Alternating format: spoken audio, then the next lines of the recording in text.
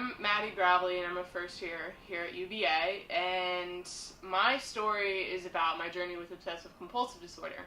So, when I was about 11, I was diagnosed. They didn't really know for a while what was going on because I had a lot of, if you know anything about the nature of the disorder, it's pervasive symptoms that are, just sort of the thoughts that can torture you, really ranging from anything. And so when I was about 11, after many, many months of not knowing what was going on with me or why I was so miserable, I got the diagnosis. And from there, I was not sure really what to do with it because I had a name, but I wasn't really given, the rest was up to me. And so from there, I went on to, this is weird and this is hard. So it was very difficult for a couple years. The simplest things I couldn't really do. I remember each night I had a routine that took up about 2 hours at the beginning, and basically within this routine I would go around my room, I would touch and rearrange everything until it felt right, and these hours added up in my life. This was every single night. It got longer, I got more miserable, I felt trapped. There's a deep part inside of me that knew that this is not what I wanted to be doing with my time. I knew that this was not a worthwhile pursuit. I knew, like, deep down inside that this wasn't who I was. And that was like a little whispering it was a whisper in the back of my mind for a very long time. And so as I went on I started going to different therapists, I got on the right medication. I still had these struggles every day, but what kept me going was this drawing that my mom made for me. And she drew a staircase, and she drew me at the bottom. And she looked at me and she said, "You're here now, and you'll be at the top tomorrow." And I hung this up on my wall, and this was sort of my guiding piece for the next couple years. And I decided at that moment that, yes, I did have a disorder that was debilitating in its very nature, but I needed to overcome it because I was given this thing that, yes, it hindered me, but I didn't have to let it hinder me. And so going forth, I decided that I wanted my life back, I wanted my time back, I wanted my happiness back because I deserved that. And I fought really, really hard. I put in the work to do the things that scared me. I decided almost spontaneously that if something caused me great distress, it was or not distress, that's the wrong word, but if something caused me discomfort, it was likely worth my time. So I started putting myself out there. I decided that there was no better way to experience discomfort and as a result, growth than through learning a language. So I decided that I wanted to become fluent in German. I took up German. I studied it intensively. I really dedicated myself to it in the same way that my mind would get stuck on an intrusive thought before or a compulsion. I decided to rather apply that to learning German. And I focused all my energy in on this one place. I went to an intensive camp. I pushed myself so hard. And I lived there for a little while, and I actually reached a point of proficiency that honestly probably helped me get in here a lot. But basically, I stand here today. I no longer have a routine at night. And I just want to emphasize the fact that it doesn't matter what you were born with. It doesn't matter if you have a disorder, if your serotonin levels are off, because you can be whoever you want to be, and you don't have to be hindered by a disorder.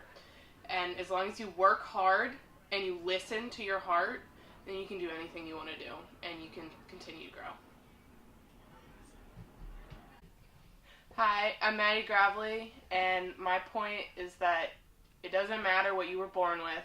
If you have a disorder, anything that goes against you, like any odds against you, you can overcome them, and you can, through hard work and persistence, and if you listen to your heart, you can overcome anything and do what you want to do with your life. My name is Sophia Dietz. I'm a first year here, and I'm going to talk about all the places I've lived and how they've kind of created my interests in like who I am today, sitting before you.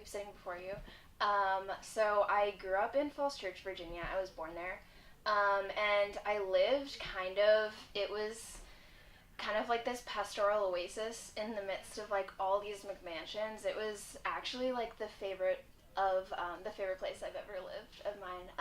So it was like a farm, and the woman who ran the farm was this retired Swiss veterinarian, and there were these dogs all over the farm that kind of were like this little island of misfit toys, and they were like injured and abandoned, and there were also all these sheep, and I just remember like feeding them all carrots and like playing with them, and looking back I feel like it kind of taught me like a love for animals and like fostering that like passion, and just like I feel like I became closer with the animals almost than like my brothers and like had more friends with like sheep than like actual children my age.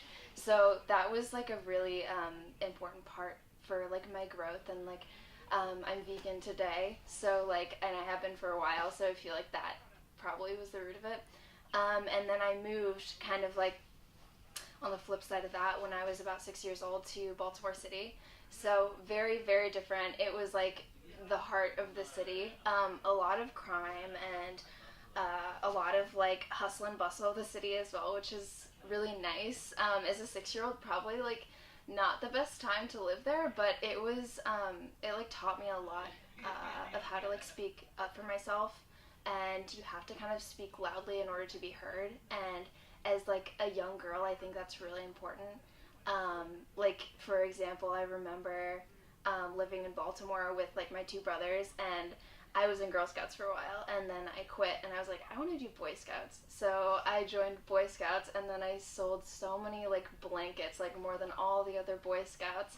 And it's just, I don't know, you learn like based on where you are, like what your demeanor has to be, and like in order to like get your message across, and like I feel like that was really foundational for me in order to like become an advocate, which is really important to me as well.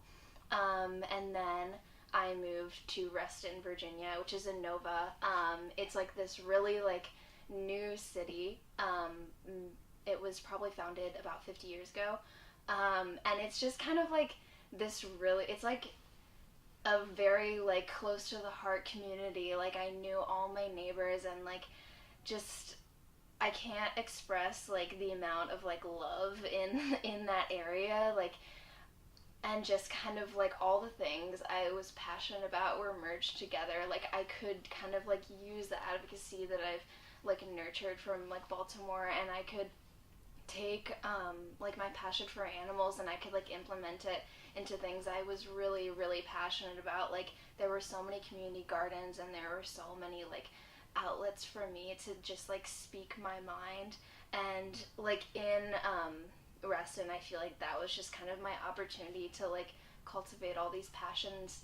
Like I founded the Gay Straight Alliance, and I founded the Vegan and Vegetarian Club at my school, and I just kind of like, it was this little hub in the middle of like these very just kind of lukewarm community. Not like, I don't know if I have the right to say that, but it was just like there's just a lot of like community there, which I loved. And now I'm in Charlottesville, and I could not tell you like what I'm going to become here, and like what skills I'm going to garner for myself and develop. But like I'm really excited to figure that out. So yeah, I've kind of lived a little bit of a nomadic existence, and yes, I'm Sophia Dietz, and I am where I lived, and where I lived is what I am. So, yes. All right. My name is Rich Barnett. I'm in the history department here at the university. When I was a high school senior, I thought I was really cool and collected. By springtime, when the track season started, we had won the state and national championships in football, and I had been elected captain of the track team. I had no need to wear glasses yet. I had a steady girlfriend who was a cheerleader, and I drove my own car, an 8-year-old Plymouth we called the Blue Bomb. It had a deep rumbling sound from the glass-backed muffler I had put on it myself. Life was good, and I was applying to go off to college. In early April, midway through our outdoor track season, our 4-man sprint relay team was one of 6 high school relay teams invited to race each other in a special event, the KU Relays. This was a college-level track meet held every year at Kansas University in Lawrence, about an hour's drive west of my hometown of Kansas City, Missouri. My role was to start the relay, baton in hand, run halfway around the track, and pass off the baton to the number 2 guy, who would pass it then to the 3rd, on around the track 2 times around in all. I guess the coach had decided that I was the fastest starter. The fastest runner overall was the 4th guy, who was supposed to win it for us. I remember the day very clearly. It was cloudless, crisp, and cool, blue skies overhead, with only the hint of a breeze. The stadium was quite large, larger than I had ever run in, its flags fluttering gently with about 1,000 people watching in the stands. The track surface was smooth, processed rubber instead of the packed cinders we had on our little high school track. In the stands right next to the starting line, where the relay was to begin at the sound of the gun, only 50 feet from where I would be crouched in the blocks, ready to lunge into the race, were the track queen and her court, 5 of the most gorgeous college ladies I had ever seen. They were decked out in their finery, with the queen actually wearing her crown. Just behind them were the men escorts, all dressed in tuxedos. Needless to say, even though I was confident, I was very nervous in this new place. The 4 of us warmed up along the pathways outside the stadium, not on the track itself, since the events had already started and we were scheduled right in the middle of the track meet. We did a few practice baton changes at full speed, just to prove that we had not lost our touch after the long drive. Then we spaced ourselves on opposite sides of the track, and as all the college athletes paused to watch us younger runners, the man with the starting gun barked, "Off with your sweats," meaning take off your sweatshirt and sweatpants you warmed up in, and prepare to get in the blocks at the starting line at his command. Well, I guess I was a little shaky at that moment because I quickly threw off my sweatshirt, leaving on the tank top part of our team uniform, and quickly hooked my thumbs into the elastic waistband of my sweatpants. Or so I thought. The gasp from the crowd and the sudden cool breeze on my naked backside made me realize that I had pulled down my running shorts as well, as they were also around my ankles along with everything else, and that I had just mooned the nearby queen and her court. The crowd's laughter took about half a second to get started, and that was about how long it took me to react and yank everything back into place around my waist again. Very carefully this time, I removed just my sweatpants, taking care not to look around at the crowd. One deep-voiced man in the stands bellowed loudly, "Them's quick reflexes, fella," amidst all the laughter. There was nothing I could do but try to focus on the starting gun. My coach said later that I shot out of those starting blocks more quickly than anyone else. I delivered the baton 200 meters later so that our team had the lead in the second leg. We did not win the race that day, maybe because my teammates had been laughing so hard, but we did okay and we did not drop the baton. So this is the story of how I was more embarrassed than at any other time in my whole life. You can understand how I just had to run fast to get away from all those giggly people, including the queen and her court. It took me a long time to come back around, avoiding their gaze, and pick up my sweats. I learned a lot that day about what can happen if you get too nervous, about having people laugh at you, and maybe even about being a little too confident instead of modest. The story has been good for many more laughs, then and in later years, from family, teammates, girlfriends, and now you. And I'm just glad that video cameras had not yet been invented. Hi, I'm Courtney, and I have a really funny story from my first year. So basically, I got basically my like move-in instructions. You know, like a few weeks before, found out I was living in old dorms, which sucked because I really didn't want old dorms. But we was like, you know, we're just gonna suck it up. So I live in Page, which is being like reconstructed now. But I lived in Page, and it's move-in day. It's super duper duper hot. Me and my mom get there early. It's me, my mom, my little sister, and we start moving in. And basically, we're on the third flight. It takes forever. We get everything done. And I'm getting dressed for convocation, or I'm laying out my clothes for convocation. And then I realized I wanted to wear my nice shoes. So my mom's like, "Where's your shoes, Courtney?" And I'm like, "Oh, it's in the blue bag." But we had two blue bags that were similar. And then literally, we was like, it was the wrong blue bag. So I left all my shoes at home, which was like a few hours away. So I literally, for the first week, had no shoes except for like some sneakers. So I had to run to barracks real quick and like buy some sandals so I don't look completely crazy. And basically, yeah, I left my shoes. So now every time I always help first years move in, and I always tell them, make sure you grab your shoes. So like, yeah, that's it. Hi, my name is Darlene Elena, and I am a transfer student at the University of Virginia. This is my first semester here. I'm in the College of Arts and Sciences, and I'm a second year. So growing up, I never really planned on going to college. And by that I mean it was just so far off. It was never going to happen for me, so I never really dreamt of it or thought about it too much beyond community college. So when I was about 16, my parents enrolled me in a career and technical education program because I was always artistically inclined, but I was kind of struggling on the academic side. I really struggled to see the connection between academics and application in the real world, and that made it really difficult for me to invest in the core curriculum and to feel like what I'm learning in the classroom is applicable. And I struggled with attention, I struggled with bullying, and being a low-income student from an underserved community didn't make it any easier. So when I transferred to a career and technical education school, I thought, this is it. I'm going to find my career here, and I'll be able to go straight into work after high school. And I'll be able to live that like fulfilling life with a good career without having to go to college. So college is not something that anybody in my family is super familiar with. My father started university in the Dominican Republic and was not able to finish. So our perspective of what college is and what it looks like is about 30 years old and foreign from another country. So when I was going into college, it was pretty much figure it out as you go for me. And the only incentive that I really had to go to college was that the company I was working for at the time, a nonprofit that helps students connect career and technical education to personal skills and workplace skills so that they can be successful in the workplace, whether they go to college or not. They were offering to pay for my community college education.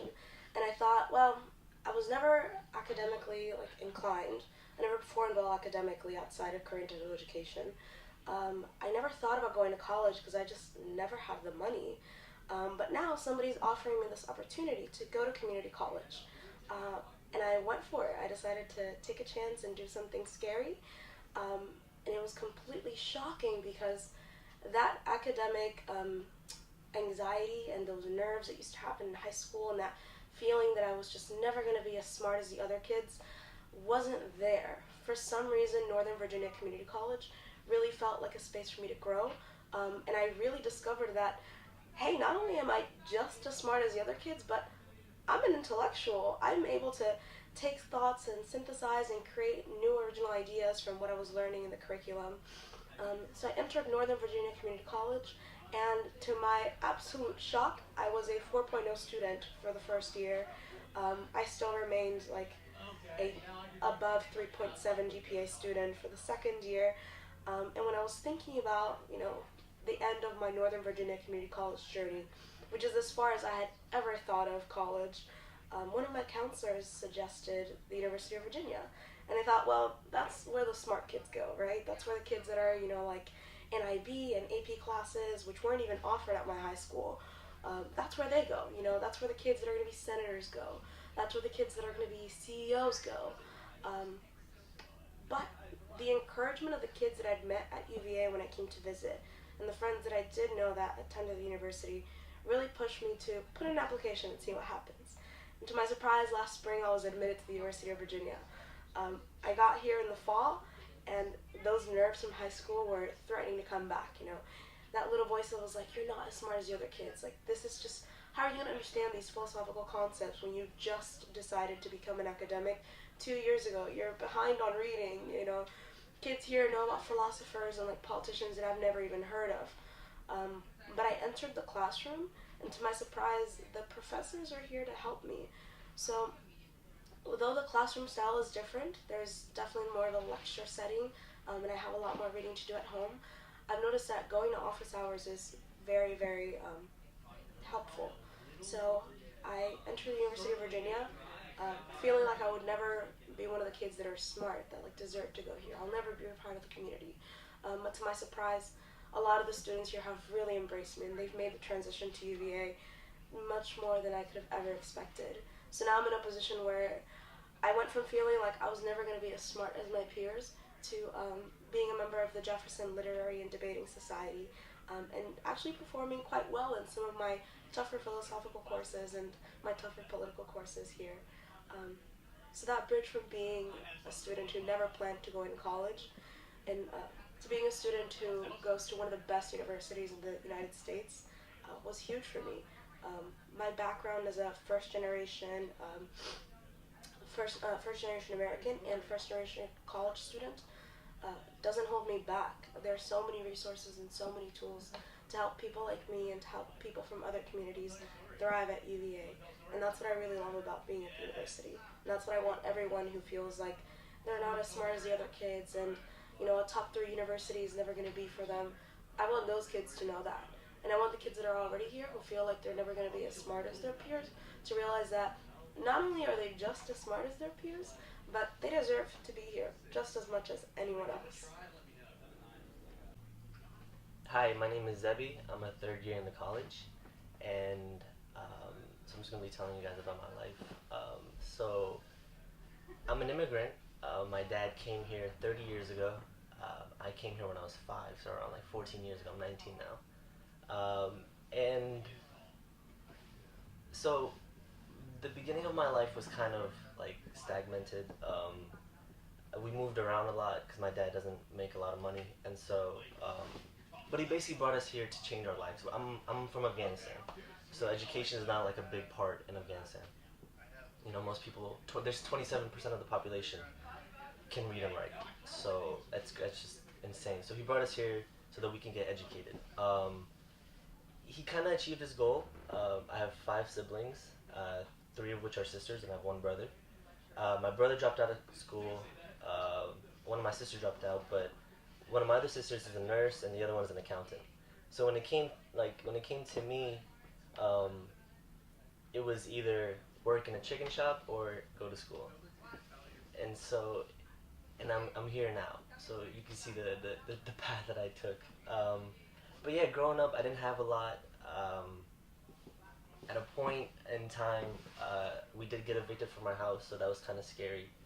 We were moving around a lot to our cousin's house, staying there, and then finally we ended up in the house that we're living in now, and we kind of got on our feet. My sisters graduated and was able to, you know, contribute a little, and so, yeah, like I said, when it came time to me, I decided to break the cycle of my father. You know, he's not educated, my mom's not educated as well, so, but I want to change that for my children. I want my children to be able to, you know, do what they want without having that barrier on them of like money-wise or financial needs or whatever.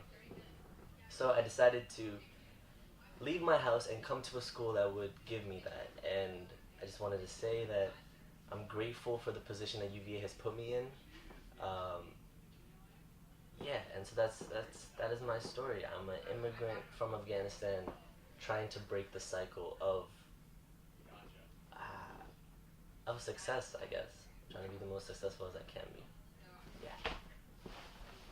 So around my senior year in high school, my grades were really good. Funny thing is, I never studied or anything like that, but you know, certain subjects just came to me, and so and it showed on my GPA. So when it came time to apply for schools, I applied to a bunch of schools, and then I reached school, which was Stanford, and then UVA. The funny thing is, I originally wanted to go to tech. I was keen on tech because I wanted to do engineering, And then the week before the application was due for UVA, I submitted my application for UVA. I was like, why not? I probably won't get in, but why not? Let me give it a shot. So it came time. Like I said, I submitted my application for Stanford as well.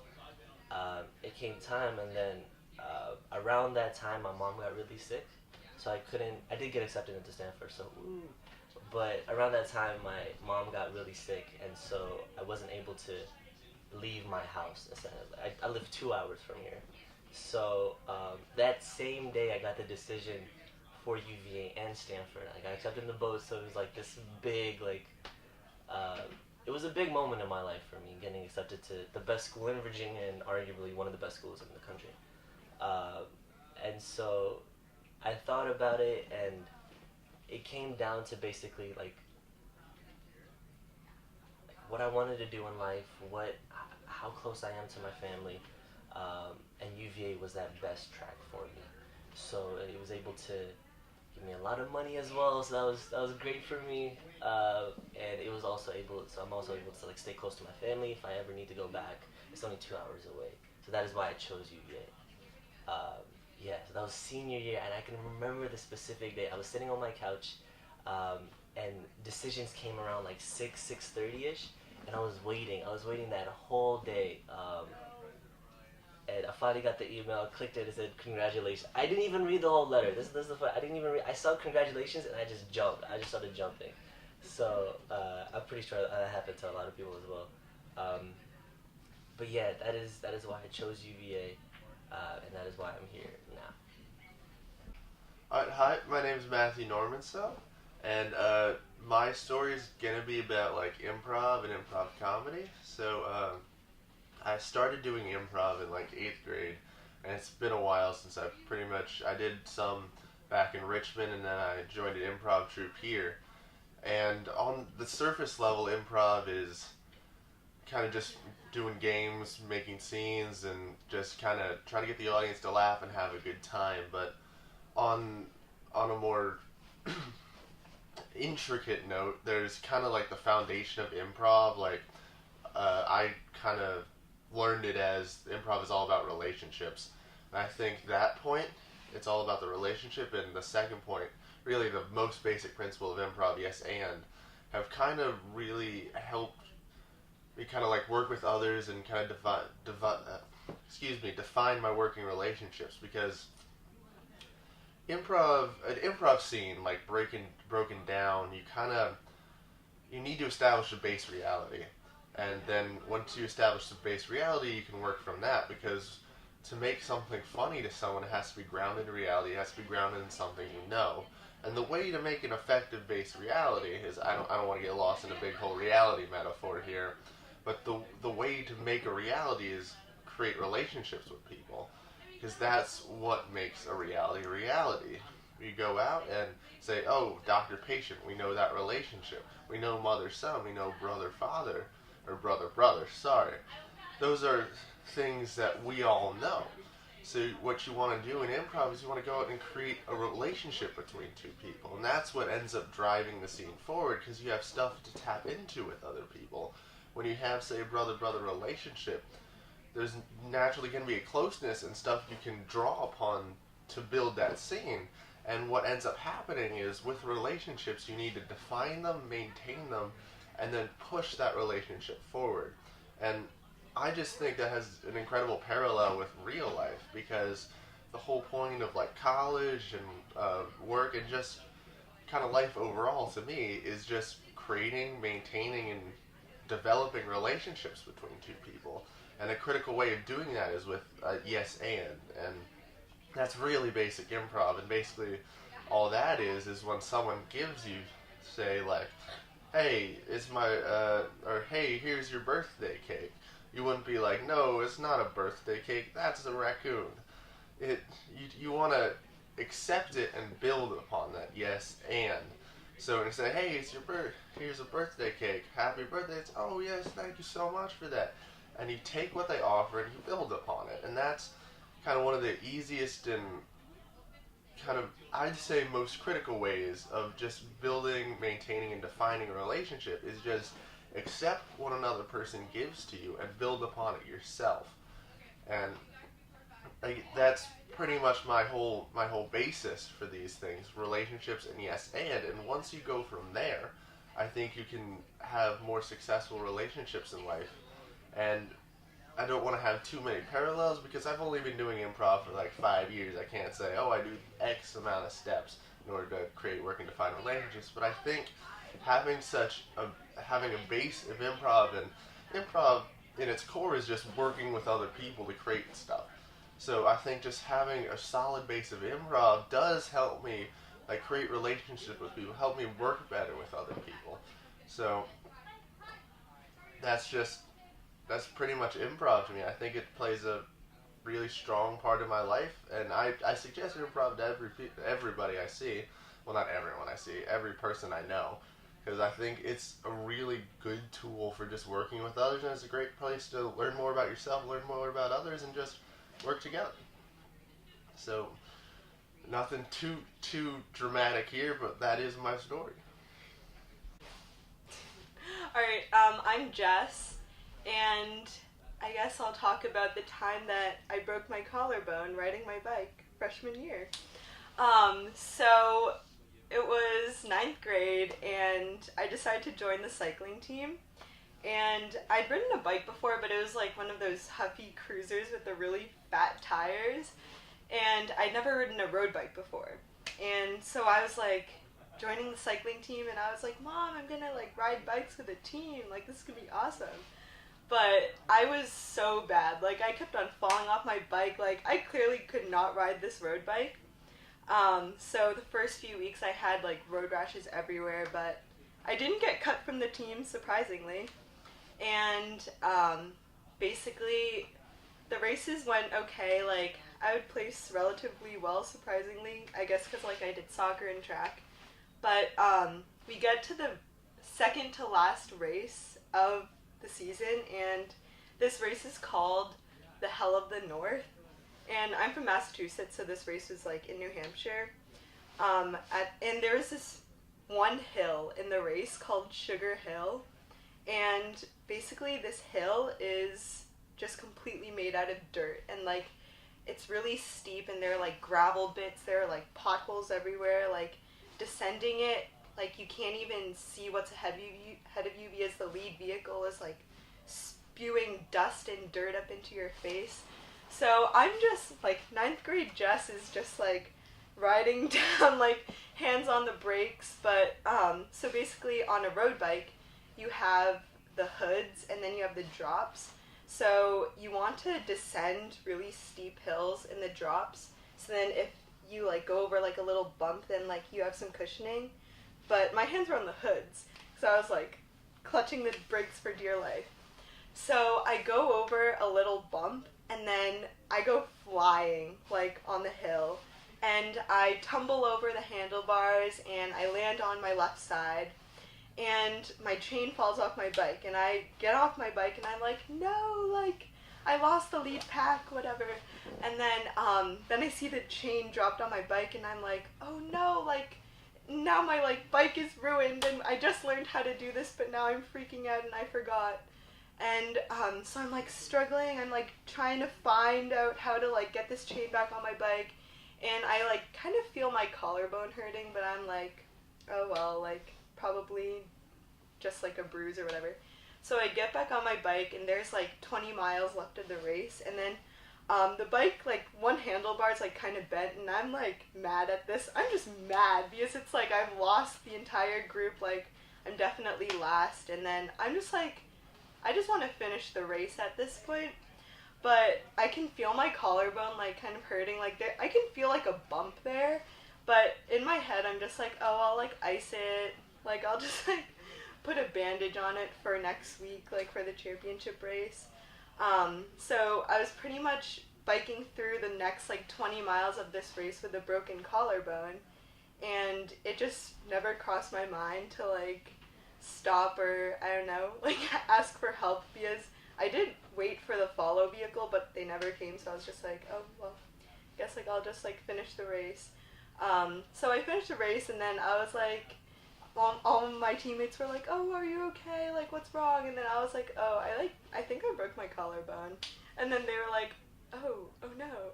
And then pretty much like there were no tears, like I didn't really care. But then they told me that I wouldn't be able to go in the car to get burritos after the race, and that's when the tears just like came. I was like, "No, I want my burrito." And then yeah, so that's my story about how I broke my collarbone, and didn't cry because I broke the collarbone, but I cried because I couldn't get a burrito. Can you give me your name and then like the same one-liner? Oh, okay. My name is Jess, and that's a story about how I broke my collarbone and cried not because of the broken bone, but because I couldn't get a burrito.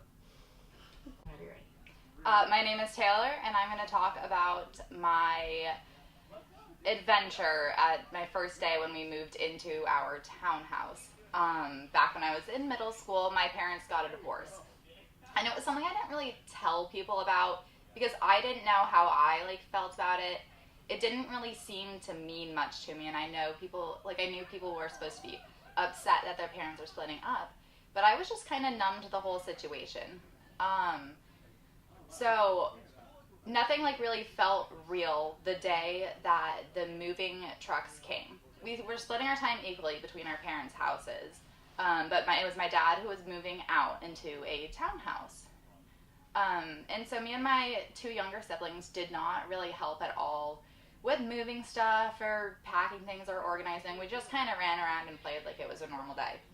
And then when we went over to the townhouse later that afternoon, they moved stuff in, but nothing was organized, so it was just everywhere. Like the couches were in the randomest spots, and I think I did help a bit with that. Like I was like, okay, let's put a couch there.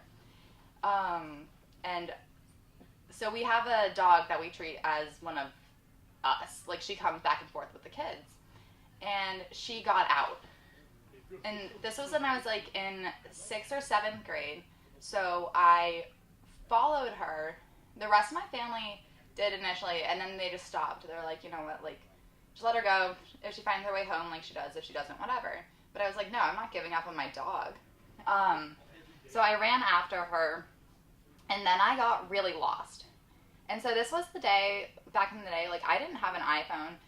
I don't even know if I had a cell phone at this point. And if I did, it was a slide phone that didn't even have internet.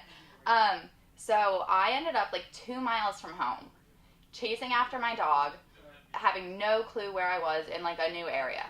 And there was 2 people sitting outside on a deck in an apartment building. And they came down and they grabbed a leash and they brought their dog out and they let their dog off the leash, and it just ran around, and somehow that attracted my dog to come in, and we were able to get her on a leash. So that was awesome. They said I could just keep the leash, and I think in the end I did, because I did not know how to get back to their house. No clue where it was. But then I started asking, I asked them, I was like, do you know how I get home? I knew the name of the street I lived on. And I knew it was half a mile from the library. And they were able to get me to the library. And at that point, I still had no clue where I was. I was asking random people for directions. Nobody knew where Campaign Court was. And then, thankfully, my dad and my brother drove by. They were out looking for me. Yeah. So it was quite the adventure. I feel like it helped me learn the neighborhood, though. Just full-on immersion and getting lost in it. Yeah, I got my dog. Awesome. So your name is Woman. Yeah.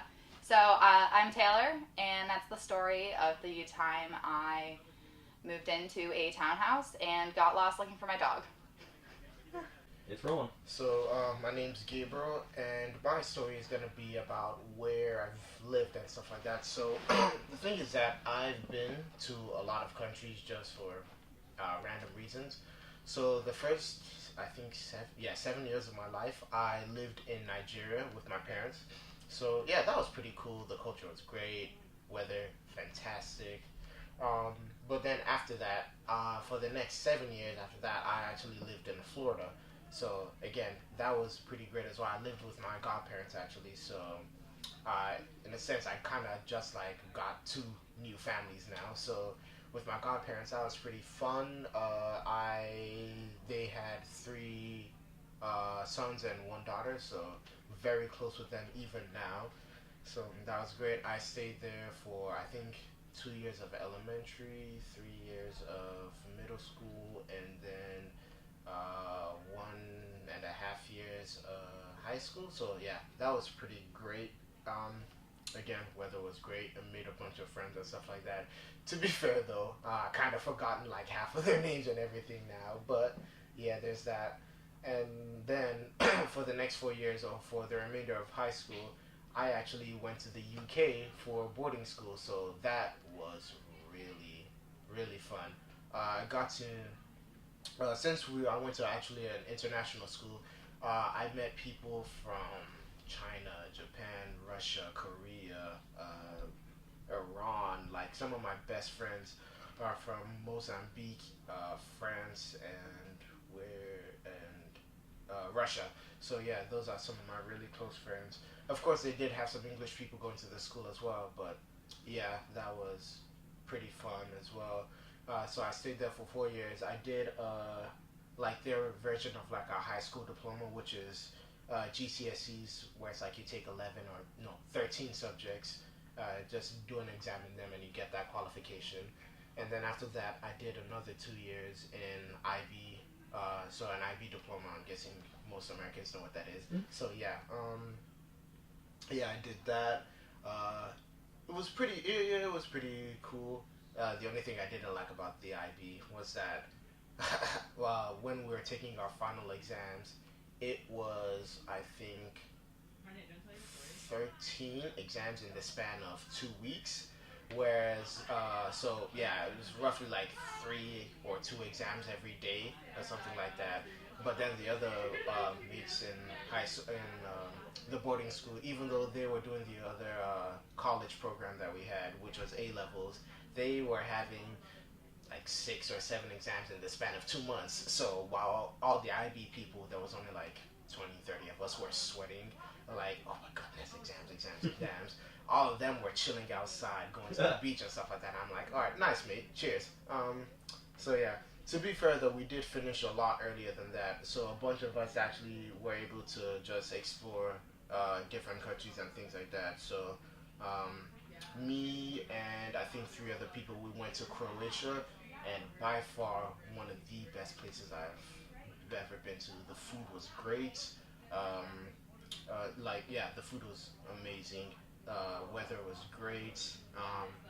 Night scene, it was pretty fun. Yeah. We'll just leave it at it was pretty fun. So that was pretty cool.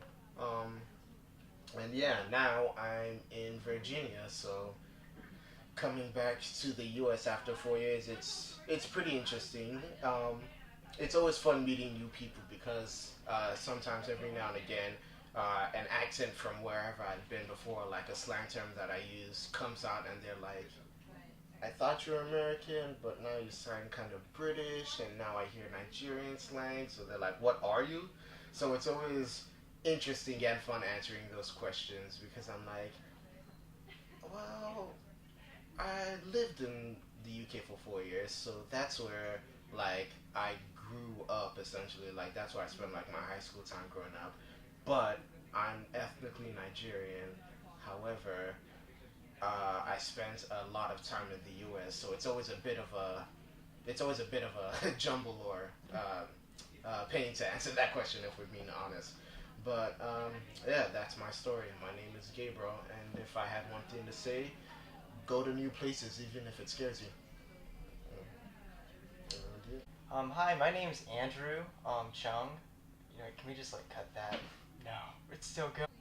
Hi, my name's Andrew Chung, ADC 6CD, and I would say that I'm a more expressive person than I usually would look like, because as a biochem major, I'm usually just running and darting around grounds, kind of just trying to get to classes, and oftentimes I feel like I'm just getting swarmed by so much. I'm trying to think on my feet that oftentimes I sometimes fall off of it. But one thing that really keeps me sane is just trying to express how I feel, and I usually like to do that through music. I like to write a lot, and I just think something that I'm doing right now actually is just trying to be more spontaneous with how I feel and trying to really have an honest expression, not just holding it in. I'm working on a concept album right now, but what led up to this was actually throughout high school I used to do like mini like rap kind of things. They were horrible, but I think they were all for a purpose, building up towards at least giving myself an outlet to create and then to think freely. I know it can be like really easy to sometimes kind of just like retreat into someone's own mind and kind of just think you can think everything out like inside. You never have to externalize any feelings. And in high school, like, you know, I didn't really have that many like, I guess, people I would call friends. I knew everyone in high school and everyone's names. I knew everyone by acquaintance, but I never had deep connections. And so I was always like very, very tightly wound. And so when I got to college, I was able to find like a really close circle of friends that I could kind of like, you know, deposit like a lot of what I was thinking. It helped me process a lot of like who I was and, you know, the visions that I had, not just like I guess on a day-to-day basis, but for instance on projects that I was working on, from biochem to musical projects.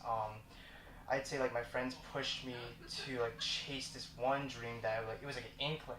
I never had any like musical in terms of Broadway experience or anything, but I haven't even seen a Broadway musical like live. I've never been in New York, but I really loved Hamilton and how it like tied together so many technical intricacies about hip hop and rap that I loved, and the storytelling, and so I was just gripped. It just like it set everything clearly because it seemed so real, like such a perfect medium of music and visual, like that you could just mesh together and really make a story come to life. And that's what was so compelling about it to me. It's like a rhythm to my life, and so like that's what I want. So when I came up with an idea for my musical, I wanted to make it kind of semi-autobiographical. I wanted it to be expressive about my own life and at the same time capture that pace, but at the same time I wanted it to be relatable to other people. I wanted it to like have something where like, you know, it's not so extraordinary like founding like the treasury of the United States, but your own life is that important to you at least, and so that's how you should treat everything that you do, with that kind of responsibility. On top of that, I want my musical to kind of bring people together. I really think that, like, you know, it's about, you know, relationships in your life. How do you maintain them? Even how do you lose them? And how do you process losing, like, relationships or people in your life? And, you know, I think that's very important because it's something that we don't experience enough, or we don't take the time to really process sometimes. And so, like, I think it's very liberating to kind of just be honest with all emotions, not ignoring any of them. And so, yeah, like I think with my musical, I want people to kind of have like a full circle like picture of like what love means to them, what do people in their life mean to them. And so like when they have those questions raised to them, surely the characters will answer it one way, but does our audience agree? And like, you know, if I can like get people who listen to the soundtrack or who watch the show whenever it gets like staged, if ever, like if I can get them to like question their own beliefs about those values of love, even if it wasn't a conscious thing that you think about, because it's not, right? It's very inherent for social beings like humans. But if you can question those beliefs and then like just come out with maybe a new perspective, or at least a better understanding of why you feel the way you do, then I think that my project has worked. Because I think all in all, if you're not becoming closer with a lot of people like instantly, you're at least becoming closer with yourself, and that's gonna be like the bridge towards you understanding, you know, how you love. And so it's rolling. Hi, I'm Janie. I'm a first year, and I plan on majoring in politics and English. I am a second gen Chinese American person. My parents both came from China to America around the 1980s, early 1980s, in pursuit of their PhDs. And my my sister's 10 years older than me, so we have a very interesting timeline of our family. My sister was born when my parents were PhD students, and I was born, well, I guess 10 years after that. And something that I'm interested in because of that origin story is Asian American political activism and history. I actually am a staff writer for the Virginia Review of Politics now, so that is something I will be writing about in the near future. But I think that there's often this narrative, a very recent narrative, that Asian Americans, specifically, East Asians, Chinese people, are apolitical and that they don't care about politics.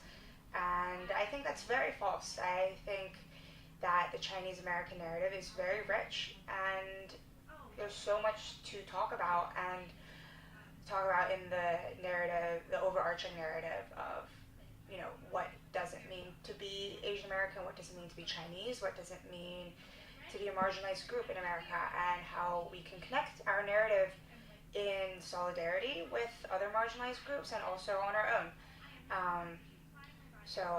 Also relating to my parents grew up in the Cultural Revolution, and as a result of that, a lot of things went on in their life, and my parents don't really talk about it that much with me, and they definitely have alluded to it, but it's not something we really talk about, but I know that has affected them in enormous ways. And for that reason, my sister's much older than me. She is definitely a lot closer to that, that side of their, history than I am.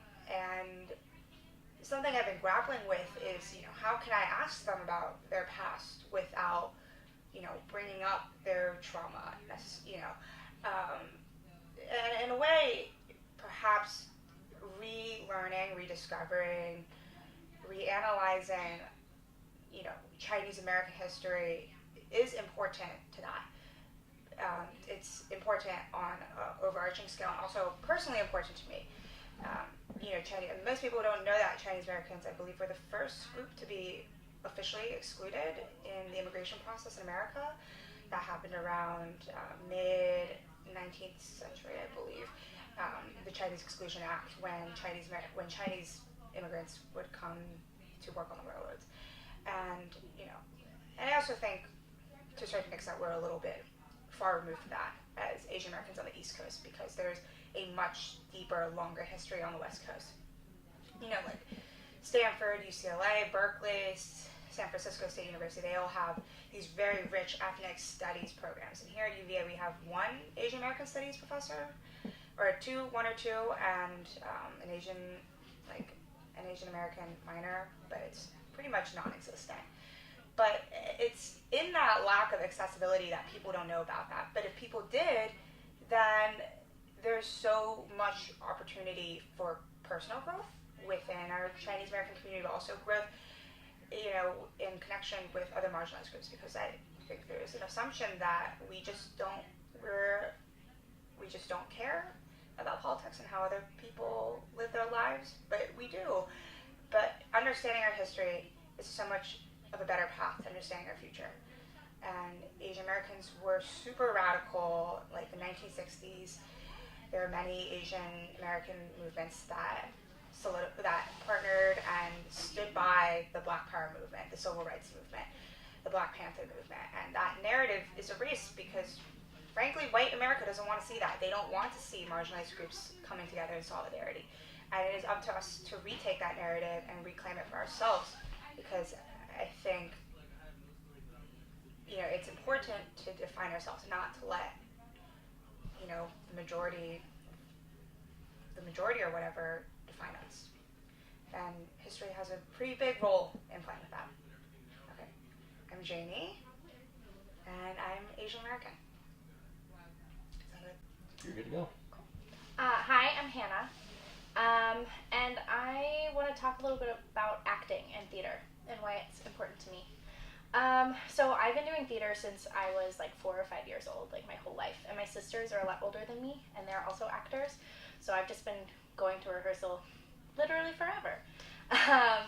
And when I was in high school, I started like really doing plays myself, like really seeking them out, and I like didn't do sports as much because I was just so involved with plays. I did like 2 or 3 plays a year, and I started to really think about why theater matters to me.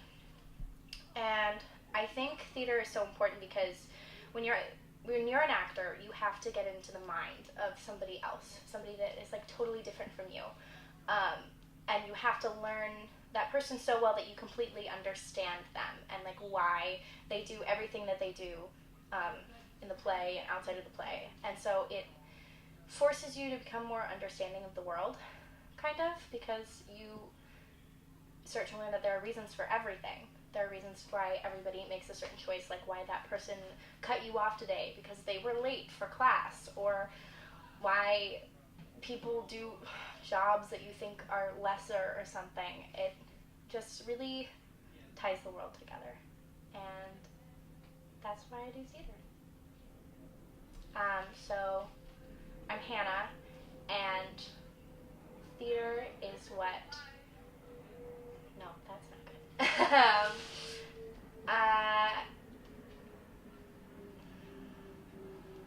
I'm Hannah, and everybody is a little bit the same, and theater teaches you that. And recording whenever you're ready.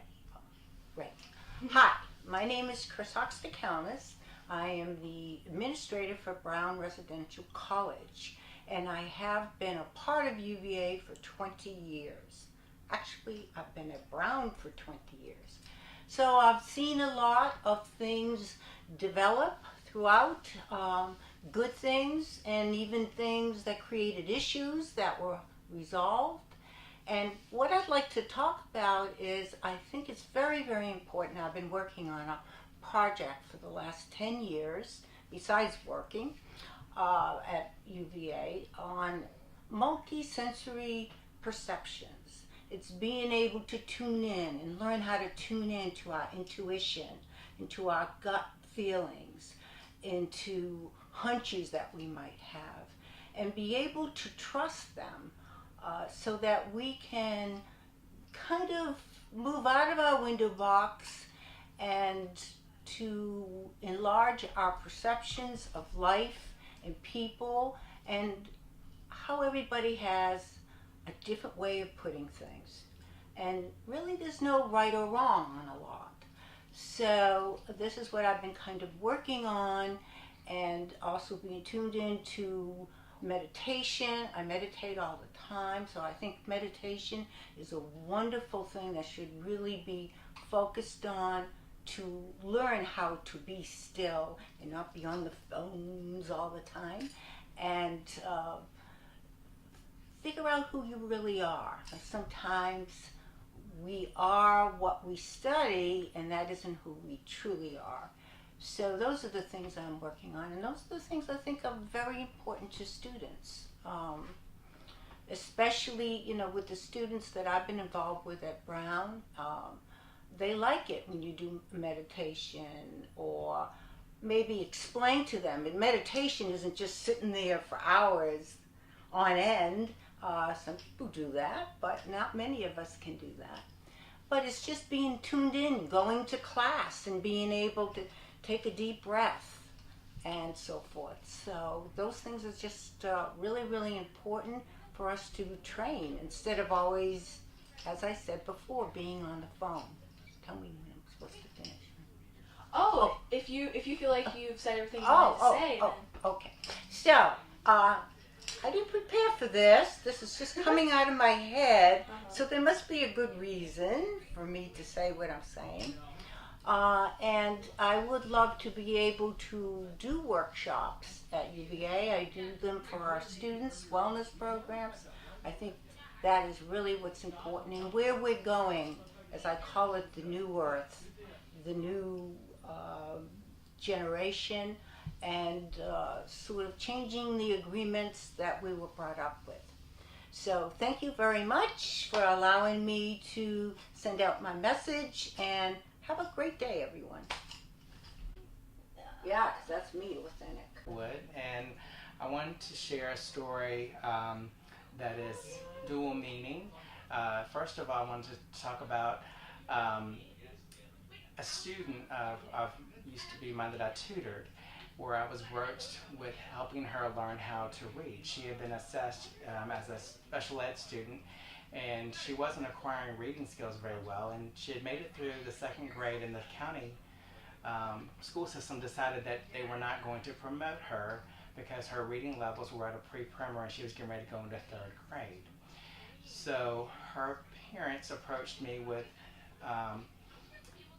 asking me to tutor her, to work with her, because she had to be tested to go back and they were going to promote her.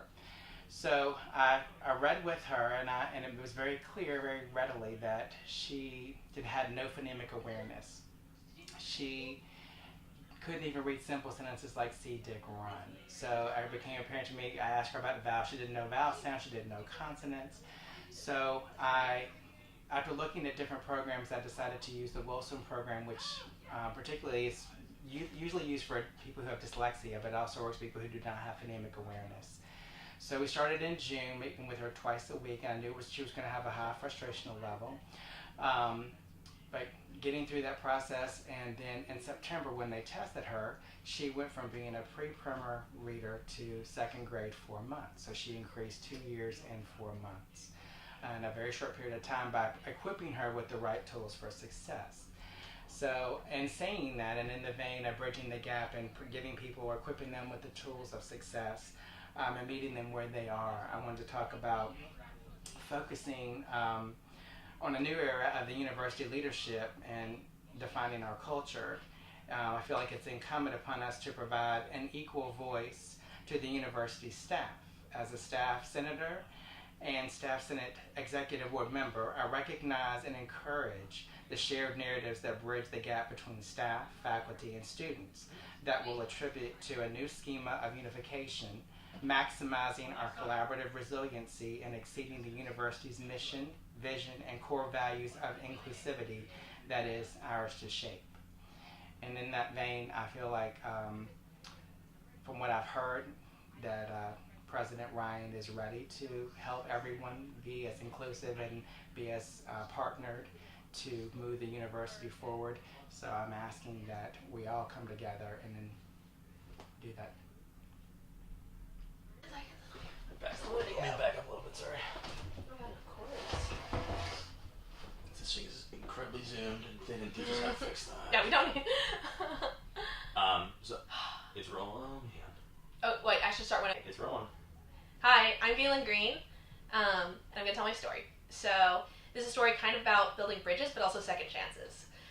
So it's about my best friend Ty Zirkle and how we met. We knew each other first year through Facebook, as a lot of first years meet people. But he actually didn't like me first year, because honestly, I came into UVA, wasn't sure what I wanted to do, who I wanted to be, and was really focused on trying to fit in. So I didn't dress like myself. You can't tell right now, but I usually dress pretty weird. But I tried to dress super preppy. And I think, he saw me on Facebook. I ran for class president, unsuccessfully, but that's okay. And he just got like a certain vibe, I guess, which was coupled with second year. This is embarrassing, but I went up, and we'd met before, but I went up and I was like, hi, I don't know if we've met, I'm Galen, what's your name? And I understand how that would rub off the wrong way. So he didn't like me. But then, flash forward, that was first semester, second year, to the beginning of second semester, second year, when he was in one of my classes. And at this point I started I wasn't dressing super preppy, I was dressing kind of half and half, doing whatever. Still trying to fit in, still trying to find myself. And I, taking no social cues, thought he liked me. So I sat next to him. I was like, hi, Ty, right? So we sat next to each other, and he's very funny. He's very, he's so good at being himself, which is one of the things I really love about him. And I think that allowed me to be myself around him. So we ended up getting really close that semester. He helped me out with a lot of stuff that was happening. I was running for election for the third time, having lost twice. And he agreed to help me out with that, which I think meant a lot to me because it was the first time someone had helped me with the campaign before I'd been doing it all by myself. So that was really meaningful. And through that semester, we just got so close, and I'm so grateful because he, like, even after a few negative interactions, which I totally understand, he gave me that second chance to become friends and to see, you know, what I was really about. And more than that, he gave me the liberty and the independence to be myself at this school, which sometimes, you know, can feel like you have to be a certain way to fit in or to win an election or to, you know, be a guide or something. So I'm really grateful to him, and yeah, and I'm Galen Green, and that's my story. One sentence synopsis, right?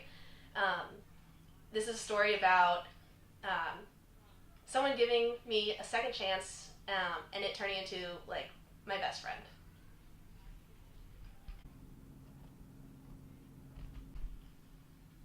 Okay, so my name is Janice Figueroa. I'm a second year from New Jersey, and my family is from Dominican Republic, and I am fluent in Spanish. So I was taking a Greyhound on my way home. I believe it was for Thanksgiving break or one of the breaks, and there was a woman on the bus who didn't speak didn't speak English. And there was a woman with her who I guess was somehow paired with her. I have no idea. And the woman was just speaking to this other woman in English and just speaking at her, and the woman who didn't speak English was just nodding, and I guess the woman thought she understood, but I knew that nod. That nod of, yep, the nod that my mom does, the nod that my dad does, the nod that all my uncles and aunts do, the nod that everybody who I know doesn't speak English does when being spoken English, and they just have no way of conveying that. She also had a letter with her that was explaining, oh, please take care of me, I don't speak English, you know, I guess written by her family members. So I see this is going on, I'm like, wow, she does not speak anything, she has no idea what's going on. So I step in, I'm like, usted no habla inglés? I said, oh, you don't speak English? And she looked at me like with a shock, and she was just so relieved to hear that someone spoke Spanish. She was about to cry, and I almost cried because I'm just emotional. And then I was translating everything. I was telling her everything that she needed to know. And she was just like, oh, yeah. She's like, thank you so much. Thank you so much. She was just so grateful. And I was so happy that I was placed there to be able to help her, you know, get to her destination. And as I was getting off, because if you don't know Greyhound, they do separate stops so you can encounter people who are coming from and going to different places than you are. She was like, oh, I think God sent you to be one of my angels. And I was like, oh my goodness. So yeah, that's my story, and this is about lending a helping hand. All right, we're on. Hola, Professor. Oh shit. Sorry. And I said a bad word.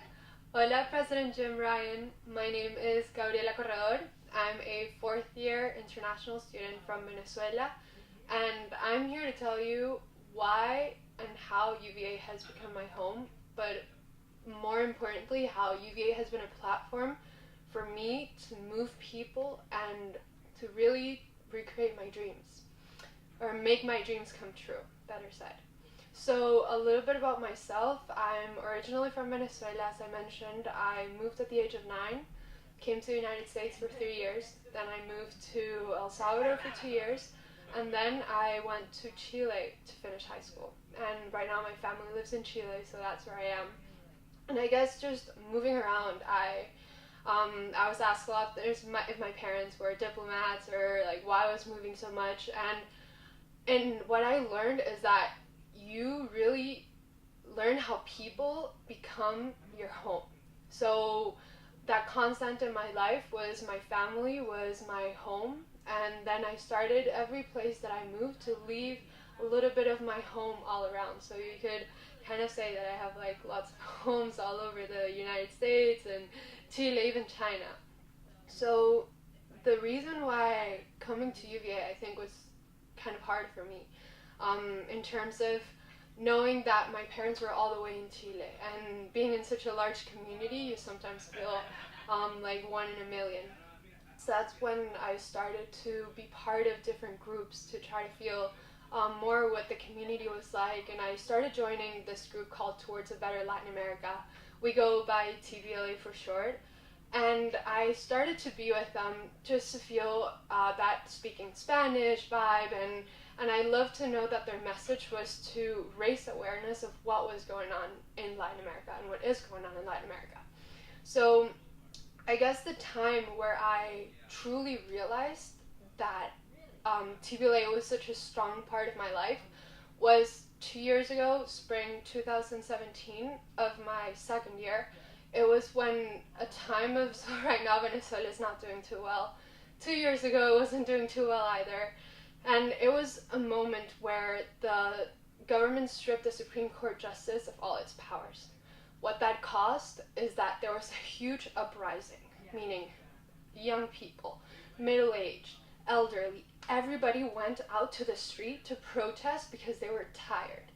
And here I was in this beautiful place listening to my friends skipping school because they were going to go to protest, like all these pacifist protests, and my grandmas as well. So for me it was really, really hard to know that these people that were so close to me, they were going through all of this, and here I was in this perfect environment, and I felt so hopeless.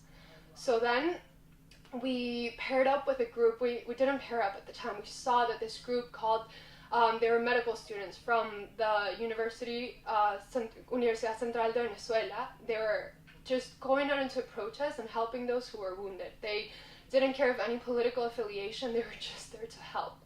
So with two of my other friends, Isabela Jaworski and Maria Corina Lutini, also Venezuelans, we realized that we couldn't just stand around. So what we did, we grabbed a box, clear plastic box, we stood in front of CVS and we just started asking for donations, physical donations or money donations. And in a span of a day, we were hoping just to send, a couple of $100, or not even, like we would have been happy with $100 in just a box, but just to feel that we were doing something. And by the end of that Sunday, 6 p.m., we had reached $300 in just like 2 hours, and a whole box filled up. So what that meant is that we put our life on hold. For that week, our focus was Venezuela, and by Friday, we had raised 8 boxes filled with medical supplies. This happened 2 years ago and it still gets to me.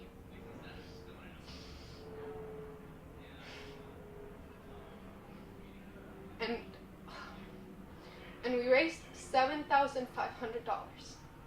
It was amazing because we were there, we were talking, like just telling people what was going on. We had our Venezuelan shirts, a Venezuelan flag, but it was knowing that a community was willing to stop and listen to a girl that was like having all these crazy things back in her home. And for me, that was the moment that I was so grateful to be part of the University of Virginia community, because I got a huge hug from the community, because I felt like I was crumbling to pieces. I wanted to go to Venezuela. I wanted to protest with my family. I wanted to protest with my friends, but I couldn't. And in that moment, I realized that I could do something greater from here, rather than just being one more in the protest. So we ended up buying these helmets with the money that we raised, and we sent the helmets and we got pictures back from the students wearing the helmets that we had bought them. Not we had bought them, but that the community had bought them. And for me, that was the moment that I saw, wow, in just like 1 week, you can truly mobilize a whole community to pay attention to something that's happening in South America.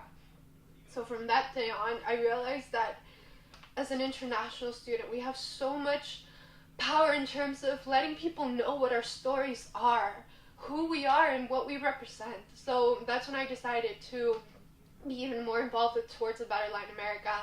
And I had this idea of not only sharing the discourse of the horrible things that are happening, but also the beautiful things that are happening. So Latin America is home to amazing innovations. In Chile, what they're doing with solar energy, mind-blowing. In Ecuador, that's the first country in the world that has rights for Mother Nature. And the quality of life in Uruguay is absolutely amazing. And it's all these things that get stained by the horrible discourse that is going on because of corruption, political unstableness, and also inequality. So as right now the president of Towards a Better Latin America, and back then I was a member of the chair, and we made this conference called ELA, Evaluating Latin America, in the spring of 2018. It was the first time ever title was where Latin America has been and where it is heading. We had 3 UVA professors, Professor Brian Owensby from the History Department, Sebastián Tello Trillo from Batten School, and Professor Mark White from Com School. And then we had 2 main guest speakers, Joy Olson from the Washington Office of Latin American Affairs, and then David Rasul from Mexico. He was part of the Mexican party that legalized gay marriage, and now he works in the Interdevelopment Bank. So that was amazing to have these people trust us, because to be honest, our budget wasn't very huge. So for them to see that we wanted to have this impact in the community, and the turnout, it was in the rotunda, and to see people that don't even have like that visible link to Latin America come, and they were curious about it, and they were asking us like when the next Latin America conference will be. That for me was absolutely amazing, and I feel that I have the role right now to mobilize and keep making people feel that they matter and that they can help regardless if they're so far away, and regardless that if they don't have any visible link, like you don't have to be from Venezuela to be caring about the refugee crisis. It's just enough that you stop and listen to me, and that is what I think the power of storytelling is like.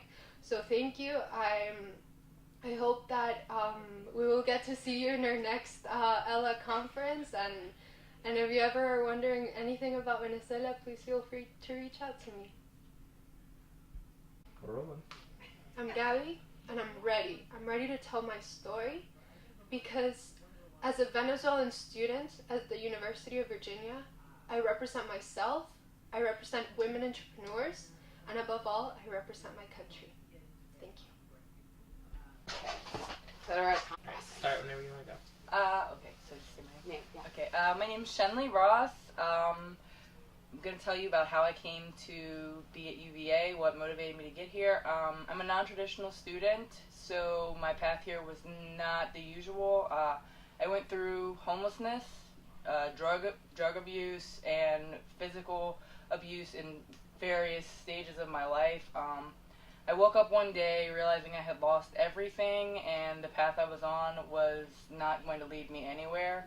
So I went back to school, I got my GED, I enrolled in community college, I did very well there. I ended up getting a scholarship from the U.S. State Department. I did a study abroad program in Ireland, and found out that there was a transfer agreement with the University of Virginia. I want to be an English major, and the English program here is the best that I've found, and I just want to be able to tell other people my full story and hope that it will motivate them to not give up, regardless of the adversities they may face in life. There's always another choice to stand up and, rebuild yourself, no matter how many times you've been broken down. So my name is Shenley, and this is a story about... I'm lost. No, you're good, you're good. Take your time. You can think about it. Okay.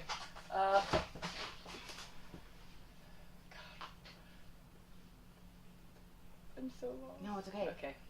I guess this is... my name's Shenley, and this is the story of overcoming stereotypes. Awesome. Awesome. Great. My name is Shenley, and I'm going to tell you about how I came to UVA. I'm a non-traditional student, and my path here was a little different than most. I started out as a young child growing up in a broken home. I was in foster care, which I ultimately ran away from because I felt alienated from anybody and anybody I ever knew. Along the lines, I ended up involved with the wrong type of people and was working menial, dead-end jobs. I have a son who, my son's father and I were in a very destructive relationship. I realized that, I had to kind of get out of that situation, which resulted in me ending up being homeless and losing my child, which caused me to turn to drugs to self-medicate to deal with the pain. I was a high school dropout, so I had no real prospects of a job and didn't think that I could either, one, afford to go to school or two, even make it in school. So on my downward spiral, I was living out of my vehicle. I just kind of had given up on life. I was very heavily abusing different types of drugs, and plenty of nights I went to sleep not knowing if I was going to wake up in the morning, and frankly not caring. It was my birthday one year when I was so strung out that I couldn't spend time with my son properly. I had several of my friends and acquaintances kind of come at me and say, "You've got to stop, we're really worried about you." And I kind of realized at that point that something needed to change. I needed to do something, or I wasn't going to be here too much longer. And not only for my sake, but for my son's sake, I didn't want him to grow up that way. I didn't want him to have the same kind of feelings of abandonment that I grew up with. So I decided to get my GED and plan to start on a path to better myself. And after I received my GED, I enrolled in Northern Virginia Community College. I was there for 3 years before getting my associate's degree. While I was there, I applied for the Gilman Scholarship. It's a U.S. Department of State International Study Abroad Scholarship, which I was awarded, kind of boost my confidence a little bit, and got to study abroad in Ireland over the summer for 3 weeks. All these things I saw positively, not only impacting my life, but also my son's and how he viewed me, and it just continued to motivate me not to fall back into the same habits and patterns, even when sometimes times got rough and things became depressing or hard to manage. Work, school, things that I was just not used to doing, stepping outside of myself and trying to be, a better person, was not easy. While I was at Nova, I found that there was a transfer agreement with the University of Virginia. I'm studying to be an English major, and I would love to be a writer so I could tell people my story and hopefully motivate other people that either have similar feelings or have been in similar situations, and just give them kind of a light at the end of the tunnel to let them know that regardless how hopeless you may feel, you don't give up on yourself. There's always a choice to be somebody else and to better yourself. So that's kind of how I chose to come to UVA. I made sure that I got good grades in Nova, kept my grade point average up so that I was able to come here, and it's not been the easiest transition. The work is extremely hard and time consuming, and with my temporary custody that I'm working to get back with my son, sometimes it can be a little tricky managing everything all together, but somehow, I have to keep in the back of my head that I'm not where I used to be, and regardless how hard this is, it's a much better outcome than where I was. So that's kind of where I'm at right now, and I hope to go on to, bigger and better things once I leave here. So my name is Shenley, and this is the story of overcoming adversity. Yeah, so it's now recording. Whenever you're ready, just introduce yourself, and you're welcome to tell your story. All right. Okay, so my name is Ahmad Kokar. I am a 4th year here at UVA, Social Major. So my story is about building bridges. Before I came to UVA, I was still in Charlottesville, and I was going to Piedmont. And I remember feeling very isolated over there. It's a community college. People usually just go, and they come back. There's like no sense of unity, no like wahoo-wah or like sports games, stuff like that. So I made like a very concerted effort to try to create some sort of friendships that were more lasting, create a community around myself. So one of the, I would say one of the biggest influences in my life would be gaming. So I've been gaming since I was very, very young, playing very competitively. Essentially, if there's one really constant thing in my life, it's video games. My favorite game growing up was Super Smash Bros. Melee, right? So I used to always want to go to tournaments, but my parents were like, no, you gotta study, you can't go out there, we don't want you to get too hooked on games. They're always like a little bit iffy about it because I was always playing games. So now I have the opportunity. I'm at Piedmont, living by myself, and there's no community around here for Super Smash Bros. Melee that I know of. And so I decided to try to put one together. I know people are interested in playing. We don't have like a tournament scene. The closest thing is maybe 3 hours away. So I spent most of that semester just going around, finding people that were interested in the game, and just like getting us together, having some parties at my place, just all centered around this one video game where like we just really wanted to get good at it and go out to tournaments, drive together, and you know, create that sort of camaraderie. So it all started at Piedmont. Group of friends at Piedmont that played. None of us were really able to travel, and so we got to actually. Dude, I don't want to tell this story. I'm sorry. I have no idea where I'm going with it. I'm just like, can you like just delete that, please? Yeah, not a problem at all. First birthday, I fell off a building. Oh, great! I love it. All right, cool. So recording. So just the same thing, and just say your name, and then introduce yourself, and then love to hear the story. All right. My name is Ahmad Kokar. I'm a 4th year EVA social major. So my story is about my 21st birthday. And dude, I have no idea how to tell this. I'm so confused. I don't want to do this. I'm sorry. I'm so sorry. I just like. Hi, my name is Tori O'Neill. My computing ID is VAO5EU. And this is the story of the fact that I'm a triplet. So yeah, people always like, oh my god, you're a triplet. Like, that's the first thing that they say when I like mention the fun fact. Especially now in college, because in high school and middle school and elementary school we were always together. And so people just kind of knew. But here everyone's like, whoa, that's that's so cool. But and being a triplet, it's fun, but it's definitely like it has its ups and downs. You know, being kids, like you automatically have like a built-in best friend, and you know, like no matter what, I wasn't alone because I knew I had my sisters with me, and you know, they were just such an integral part of my life that honestly I don't know what it would be like without them. You know, people ask, you know, oh, you have to share a birthday, what's that like? And I don't know what it's not like to have that. I don't know what it's not like to have them with me all the time. Even now, you know, they both go to college too. One's at Parsons in New York City, and the other one is at George Mason in Fairfax. And even now we still talk regularly, and it's almost like they're still with me even though they're not here physically. We definitely, you know, have built this relationship over time, and it evolved into something beautiful. There was, you know, obviously times when it, you know, got ugly, when we just like, you know, weren't always a friend of each other. We didn't like each other. We would steal each other's clothing, you know, typical of sisters.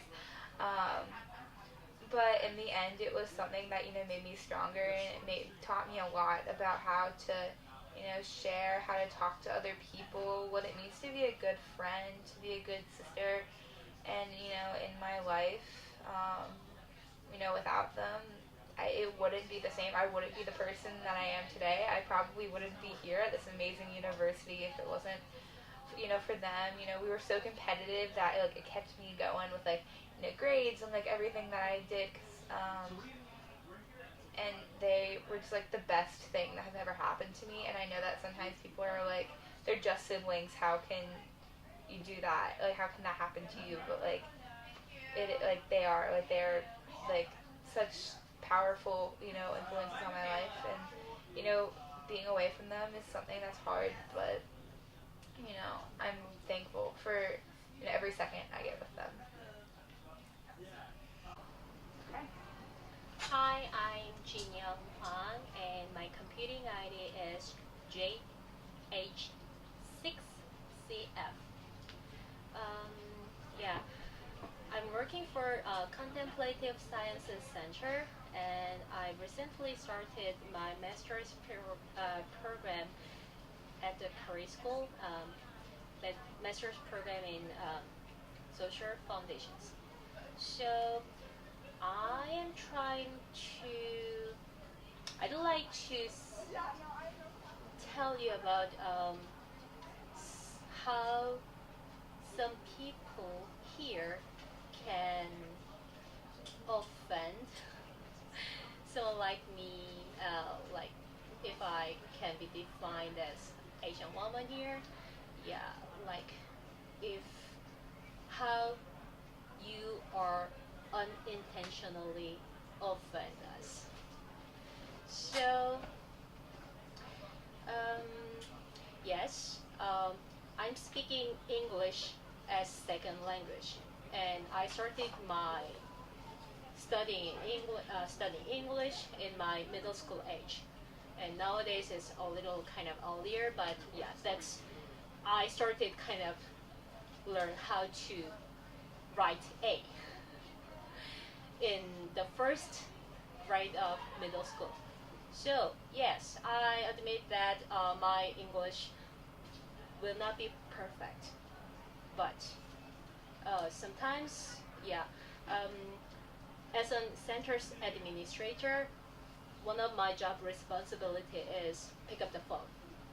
And then while I was kind of delivering some kind of minor question to someone who called us, she told me, by the way, your English is fine. I really wanted to ask back, do we really need that question in the middle of this conversation?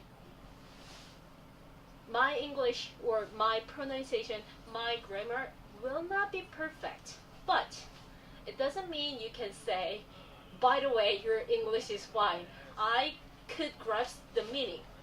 You might want to say that sentence to compliment my English proficiency, but it made me upset. And I really was upset. I could not say anything back to her about my uncomfortableness. Sometimes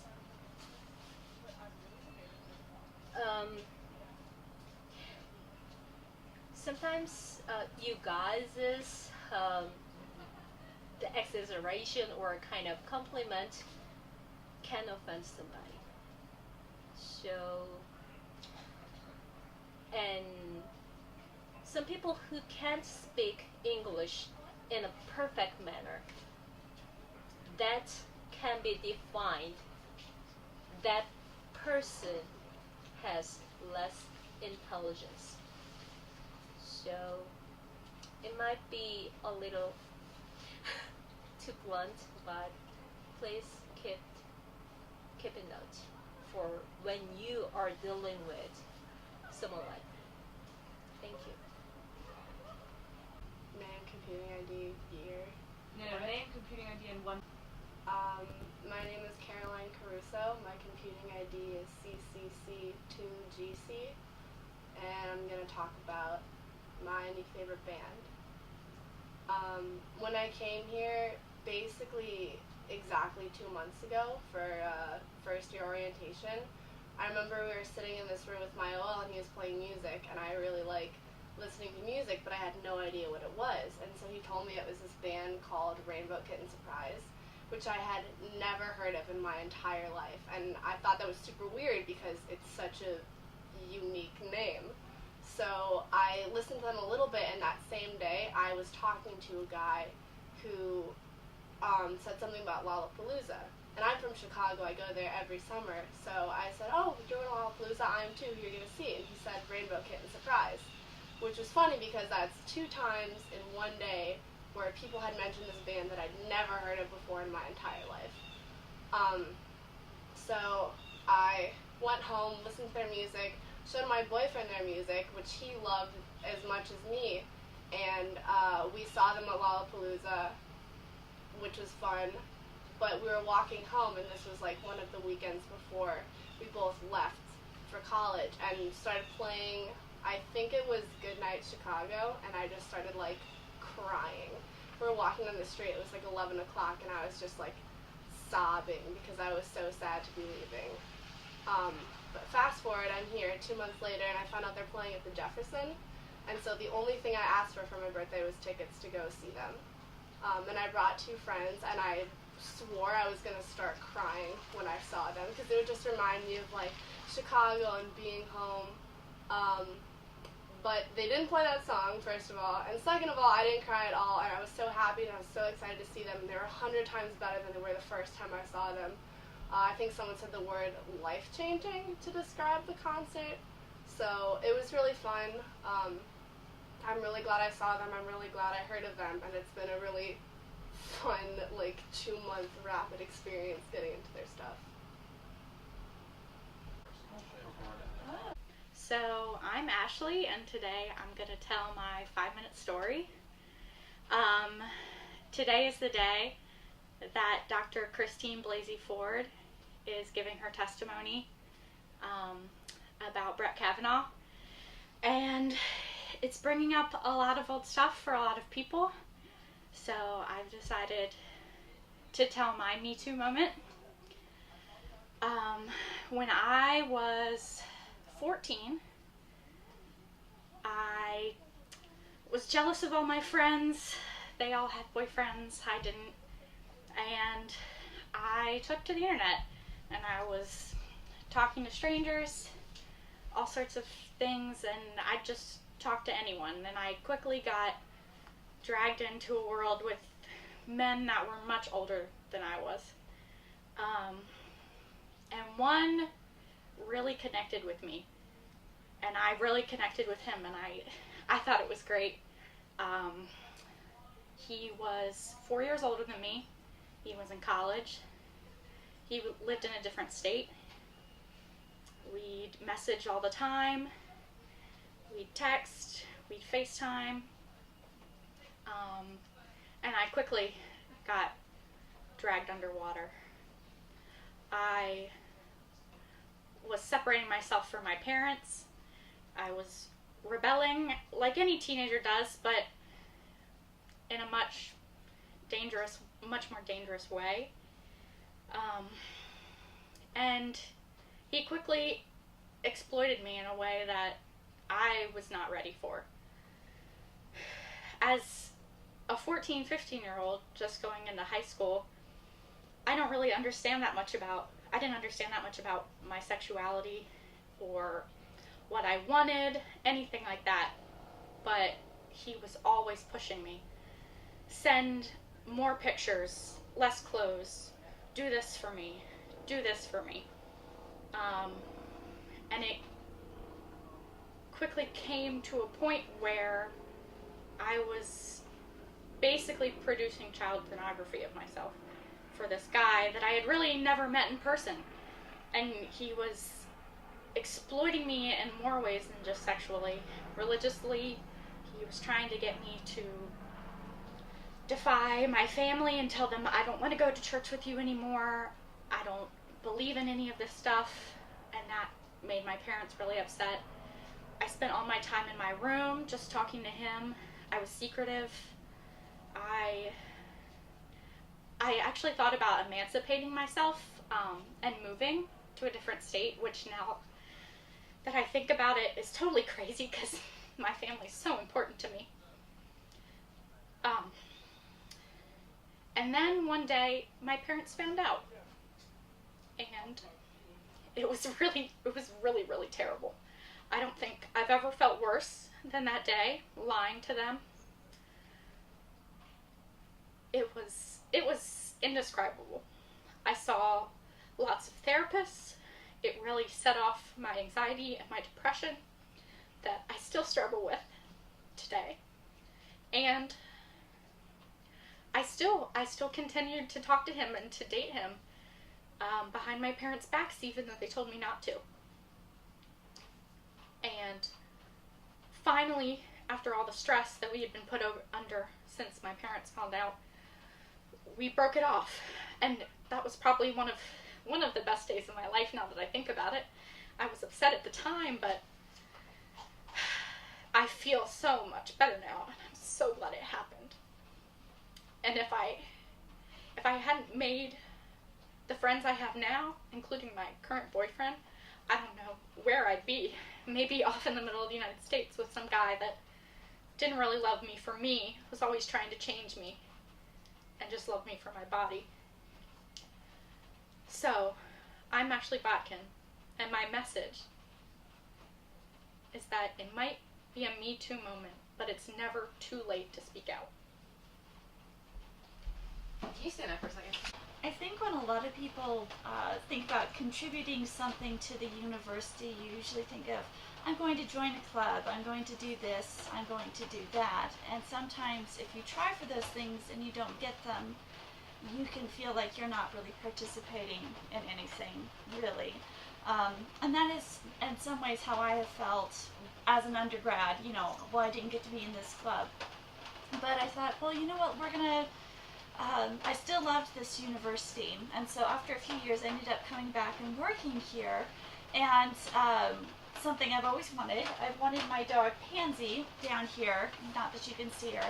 And just in the course of taking walks with her, I've met so many different people, and it's been fun because a lot of these people have been missing their own dogs and missing their own families, and for a little minute they can remember their families, remember their dog, and have this sort of moment of pleasure while they're going to and from classes or from exams. And that is a nice feeling to have. And then can you say your name? Yes, my name is Stephanie McGuire. And then just like a one-sentence summary for the whole story. Getting a dog helps me meet new people. Hi, my name is Nikith Koklante. My story is about finding home in my home. So I'm a fourth year. Last year I was a resident advisor in Page Emmett dorm. It's one of the old dorms. And being one of the only Indian people on my hall and even in my building, actually, I felt kind of away from home. You know, growing up in a predominantly white neighborhood, coming to UVA, which is predominantly white, being Indian and my Indian identity has been something that I've struggled to find and something that I've struggled to connect with in my time here. And that all kind of changed when I met Joseph, my housekeeper. So every dorm has a housekeeper that comes in and cleans the bathrooms and keeps the halls clean. And my housekeeper, his name's Joseph, and he's 72 years old and he's from Bangladesh. And every single day I would see him, and every single day he would stop me for a 5-minute conversation. Some of those stops would be less convenient than others, but every single time I walked away from those conversations amazed at his story and happy that I was able to bond over my brownness, over my color with someone else. Someone who was able to empathize with me and being in such a white community and being surrounded by so many individuals that don't look like me. Every conversation that I was able to have with Joseph was truly special to me and truly special to him, in him being able to interact with someone who and listen to the stories that he would tell, and being able to understand his stories. I think that was the biggest thing. Is, you know, none of the other students really understood what it means to be a brown person in America, and me being able to do that and give him that appreciation and that empathy really made his day as much as he made my day. So very truly so, I kind of found my home and started to be able to find my Indian cultural identity through my interactions with him in Page Emmett last year. My name is Caroline Bruner. My computing ID is CRB3EA, and my story is about a day I spent in Japan. So this summer I went to Japan with the high school diplomats program. I was there for 3 weeks, and my favorite day was the time we spent in Miyajima Island. So we took a ferry to this island, which was off the coast of Hiroshima, and we started our morning by hiking up Mount Misen. And it was such a memorable hike because I got very close with not only the American students in my group, but some of the Japanese counselors that I was with. And we talked about the differences in our school systems and our society and dating culture, and it was just a really great experience. And then after that, we ended up going to an onsen, which is a Japanese bathing house, and so I had a lot of good quality time with the girls in my group in that onsen. And then later that day, we ended up having a feast of eel. I had never tried eel before, so it kind of put me out of my comfort zone. And after we were full from that great feast, we ended up at a monastery. So we had this Buddhist monk talk to us about Buddhism, and then he actually taught us how to meditate. And there was a significant moment for me when I was meditating in this authentic Japanese monastery with a real Japanese monk, and in the background I could hear other monks chanting and hitting a drum, and I just opened my eyes and looked out the window, and I saw gorgeous mountains of Mount Misen. I saw some of the wildlife. I saw a deer right outside of the monastery just sitting there, and some of the Japanese vendors along the street, and it was just a very surreal, wow, I am in Japan moment for me, because if you had told me 2 years ago that I would be spending the summer before college in Japan, I would have never believed you. And so that was probably one of the best experiences I've ever had, and just a very culturally enriching day for me. Alright, hi, I'm Christopher Young. My computing ID is CY3KU, and my one-liner story is how I got into UVA. I'm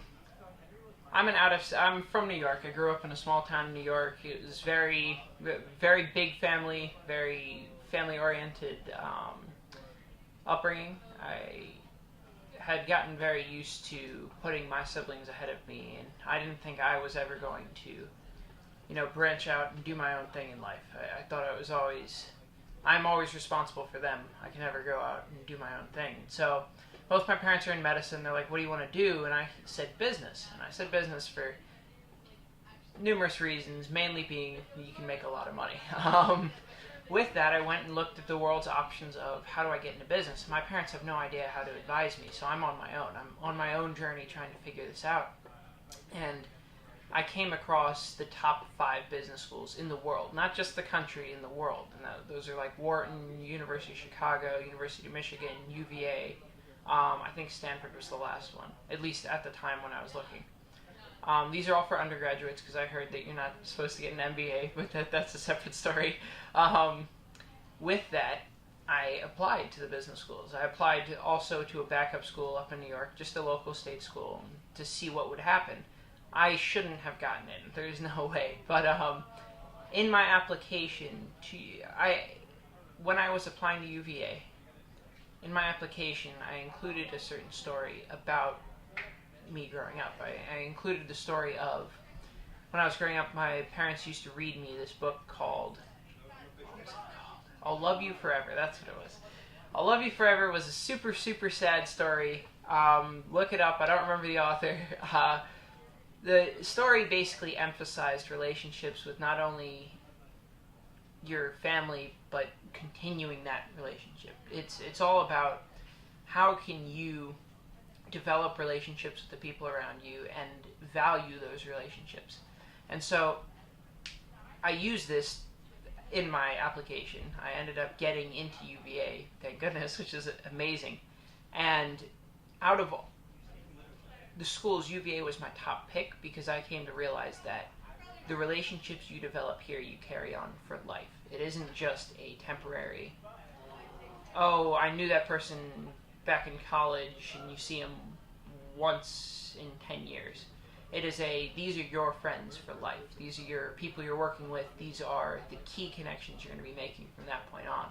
And I had gotten in, and I've gotten waitlisted, deferred. I had gotten into other top schools. I picked UVA because of how hard it was for me to get in out of state. I probably shouldn't have gotten in with my grades. And how much they emphasized what's important in life, and that's, in my perspective, relationships. Cool. My name's Devin Willis. I'm a third-year student. My computing ID is DW5DX, and my one-liner is that everything's political. Did I just start telling the story? Okay. So the story that I want to talk about, and there's a lot of things that I could talk about, but it's just the little things that stick with you when you're kind of scanning back on what makes college so exciting. And one of the best things that I ever was forced to do was community service this one time. So when I was a second year, I was joining the Jefferson Literary and Debating Society, which is one of the oldest organizations that are on grounds, and it's actually one of the oldest Greek-lettered organizations in the whole country. So there's like a lot of traditions and rituals, but one of the really good ones that they keep around is that you have to do some community service as a group with people who are joining the organization at the same time as you. So I had been putting it off like for the entire semester, and like finally in maybe like late October, early November, I like could not get around it anymore, and I had to sign up to wake up at like 7 a.m. on a Saturday morning and catch a ride to this middle school just west of town. I think it's a little bit out past Ivy. I think it's Jack Jouet Middle. And you had a couple of options. There was like a whole bunch of different things you could do to basically, like, they were all centered around youth. But I chose to do the thing I thought would be least miserable, which is judging debate tournaments. Because when I was in high school and middle school, I was really involved with public forum debate. And that's like such a formative experience for me. And I thought correctly that would be the best thing ever. So I volunteered with the Charlottesville Debate League, and I got my tail up very early one Saturday morning, and I had the time of my life. Like, these kids were so precious. It's just all these 8th graders debating all kind of things from climate change to, like, you know, very, like, silly topics. And, like, some of them were, like, really fantastic. Some of them were clearly just having fun. But, like, I could see, like, the passion kind of stirring and developing in other kids that, like, I definitely went through it myself. And I took it very seriously and, like, was able to give a lot of constructive feedback and, like, make some friendships and, like, have some cheese pizza at lunchtime with, like, a bunch of little kids. And at the end of it, I was like, that was incredible. And this is a whole organization, too, the Charlottesville Debate League. And I haven't gotten a chance to volunteer with them again, but that's, like, definitely a gem of my second year. Did it go? Okay. My name is Marie Gaglione. My computing ID is MEG4PS. And I'm going to talk about when I paid 50 euros to talk to a prostitute in Amsterdam while on shrooms, because that was an experience. And then I just get right into it. Okay. So I was studying abroad last semester, and first weekend I was traveling, I went to Amsterdam because I like to smoke weed. And that's like the mecca of that, I feel like. And it was also just a really cool place. Anyways, I'm going to ramble a lot. I feel like I'm going to try to keep going. So we were there and we were having a good time, and I was like there with people I didn't know super well because it was the second week in the program, and they were all from Michigan State. But my one friend Max and I decided we had to go to the red light district and like hire a prostitute to talk to do what I'm doing now, I guess, like hear her story.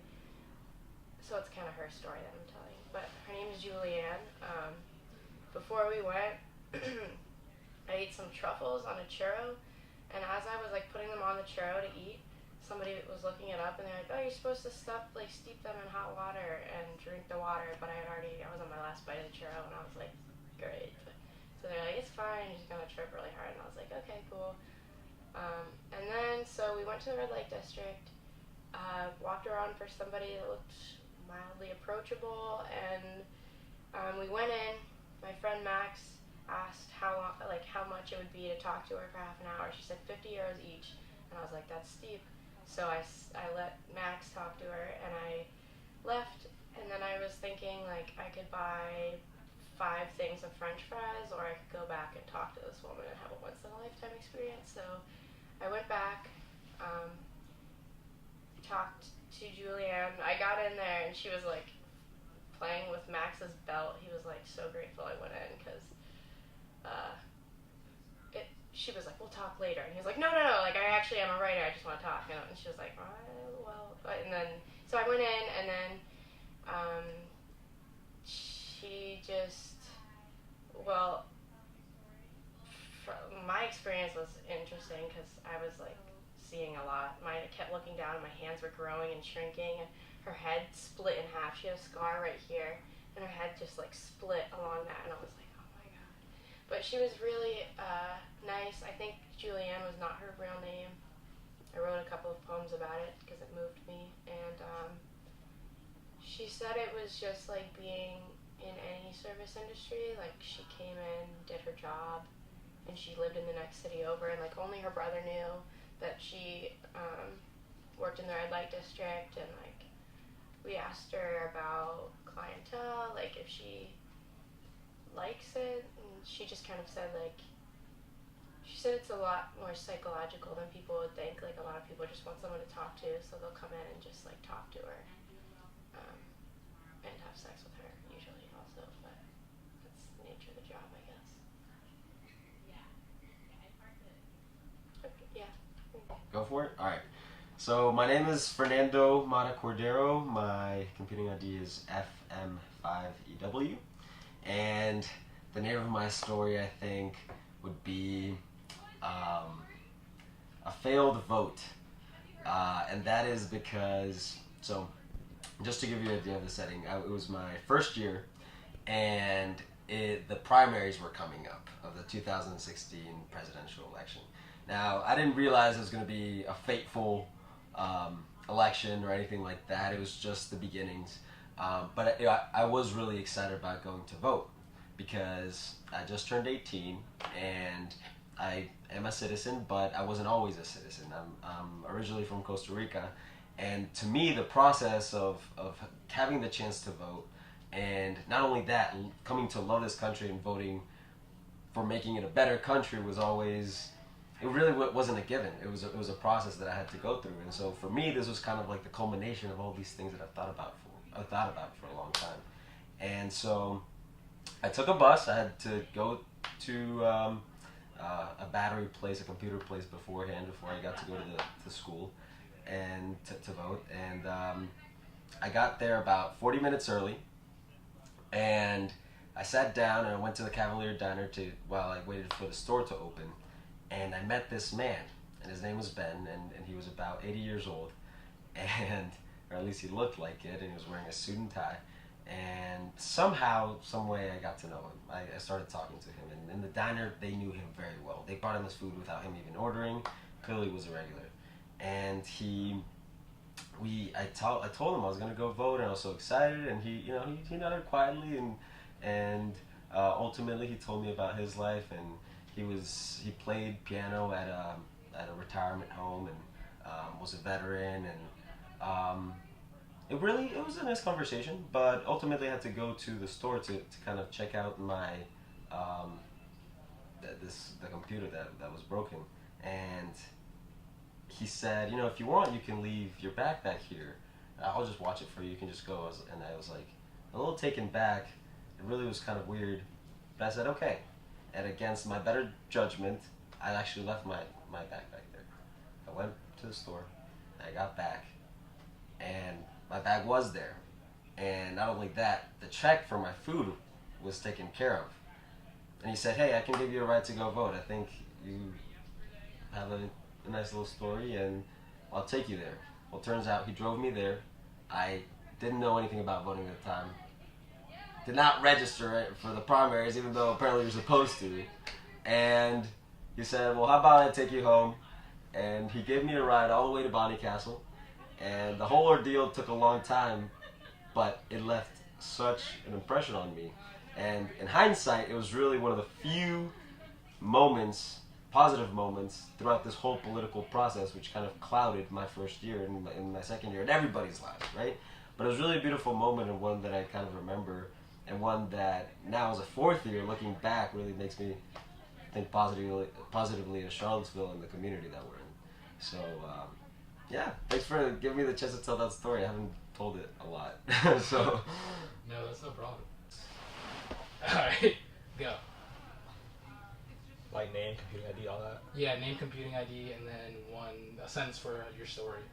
Like a sentence summarizing your story, then your story. Oh, a sentence? Like summarizing it, and then you can tell your actual story. Alright. Yeah. Full name? Yeah, just like first and last. Alright, so my name is Daniel Yanagetta. Computing ID DTY3JB. You need my year? I'm a third year. Yeah. And one sentence? Yeah. One sentence. Senior prank gone wrong, I think. Alright. That summarizes it. Okay, so it was senior year, and it was right before graduation, and we already had an official senior prank that was like run through with the administration and everything. But some of my friends kind of wanted to like go rogue and just do something else. They just wanted to like throw water balloons at people like during dismissal. and I guess I was just with them at the time. I didn't know they were serious. I was kind of just like joking, like. But then I saw them with the water balloons, and I still thought they were kind of joking. Yeah. I was like, "Are we really doing this?" They were like, "Yeah." One of my friends was like, "Dang, like I hope they let us walk," and I was like, "I mean, yeah, I would hope so too. Like, is this okay?" And everyone was just like, "Yeah, man, it'll be fine. Like, we'll be good. Like, we'll just go throw the balloons, come back." And I was like, "Okay." Like, I could sense something was like gonna happen, but I was like, "Forget it." So we go to this girl's house, and we have like these huge tubs, and we just fill up all these water balloons. We have like 2 big buckets of water balloons. We drive to the school right in time for dismissal. They're about to dismiss all like the juniors, sophomores, freshmen, and the administration sees us. They see what we're up to because we pulled up a little early. So like they all saw us with water balloons, and no one wanted to leave the building. So administration came out and they were talking to us, and we had like this one like student resource, like this one police officer, and he was like really nice. So he was just like, yeah, you guys are seniors, yeah, that's cool. All right, just like make sure not to throw the balloons. Like he said, make sure you don't throw them. Make sure they don't hit the wall. He just gave us some ground rules. Make sure you don't hit. Don't throw them into the building. That was another big one. And so then, first thing that happens, someone hits like the wall. Someone opens.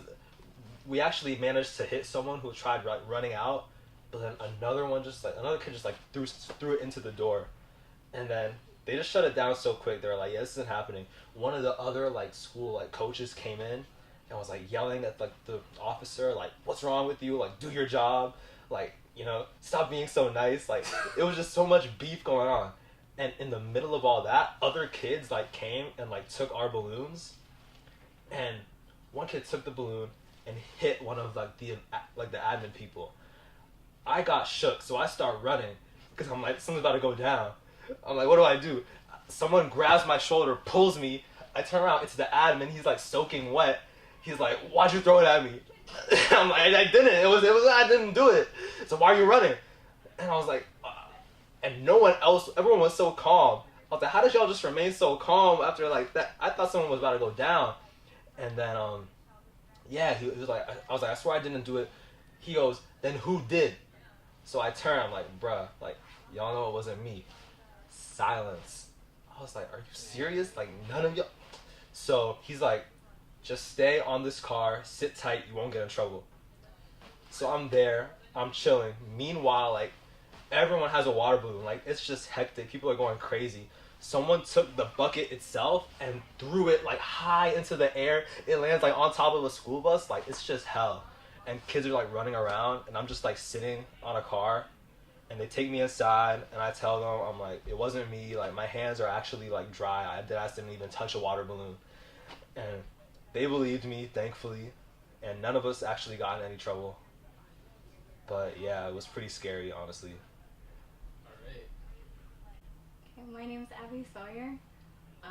My computing ID is ABS9DW. I guess this story is just about how I got here, to UVA specifically. Okay, so my first year of college, I was at Radford University, which is another school here in Virginia, and if you know anything about it, it is not like UVA. It's a bit of a culture shock, actually. I come from Virginia, so I am actually from like southeastern 757, the best part actually of Virginia. But Southwest Virginia is very different. So I got there, and I was really unhappy. Like, the values of just like, it was 2016, I guess that's significant, which was a really big year for our country because I think the presidential election was just such a huge focus, and for me it was something so unexpected. And I remember waking up the next morning, not even having paid attention because I just assumed Hillary would win, and then she didn't, and at Radford that meant partying, which for me was kind of terrifying that can happen. So then I, among other reasons, knew I wanted to go somewhere where I felt like people were important for their differences, and safety was more important. Kind of ironic because I transferred here, and then the next year we had the KKK marching on our campus, and I think that really just made me confront what I think a lot of people don't want to confront, what a lot of white people don't want to confront, that there are things in the world that we won't ever understand or be able to experience. But yeah, so that's my journey here. Since I've been here, getting to know the community, I've definitely found it more open than I was fearing when I was watching the news, like literally a week before I moved in. But yeah. Okay, let's start. I'm Ellie Leffler, and I'm a first year.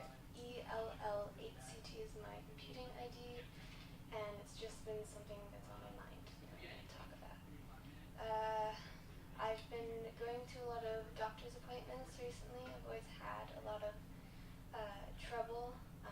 I've been diagnosed with severe depression, severe anxiety, Ehlers-Danlos type 3, which is kind of hypermobility, and a series of other things collected as postural orthostatic tachycardia syndrome, which is a very interesting case of being sick all the time forever until who knows. But today I actually had a doctor's appointment, and I found out something really, really shocking that kind of scared me. I found out that I had a really, really high cholesterol, which is something well, at least the doctor told me, something you wouldn't see in someone my size, and that it gives me a higher risk of heart disease and pancreas inflammation, which is very scary because I already have a lot of conditions going around my heart and other systems like digestive because of POTS, and the idea that one more thing adds another risk to living comfortably has been really, really terrifying, and I've just been kind of walking around all day with that in my head, but no one else would really know something like that, and that's kind of the great thing about just having your own thoughts, because you can, I think that I do have a little bit of resting sad face, which is kind of like RBF, but like it's more like sad, neutral.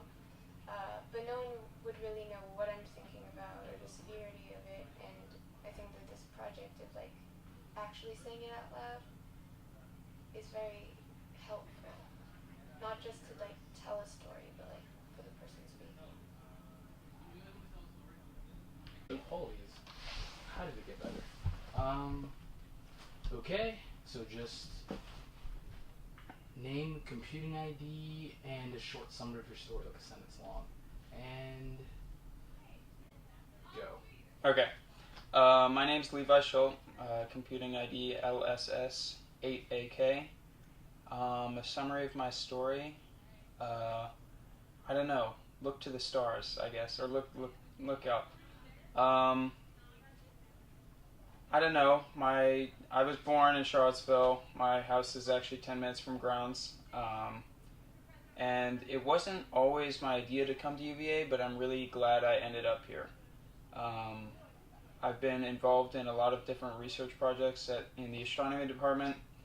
I'm going to be majoring in astrophysics, so I don't know. I wanted to use this as a platform to, I guess, get people to look up, because people don't realize just how spectacular not only this planet is, but also space in general.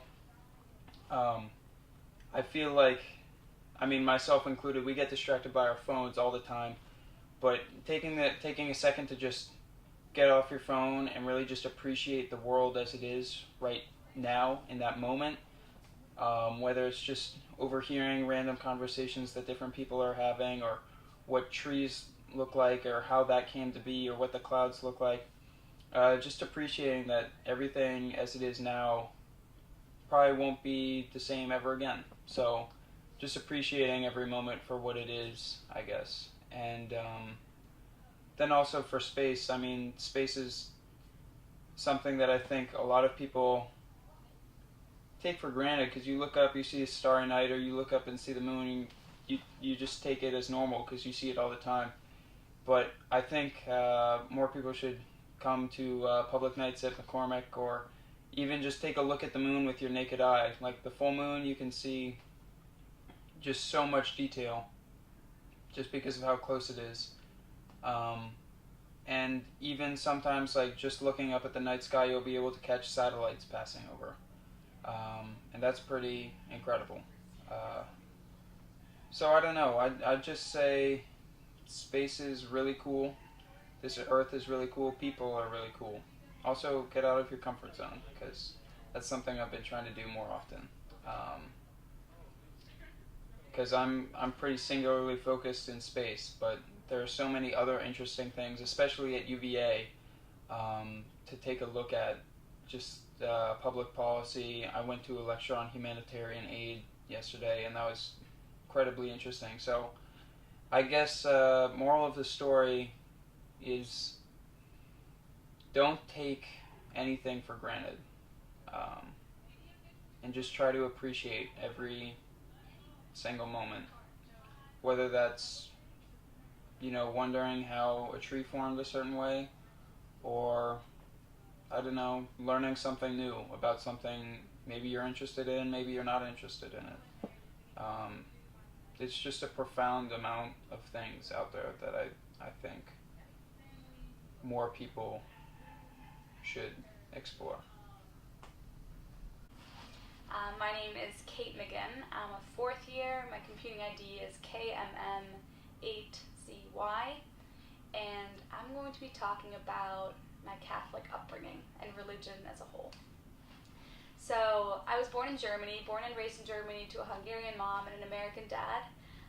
Both are Catholic, and I grew up Catholic. I would say we talked about religion in my family a fair bit, but we went to church every Sunday, and then we went to Sunday school. And we went to a military church, which was very different and very community oriented. Which I loved. So I, to be honest, never understood any of the sermons. I went for an hour, I fidgeted around with my brothers, and then I moved on. And, they had cookies at the end, and we had one priest who would always bring the kids up when he was giving his homily, and that's kind of like what I experienced church to be. I moved to the U.S. when I was 13, and when we moved to the house where I now live, we signed up to be in a Catholic church that's very conservative, known to be very conservative, and that is ultimately where I got confirmed. Now, I hated this church. Girls weren't allowed to be altar servers. We talked about politics a fair bit. We talked about gay marriage during my confirmation ceremony, and I just grew further and further distant from my church and from my faith in general. I started doubting religion a lot, didn't really see religion fitting into my life. And so when I came to UVA, didn't really attend church my first year, and then my second, but I went to Chi Alpha. I went to a couple other Christian organizations just to look for a community around religion, without necessarily the large institution that is Catholicism. But I didn't really find my people there. I was used to a different type of church. I was used to a different type of life around religion, and so I definitely fell away from that. This past summer, I was in an internship in San Francisco, and started thinking about religion more and more. And every week I went to a random different church. So I visited a Baptist church, Episcopal church, I visited Pentecostal, I visited Catholic churches, I went to a mosque, I went to a synagogue, just had my first Shabbat dinner 2 weeks ago, and so I'm on this path towards religion, trying to understand it better. I still have huge troubles reading the Bible or at all thinking about religion, and I still doubt it every day, but I'm thinking about religion and what religion means in an individual's life and how life is fleeting, but does religion give it more of a sense of purpose? Okay. Hi, my name is Jalon Tunalazi. My competing ID is BJM2VT, and my story is about, I guess, culture shock. Yeah. So, this story is about the election, actually, and I remember voting in it, and it was a really big thing for my entire dorm. We all went together as a group, we all voted together, and we had it was kind of like a day of it. We were joking, laughing, who are you voting for? Some kids were like, I'm voting for Donald Trump. Some people were like, I'm voting for Hillary Clinton. There was some animosity, but it wasn't anything too bad. And so the day of the election came, November 6th. We're all on the second floor watching. It's a group of 40 students, and we're all watching, and the polls come in, and the results come in, and one state goes to Donald Trump, and another state, and another, and then eventually they call it, and he wins the election. And in that moment, I don't know, I was kind of numb to it, but I saw all my classmates around me. People were in physical bawling tears. People were leaving the room. Other kids were consoling and holding each other. And then there were some other kids who were they had the brightest grins on their faces. And I'm not sure if that disturbed me, but it didn't sit well with me, I guess. And from there, I went up to my room to where my roommate was, and I say, "Hey man, did you hear?" And he said, "Yeah, I did." And I look at him, and he has a glazed look in his eyes. And I'm like, are you okay? And he's like, "Yeah, I'm fine." And then I see that he finished an entire bottle of wine once he found out the results. And I was like, "You sure of it? You sure you're fine?" And he's like, "Yeah, I think I'm gonna go to bed." And we go to bed, and the next day, the looks on people's faces don't really change. I'm thinking about my family. The rest of us are thinking about our families. And it's just, I think that's the first time I felt like a real adult, because my actions had real consequences. Yeah. Okay, so start off with your name, computing ID, one sentence about your story, and then you can go into it. Alright, so my name is Ernest Adinetti. Computing ID is EA6AW. And a quick sentence about my story is the time I went to King's Dominion and actually rode rides. So, I've been terribly afraid of heights all my life. I would always go to King's Dominion with my family because they love rides. And I would be the one that sits by themselves at the ride, holding everyone's bag. I was always that guy. So, one day, my senior year of high school, we went for a senior class trip. And that was that's when I had my most recent girlfriend, and she said to me, "I love rides, and if you don't ride anything, I will break up with you." So, the first ride I ride is the Intimidator. That's the biggest ride they have there, and I almost shit in my pants. But I've come to learn that I don't like roller coasters because they're scary. They're actually pretty therapeutic. It was very calming. I wasn't screaming or nothing like that after the Intimidator I was screaming, but every other ride, Flight of Fear, Drop Tower, everything else, it's very therapeutic, the way your stomach turns and just going on the ride. It's actually really nice. Probably beats a car ride maybe, but that was the time when I rode roller coasters. Okay, hi, I'm Isabella Ullman. My computing ID is IU9YS. And I'm Libby Walsh, and my computing ID is EW7NN. And we're going to be telling the story of how we met some of our best friends by knocking on their door with insomnia cookies. Okay, so both of us are transfers here. We're second years. We're roommates, and we met through, I guess, a mutual friend. I transferred from Emory. I transferred from the University of Richmond. So we were both new here at the beginning of the year. just like a month ago, and we live in Grand Mark, which is like apartments. So since we don't have like an RA or like hall meetings or anything, we wanted to meet our like friends in our hall, I guess, but we didn't know if they were gonna be our friends. So what did we do? So Izzy had the idea to get her insomnia cookies and we bought a ton. And then we just started knocking on people's doors, and a lot of people didn't open the doors. And we also important to mention that we agreed that if a cute boy opened the door, then like we had to go in. That was something. So we did that, but like it worked out anyway. So we knocked on the door, and this boy opened the door, whose name's Austin, that we're really good friends with now. And he was like, he was kind of like weirded out while like 2 girls were there with like cookies, just being like hi, and like they joked that it was like such a first year thing to do. So we like became friends with them, Austin and Rohan, and then we became like such good friends. We started having like dinner every Sunday night just from like literally knocking on their door with cookies. And now I'm dating one of them, which is like so weird because like we literally just knock on their door, and we always joke now that like we have to find like Libby a boyfriend by just like knocking on random doors in Grand Mark, which is really funny. But yeah, they're our best friends. So yeah, probably wouldn't have met them otherwise. Yeah, we always say Grand that. Mark, like you don't really see people in the hallway that much. So yeah, that's our story. Okay, go for it. So my name is Deanna Lewis. I'm a 4th year. Where do I start? So I guess one story I could go off of is actually, you know what? I'm gonna talk about my experience here at UVA and the progression from when I first got here to my now essentially. I came here in the summer transition program, so that is the summer before our first year, and there was nobody on grounds. It was just me and a bunch of other minority students staying in Whedon dorms for about 4 or 5 weeks, and it was an interesting experience, and I thought that was like a UVA experience until I actually started my first year. And mind you, I'm from New York, so it was definitely a culture shock coming from Queens, Brooklyn, New York to Charlottesville, Virginia.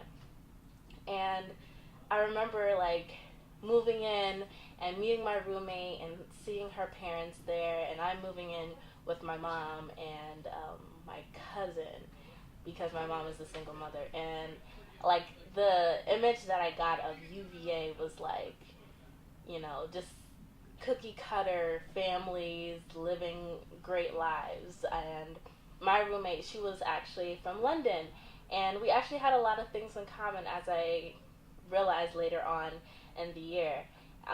Just us being from like cities, her being from London, me being from New York, and both of us not being able to really acclimate to the UVA culture because it's very, for me at that time, I thought it was very closed-minded and very just too much for, or not too much, but too little for what I thought my head could consume at the time. And I remember sitting there, well, not sitting there, but just being a first year, going through that experience and not really enjoying UVA. I couldn't say that UVA, my first year, was a good experience or a great experience. I had friends, and that was just a rocky relationship with the friends that I had made. And I realized that I had this mindset, and I was really boxing myself within a certain community. And I began to realize that I was holding myself back. It wasn't UVA and its culture holding me from, you know, having fun, because the fun at UVA is very different to the fun that you'll find in Brooklyn or in Queens. It's just very different. So it's not that I acclimated or I just decided to fit in. I decided I'm going to make the best out of my experience. And I began to really enjoy my time at UVA when I joined, or when I applied to the sports medical program here, and being able to work in the athletic training facilities and just getting to view a whole different part of UVA, and in terms of athletics, not me being an athlete, but me working with them and seeing how they move around UVA and getting all these different perspectives of what UVA is like. And I'm sitting there sometimes in the clinic, and I'm in wonder, and I'm like, wow, I never would have saw myself as a first year being in this place right now and being able to say, I thoroughly am enjoying where I am and being in the middle of Virginia, coming from New York. And so as second year began to progress, I was having a little rocky time with my roommates, and I was just finding any ways to like either like segregate myself from them or just keep a calm head. And so second year wasn't that much better than first, but it was a step up. And then my third year was just, I can say, one of my best years.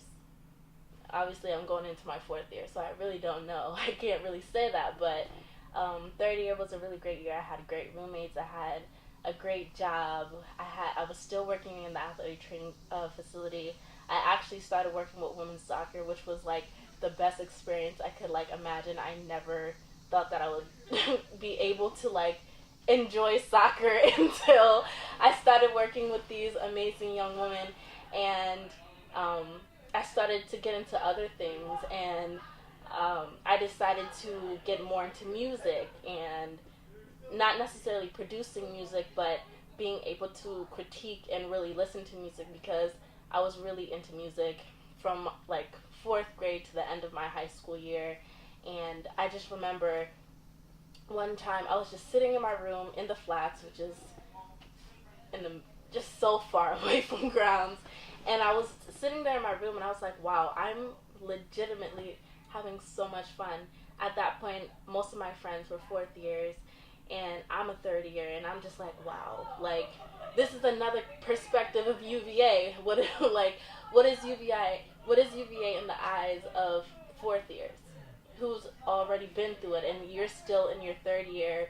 Like for me, I was in my third year. I just had like transferred into the kinesiology program, and I'm thinking like, wow, like this, like I think when I really decided to declare my major for kinesiology, did I enjoy taking classes at UVA, surprisingly.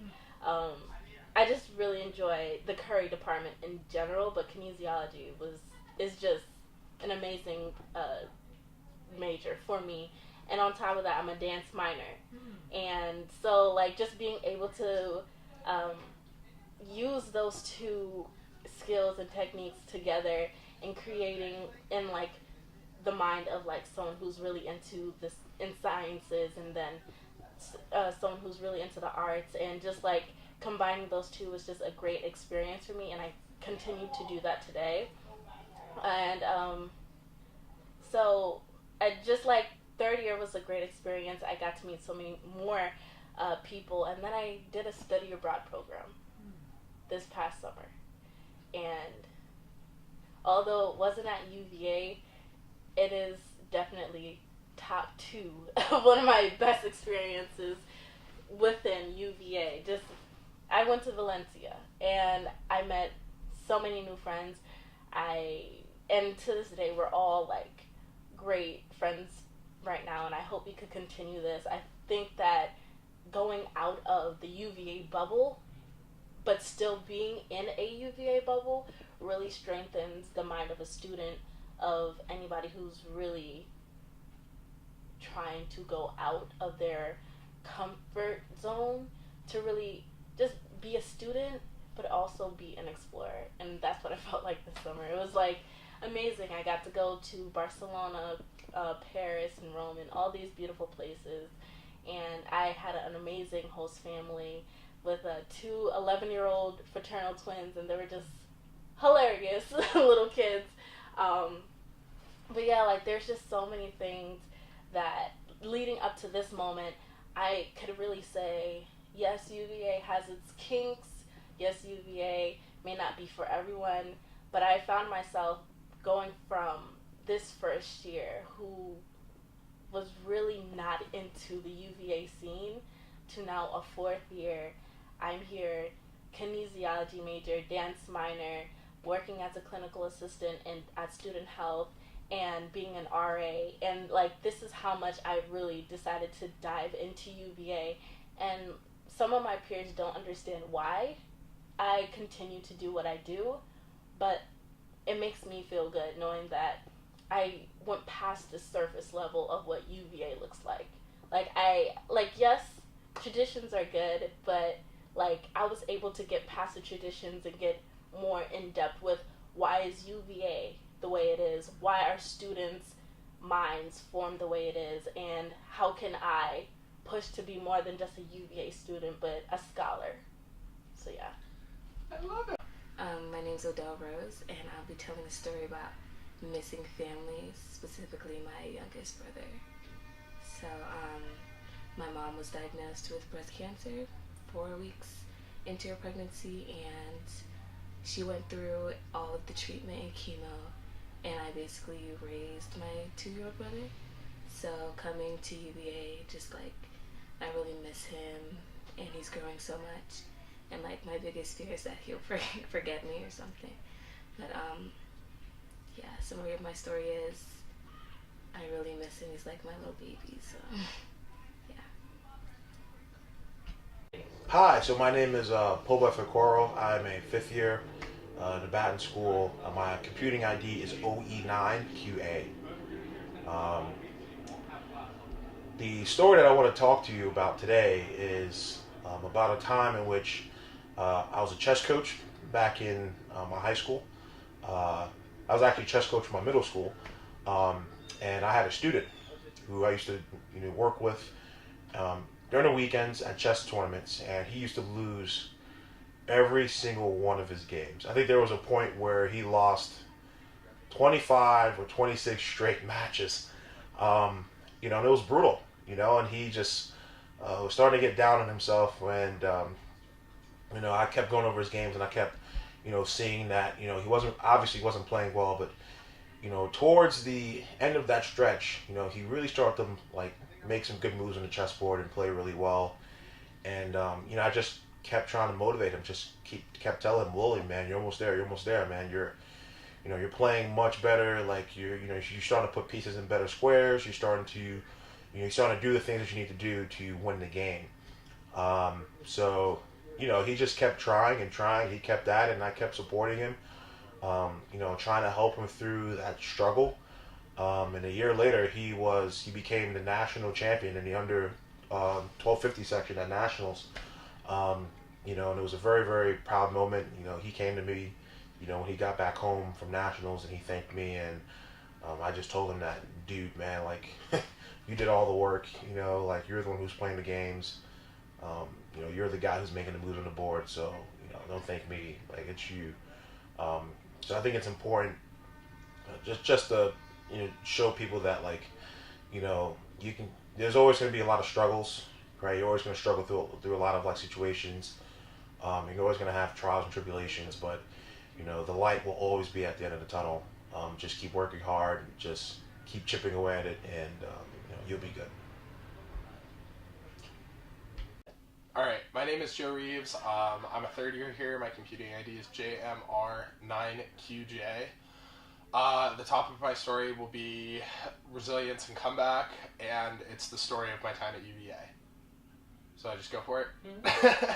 Okay, cool. So when I graduated high school, UVA was my like do all end all. I wanted to come here since I was a sophomore in high school, and I loved this place for years before I even stepped on grounds. So when I got here, needless to say, I didn't want to miss out on any opportunity that I was given. I thought that I could kind of have a foot in all the different domains. I wanted to be a guide. I wanted to be in Greek life, and I also wanted to be the kid that got straight A's and pulled all of it off because I was that kid in high school, so why couldn't I be that kid here, I quickly learned that that's not necessarily the case here. My first year, I struggled a lot. I joined a lot of different activities that I thought I was really interested in. I was chasing a major and going down the pre-commerce path just because I think a lot of my friends were, and I had an interest in business, so why not me too?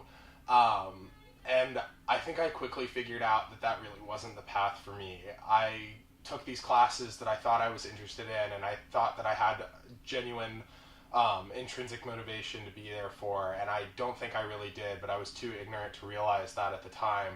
So what ended up happening was I ended up doing pretty poorly in these classes, and for me that was kind of taking away part of my identity, because I was, you know, just like every kid at UVA, I was one of the kids that got the good grades and was also involved in a lot of activities. And not only did my GPA slip, which, you know, took a toll on my mental stability, but it also, I'd been getting involved with activities on grounds that I thought would make me look attractive in like the pre-com application process. And what it really ended up being was me getting head over heels for these activities and clubs that I wasn't truly interested in being a part of. So what ended up happening was I would join a club for 2 or 3 weeks, I would then drop a club, and then I would go through weeks of wondering why on earth I even stepped foot in it and wondering what the heck am I doing. And this went on for about 2 semesters straight. And throughout this time too, I also was participating in behaviors that I don't really think were representative of me truly as a person, and was really asking myself, like, what are you, it caused me to ask myself, what are you doing? Like, who are you? This isn't you. And that you don't do these kind of things. You know, what changed in the brief summer from high school to college? So I fumbled around for 2 semesters straight, and I didn't really know what to do. And then finally I came back for winter break in my second year, and I took that step back that I needed to and reevaluated what I was doing, what I was involved with, and what major I really wanted to be. I kind of did a little 180 there, and I started taking classes in politics, which was really where my interests lie, and also where a lot more of my strengths were held as well. I started performing better in my classes, and I was like, oh, this is working well. So then I also started joining clubs and organizations that, you know, played a lot more into what I was passionate about, which is mentorship, and I found it so much more fulfilling because I was going along with my true intrinsic motivations and interests, and all of a sudden it started to seem like things were falling into place. And then this past summer, I was a Meriwether-Lewis Fellow, and that was just an amazing experience because I was given this opportunity to kind of take all of the experiences and hardships that I had felt in my first and second year and culminate them into one place and one experience, and then use them to help transform the university community through improving the second year experience, to make sure that kids that might come on grounds as a first year that are similar to me and are looking for this new identity or looking to branch out or are kind of fumbling around and not finding their place here just yet, don't have to go through the same kind of trauma and struggle that I did. And, you know, now come my third year, I finally feel like I found my niche here at UVA as a politics major who's involved in a bunch of different mentorship programs, and have found leadership on grounds. And I couldn't love this place more now. I feel like I walk around grounds and I serve a strong purpose here, and I know my mission, and I feel like I have a good path defined for me for my last 2 years. And moving forward, I'm just excited to see what's in store next for it. Cool.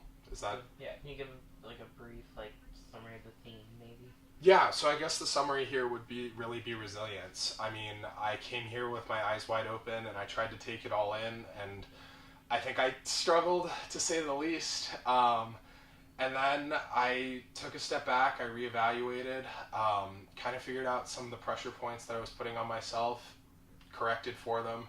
I sought help from, you know, people on grounds that I knew that could give me the help and put me in positions to where I could succeed and mentor me to become the person that I am today. And now we're here and excited to embrace the last little bit of my college experience. My name is Victoria Meyer, but I go by Tori. My commuting ID is VEM2SD, and I will be telling the story of the time I was inducted into my a cappella group. So I'm a drama major. Performance is something that's been a part of my life since I was in my first play when I was 3, and so I knew coming in that I wanted to be a part of a performance group. And I went to Rotunda to sing, and I saw the Flying V's perform, and I remember sitting with my roommate and going, like, this is so cool, these guys are awesome, and I love both the songs they did. And so it's standard for first years to go around and audition to all of the groups because they all have auditions on the lawn at the same time. But I kind of knew from the beginning that I like wanted to be a V. And so I, auditioned and was terrified, made it to callbacks and like cracked a couple of jokes with the people, and just kind of like got a vibe that I fit in there. And so the day of my callback, they were like, keep your phone on you tonight and we'll call you and let you know. So around 10 o'clock, I get a phone call that says, hi, I'm Sophia from the Flying V's. I need you to do me a favor. Come to the lawn at 11 o'clock tonight. Start from Old Cabell, walk towards the rotunda, just singing at the top of your lungs. And as like a tender, scared little first year, this is like a big deal, because I barely even know where the lawn is, let alone how to get there at 11 o'clock at night by myself, and I was really scared, but I just like kind of knew something good was going to happen. And so I got there, and it was pitch black, and there was like nobody around me, and I was all by myself, and I started walking towards the rotunda singing. I got about 2/3 of the way there, and in the gaps in my song, I heard people yell, like, keep going, like, welcome home, and I got close enough to the rotunda to, like, see everybody standing there, and they all ran at me and, like, surrounded me and hugged me, and then the 4 members of my new member class, all were, like, in the middle of the circle while we sang, like, the good old song, and then we sang, like, our alumni song, which is Wayfaring Stranger. And it was just such a welcoming experience. It was incredible to be, like, to immediately know I was home and that I had found my people. I guess that's my story. Yeah, so what song did you sing when you were walking up the lawn? I sang Do I Want to Know by the Arctic Monkeys because I was going through an emo phase. Okay, cool. Awesome. Hi, my name is Ariana Garenmaya, and I guess this is more about learning to accept my Persian heritage because my family is originally from Iran, so I have grown up in a Persian household. I learned to speak Farsi as a child.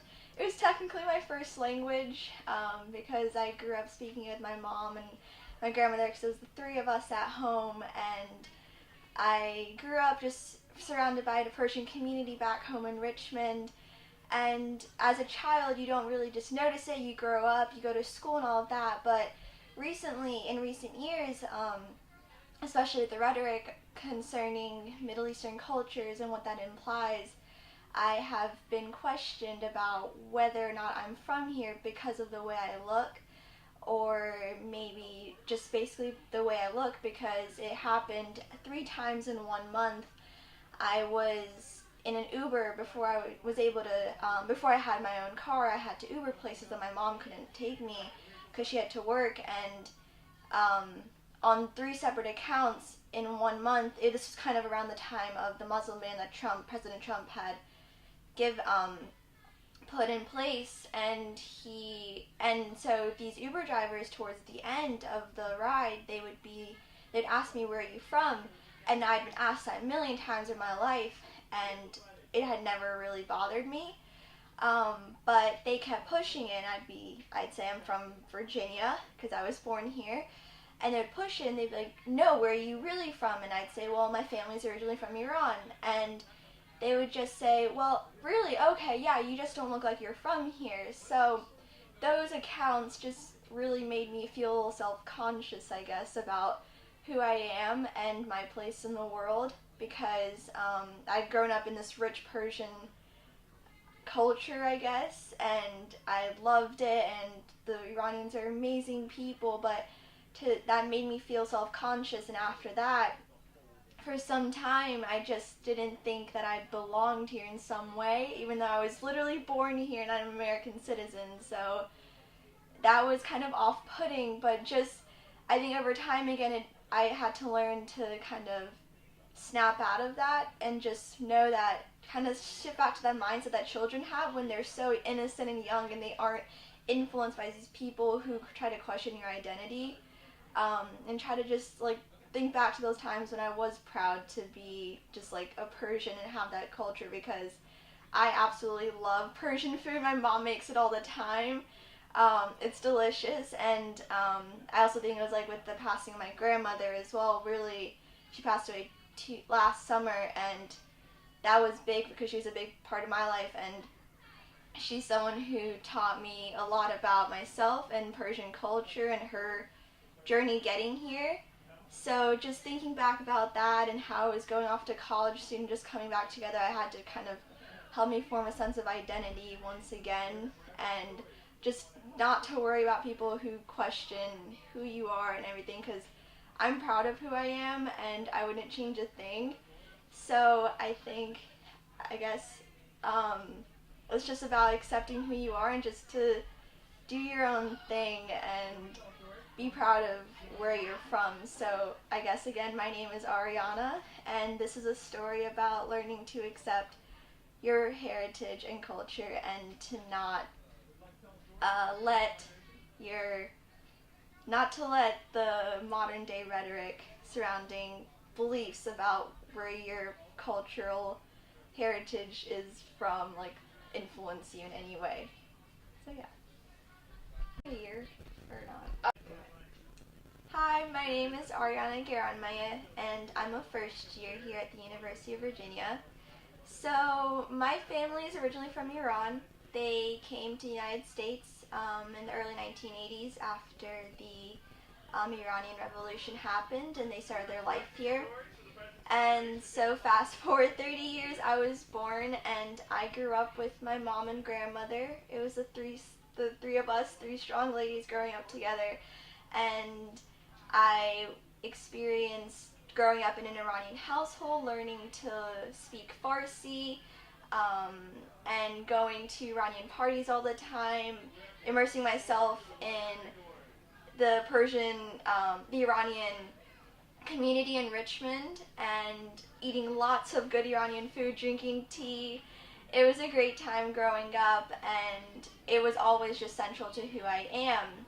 And so I've always grown up with that identity. People ask me where I'm from, and I tell them that I have this Persian heritage, and it's never been a problem. But recently, it was about 2 years ago, within 1 month, before I was able to get my own car, and my mom wasn't able to drive me certain places because she had to work, I was in an Uber, and this happened on 3 separate accounts, and all three in their own respective ways this played out. But generally what happened in all 3 situations was that towards the end of the trip, and the Uber driver would ask me where I'm from, and I would tell them that I'm from Virginia because I was born here, and they would think about it for a while, and then they'd be like, no, where are you really from? You just don't look like you're from here. And so being asked that by a complete stranger really took me aback. And I mean, I would say then that my family is originally from Iran.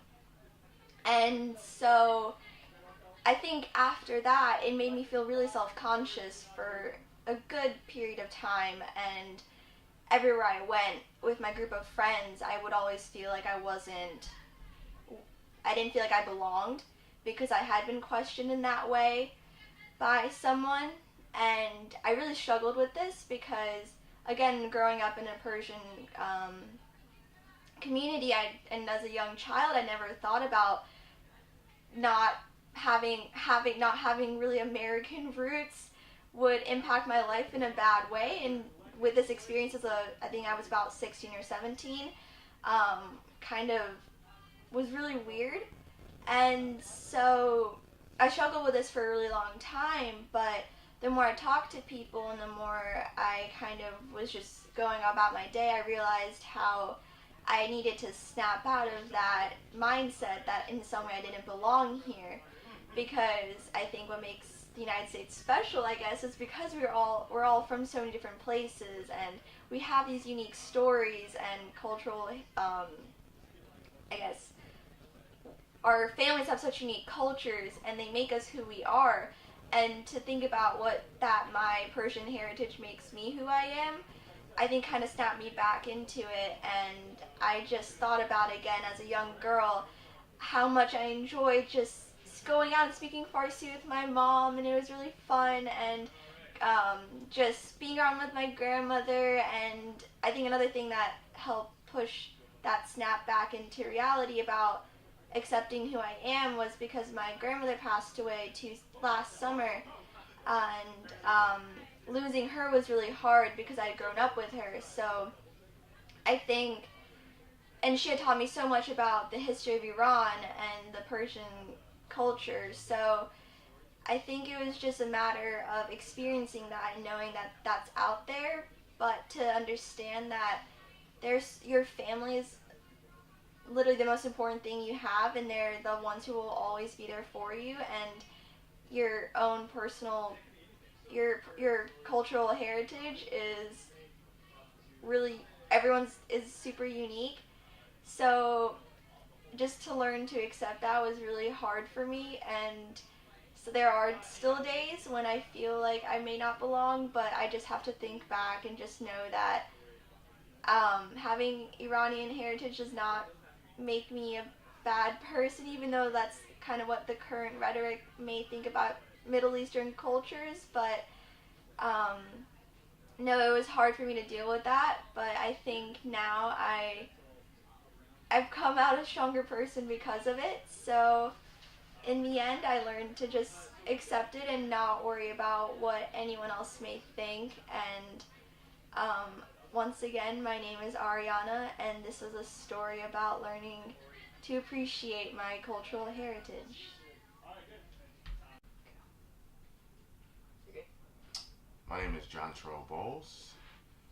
I guess I can start off by saying I didn't think that I would be here, not at the University of Virginia, but just at college itself. Growing up in a community where a small percentage of people have bachelor's degrees and go to school in general, I didn't think I was going to be here. I thought I would have followed in the footsteps of many of my friends back home and just many of my family members.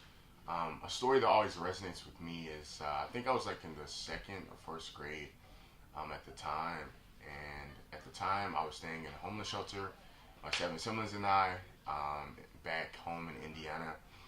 And I remember after school we would go to the Boys and Girls Club, and that basically just allowed for us to, I guess, do homework, and then also gave us free time away from the homeless shelter that we were staying in at the time. And I remember in particular, there was like a KFC across the street, and they used to sell, actually they still sell them, they're called like Chicken Littles, but they used to call them Snackers back in like 2004 or 2005, I think it was. And so I was like so hungry like after school that I would like try to collect like quarters to get $1 because they used to be $1. And one particular moment I remember, somehow like the Post Tribune from like Hammond, Indiana had came to do a story about my family and us being like in like homeless shelters. And I remember I didn't want to do the story, I didn't want to take the picture. One, because I felt embarrassed, and two, because I was hungry. And I remember my mom telling me, she was like, if you take this picture, like, I'll give you $1. And I already knew what I was going to do with that $1. I was going to go across the street and get a snacker. And she didn't give it to me, but we ended up doing the story. And just, I mean, from there, eventually, our article was put in the newspaper, and a lawyer from Indiana, her and her husband bought a home for us, and that was, to me, I thought a new beginning, in which it was. But eventually my mom got sick, and we were placed in foster care, so we were split up, and foster care wasn't the easiest transition for me. I had a lot of, I guess you can say, grotesque moments in my foster home. I didn't feel like I got the support I should have had. And before going into like foster care, you have to go through like psychological evaluations. And basically, I remember when I did my psych eval, and I remember like I was doing these simple math questions, and I remember placing the blocks in like their little structure, like placing a star in a star form, putting a square in a square form. And you know, at the moment I was like, man, like, do I have some type of defect? At the time, I was like, why am I doing this? But it was protocol for everyone who was placed in foster care. but eventually, but just over time, I've had so many different people to support me, from physicians to mentors who stay by my side and continue to support me and my family and all of our endeavors. And I mean, over time, of course, I got into UVA. I got into a number of Ivy League schools. And it wasn't just because of me. It was because of the support system that I had around me. And that's who I always give my credit to. And I always, in my valedictorian speech at high school, I talked about altruism and service and just essentially giving back and losing yourself, becoming immersed in other people. And I believe that there are so many people who pushed me into the position that I am in today, and those are everyone that I give my credit to. And throughout the years of being homeless, with my 7 siblings and my single mom, I never for once thought about giving up on school and just giving up on my dreams of being a physician. And I've made so many strides, from volunteering in the hospital for a good number of years to being hired when I was 17 years old and working with human cadavers at Indiana University Medical School. So I never gave up, despite being hungry and wanting dollars. Now I have more dollars, obviously now. But I think just really the point that I'm getting at is just a sense of community. And I don't credit myself with anything. I give all the credit to the people who believed in me, and they allowed me to grow my faith in myself and just to work hard in school and once again become immersed in other people. Awesome. So your name and the one-liner one more time. John Terrell Bowles, and I guess the one-liner is having a strong support system and a sense of community and growing yourself and becoming immersed in other people. Good afternoon, Kayla, or President Ryan. My name is Ronnie Kuriakos. I'm a 4th year, and I'm studying commerce. And I want to talk about the time in which I bled in Vietnam. So this past semester, I studied abroad in Singapore, and when we have the opportunity to have spring break, I want to go big. So I decided to go to Vietnam. And when I went to Vietnam, I was trying to think of how do I make a unique experience. So, as everyone else does, and I don't think many people did this, I decided to buy a motorcycle in Vietnam. And the thing is, you can do a few ways to buy a motorcycle, but I was trying to find the cheapest motorcycle possible. So I bought a motorcycle, and I think it was the black market because there were no papers or official documentation for it.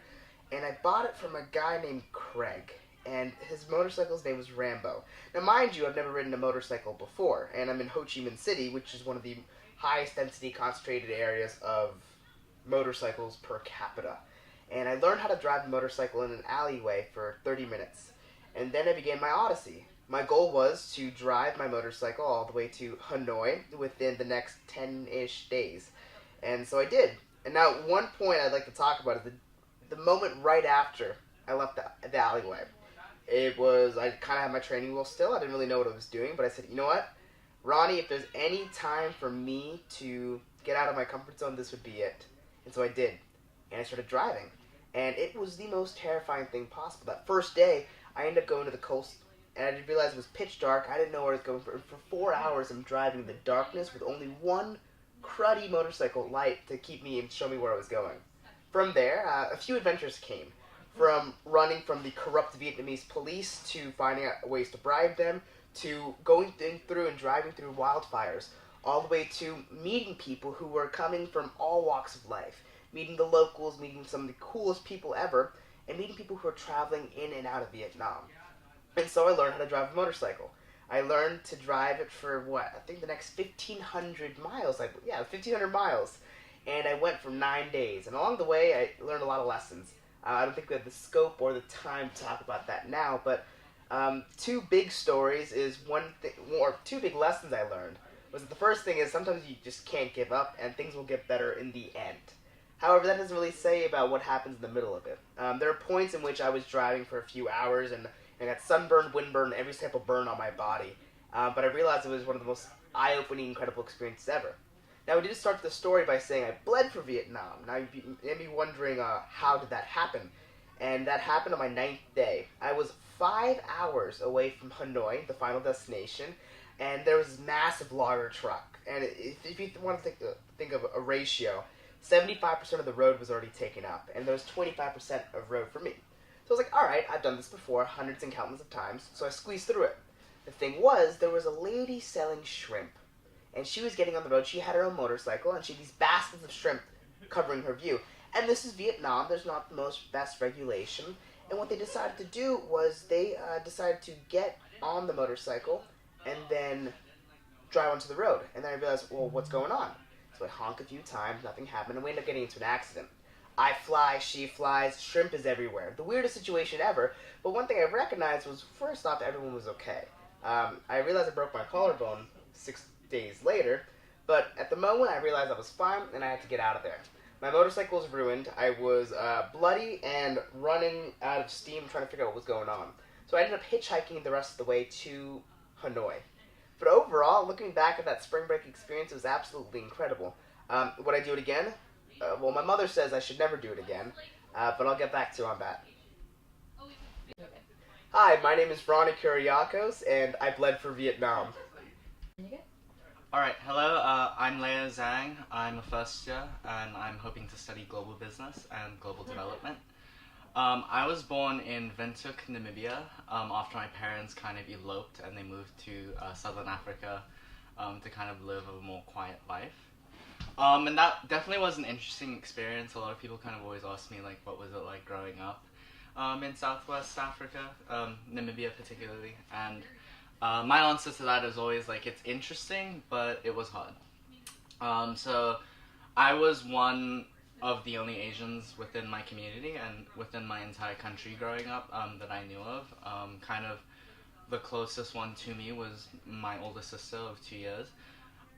So growing up, it was quite an interesting experience, just being surrounded by people who never really looked like you. None of my teachers, friends, role models, or like anything, in fact, really were Asian in that sense.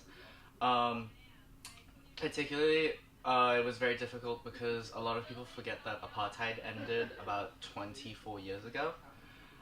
So there definitely were a lot of like racial tensions going on between specific groups, especially growing up as a child.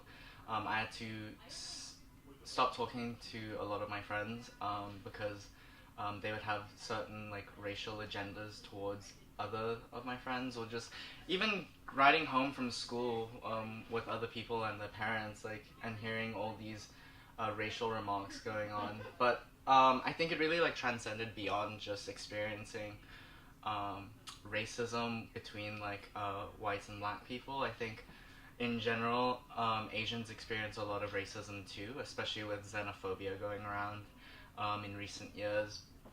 I actually decided to move to the US after a lot of xenophobic attacks happened in South Africa, like the University of South Africa, of Cape Town and Stellenbosch. A couple kids were like burning foreign kids alive, or just like murdering them because, and it wasn't even like in South, like out of like an African country. They were like xenophobic to like people from like Zimbabwe or like Angola. So imagining like them being murdered, kind of thought, oh, what are the possibilities that are like gonna happen to me? Yeah, growing up was definitely like really different as well, in a sense that you always kind of like feared for like your safety every now and then. My family actually had to move like 15 minutes out of town on a little golf resort because we needed to be someplace that was secure, because my sister and I were followed home from school about 3 times. It wasn't only just like the political things that were going on around Asians, because a lot of people, I remember I used to not be able to walk outside or like even like go to the grocery store without like someone harassing me, just, you know, telling me to go back to my own country, or just like all these like racist jokes or like exclamations that they'd like make towards me. One of the worst ones I think was when I was 14 years old. I was playing field hockey. I was on the first team, and we were playing against a school, and one of the parents had actually screamed while I was on the field. They had screamed like, "Hey, Ching Chong, like go back to your own country," and then like proceeded to like throw sand on me, I guess. So definitely like viewing the world from like that perspective really is different, but at the same time it's also very eye-opening, because you realize a lot of like the dynamics that go on between specific like groups, and it makes you a lot more understanding of certain people's ignorance.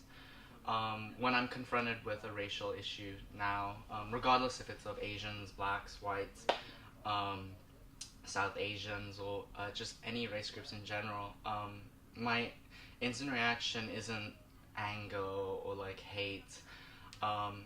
It comes from a place of, oh, like, I need to help educate these people.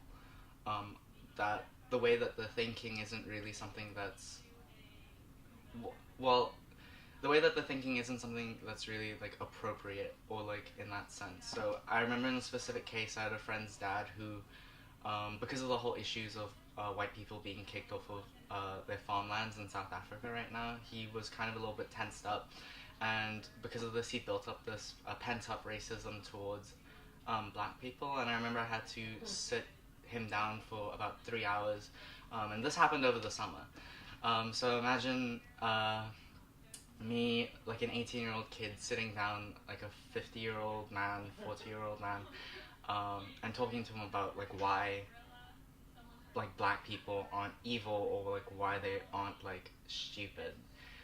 It's kind of difficult to think about, but it really does. The experiences that I've had have really like made me so much more aware of like the things that have gone around in this world, and so much more patient and understanding of certain people's prejudices and ignorance. And yeah. My name's Leo, and this is my story about living as an Asian in post-apartheid South Africa. Is that a yes? Yeah. Okay, cool. I'm Kirsten Mather. I just transferred, so I'm like a second and a half-ish year. I don't think that you guys deal well with that. At my last school, everybody was like, I don't know, I'll graduate in like 2023, but everybody here is like very set on like, I'm a third year. And I am a gov major. I was political science at VCU. So I just transferred here. So I guess I kind of wanted to talk about, not necessarily like why I did that, but kind of just like the road that my views on education have taken throughout my mighty 19 years. I came out of St. Paul, Minnesota, from kind of a tough neighborhood where, you know, you weren't really expected to go to college at all.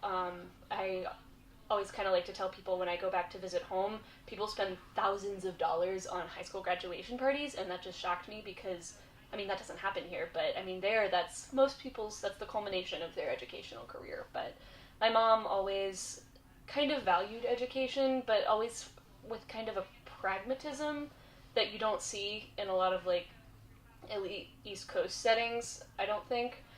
So anyway, when we moved to Virginia, I was 4 or 5, so I was starting school, and this was the age when people were sucking kids up into the gifted education system, which I could go on and on. It got loads of problems in terms of discriminatory aspects, in terms of just making kids feel elitist for no reason. But anyway, right, wrong, or indifferent, I got sucked up into this system because somebody thought that I was good at reading. And I went to an elite magnet high school. Again, not something that I really condone, but I've made peace with it. And then at the end of that, it was time to go to college. This was a high school where 99% of our students go to college, so you are going to go to college and you don't really get a choice in that. So I decided to go to Virginia Commonwealth University because they offered me a scholarship. It was going to be very cheap for me to be there. I didn't apply anywhere that I didn't think I could pay for or get a scholarship at. I took very much a pragmatic approach to my education. I was very much commodifying it for myself, which I came to terms with after taking a few classes. Sorry, there's a bug. Never really once being challenged, but I was getting the A's, I was paying my bills, I was working 30 hours a week. Nothing was really challenging me, and I mean, that's when I realized that education has this huge potential to, I don't know, like, inspire growth in a person. And, you know, I was at VCU, I loved the people, but I realized it wasn't too late, so I put in an application to transfer, and that's actually when I started to learn about like theories of educational signaling, and like the increasing role that commodification plays in a lot of our educations. You know, you don't go to school to study liberal arts or to study English so that, you know, you can go get a job in English. You go to study English so that you can prove to a future employer that you have attention to detail, something that they can commodify and use for their business model. And that increasingly became something that this is definitely, and it echoed what my mom had always taught me about education, like, you go so that you can increase your income down the road, but this was the point at which I kind of diverged from that, and so I started looking at, UVA and U of R were the two places that I applied, just simply because I could study what I wanted without thought of income, and, that was cool. So yeah, that's my story. Sorry. I'm Kirsten Mather, and my story is about learning to find value outside of just commodifying our education. Hi, my name is Lauren Higgins. I'm a third year studying economics and global public health with a minor in business Spanish. And so my story relates to when I was studying abroad last semester in Spain, and this is how I got, don't know if I was initiated into a cult or what was really going on, but I got kidnapped in the woods for 5 hours by my host mom to welcome the spring, and this is how that happened. So I came home one day from normal school. My host mom says that she's going to walk in the woods if I want to come with her, thinking it's a nice day. We go to the woods. All of a sudden we're walking pretty far back, and we get to this clearing, and we go off the trails and we're walking. I'm like, okay, this is weird, but whatever. And then we get to this clearing, and there's all these people sitting in a circle, and there's a blanket in the center with all these candles and food and rocks. People are laying out in very specific orders on them, and I'm thinking, okay, this is kind of weird, but I'm kind of used to all the weirdness at this point. So I sit in the circle, and then they introduce that we're going to have a celebration to welcome the spring. So I'm like, all right, cool. Starts off, we gotta scream at the ocean first 3 times just to get out. I don't even know, but we do that. We become our spirit animals next, as in people are literally on all fours howling. The man next to me is beating his chest as a gorilla. Someone is trying to fly. I'm just standing there, still not really sure what's going on, which is a major theme of this. We sing our songs to each other, which literally means we put hands on each other's shoulders, and then or just hum or sing whatever you want for however long. And these are all supposed to be to build connections between us, and to bring the community together, and bring the winter, take from the winter, come and connect into the spring. Again, we don't do anything with the spring really, other than we do actually welcome it. We welcome every cardinal direction, the sky, the ground, and then ourselves. We do an activity where we pick up pieces of the earth and tell our deepest, darkest secrets to blades of grasses, and then burn them. So that was another kind of fun aspect of this. There's a shaman leading this whole thing. They have our spirit animals guide us through this journey of what we hope to get out of the spring. So really just this really wacky group. There was people from all over the world there too, which was just shocking to me. So I was staying in Valencia, so there's a lot of Valencians, of course, but then this girl from Poland came. There was families from Argentina, and we're all just sitting in this circle, and they're all there to welcome the spring through this crazy event. My host mom, one of her friends who does tarot card readings, he did this whole spiel about the power of names, and how we connect with people based off of our names, and how we let our names define ourselves. So that was also just really interesting. We had a talk about, my host mom gave, about how the cocoa bean is not inherently bad, but how man makes it bad by making it into cocaine. Then she started going off the deep end about aliens potentially with pyramids in King Tut and South America. I do not know. It was crazy. This whole time I'm just sitting there thinking, am I translating this right? Is this actually happening? Then I look at the time, and 5 hours has passed since I thought we were just going on this walk. And at the end, luckily, we did get to eat some of the food that was sacrificed for the spring. And it was really just, one of the wackiest experiences I've ever had, where I was sitting in this group of people who I had literally, the only person I knew there was my host mom and her, weird friend who read my tarot cards once. But it was all these people from, all corners who had just such different viewpoints on life than I had. And it's definitely a situation that I would never have been in any other circumstance. Like, if I saw that Facebook event for something similar in the United States, I would not be there. But given the fact that I was, you know, in Spain and my host mom was just like, do you want to come to this thing? And I had no idea what it was. I went, and it's been, yeah, definitely a weird thing that happened. And at the time, I was like, this is awful, atrocious. But in hindsight, it was just really cool to think that that was an opportunity I had, and I was able to be exposed to that whole community and that whole kind of philosophy and like viewpoint on life and viewpoint on the world. So yeah, that's the end of my story. That's how I was like kidnapped, maybe joined a shaman cult in Spain. My name's Lauren Higgins. I'm a 3rd year, and you never know what a walk in the woods means. My name is Jordan Love, and I am the Director of Education at the Fralin Museum of Art. And my whole job is storytelling. But there's one in particular that's stuck with me, and that is, there's a group on grounds called Heart of Medicine, and it's medical and nursing students who have created an extracurricular program to address issues of death and dying. And I was really fascinated to think about that, because they didn't feel, for all the things they were learning, they didn't feel like they were learning how to deal with death and dying. I mean, think about all the things they're learning. That they had to create their own program to talk about death and dying. And it seems that, it made me think that maybe medical school is preparing you for saving lives, but maybe not telling you what happens when you can't. But that could be America, you know. We are an optimistic society. We train our kids, we prepare our kids to win, but maybe don't teach them how to cope with losing so well.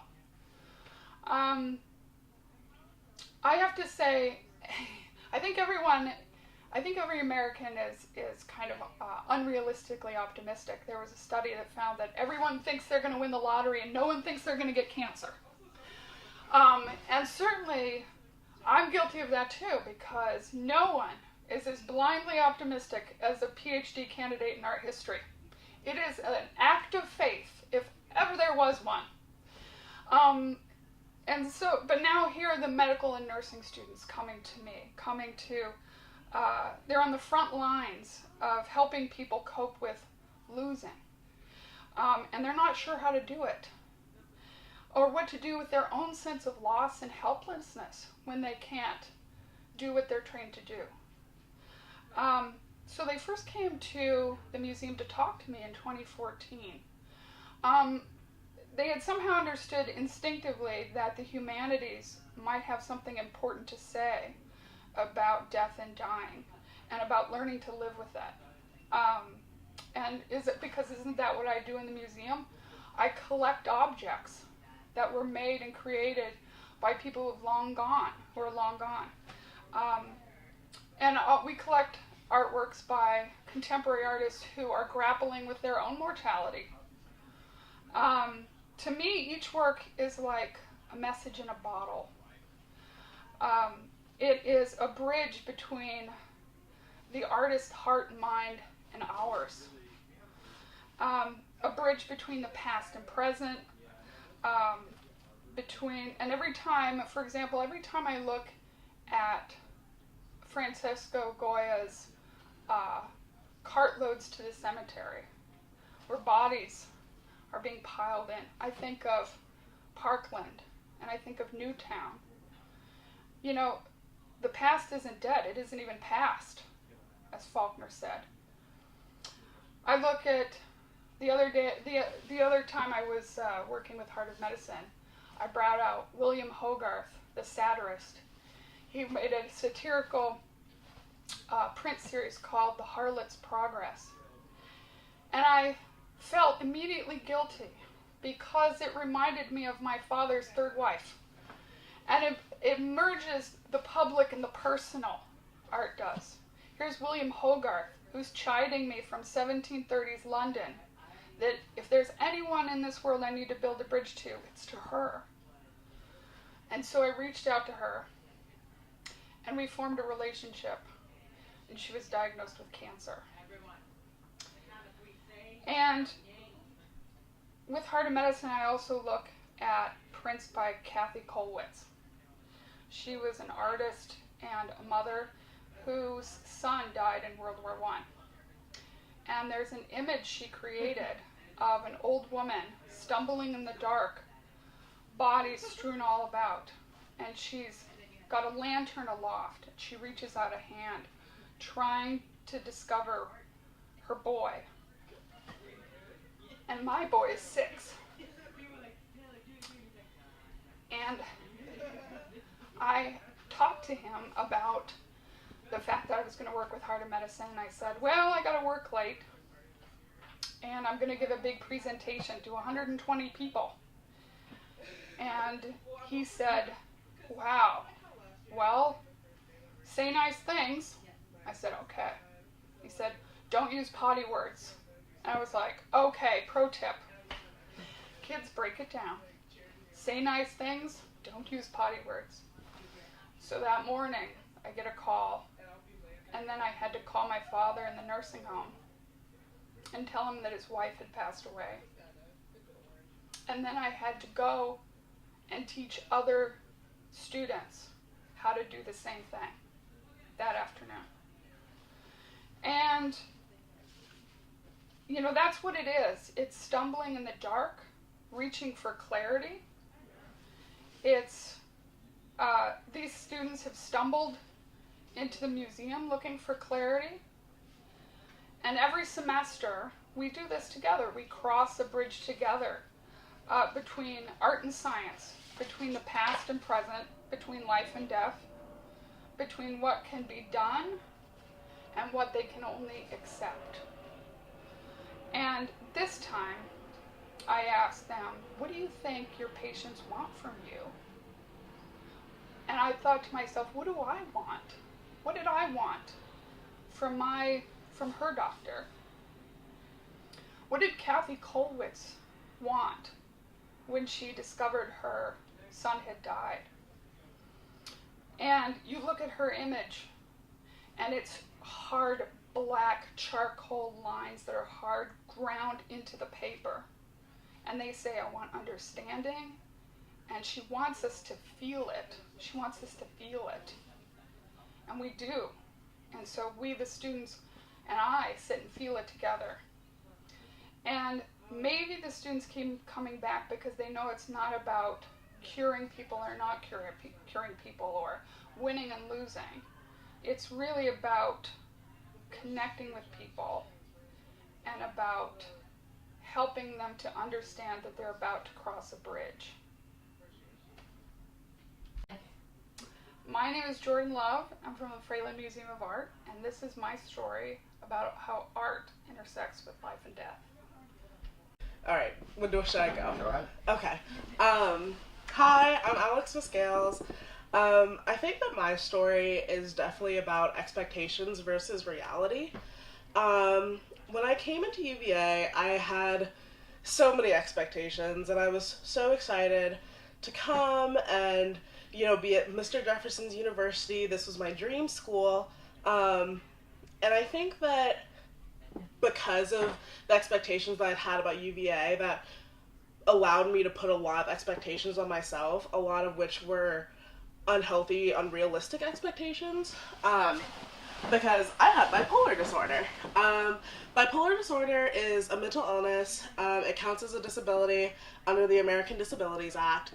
And I was really wrestling a lot with that, like, coming into UVA. Like, I thought that I'd really gotten the hang of it, even though I'd only been diagnosed for a year. And I thought that it was that I, was completely ready to take on college and, have a grip. And anyone that's ever been a first-year student in college knows that you do not have a grip on college, and there's so much that you need to learn and so much you need to experience before you can really think that you have a handle on things.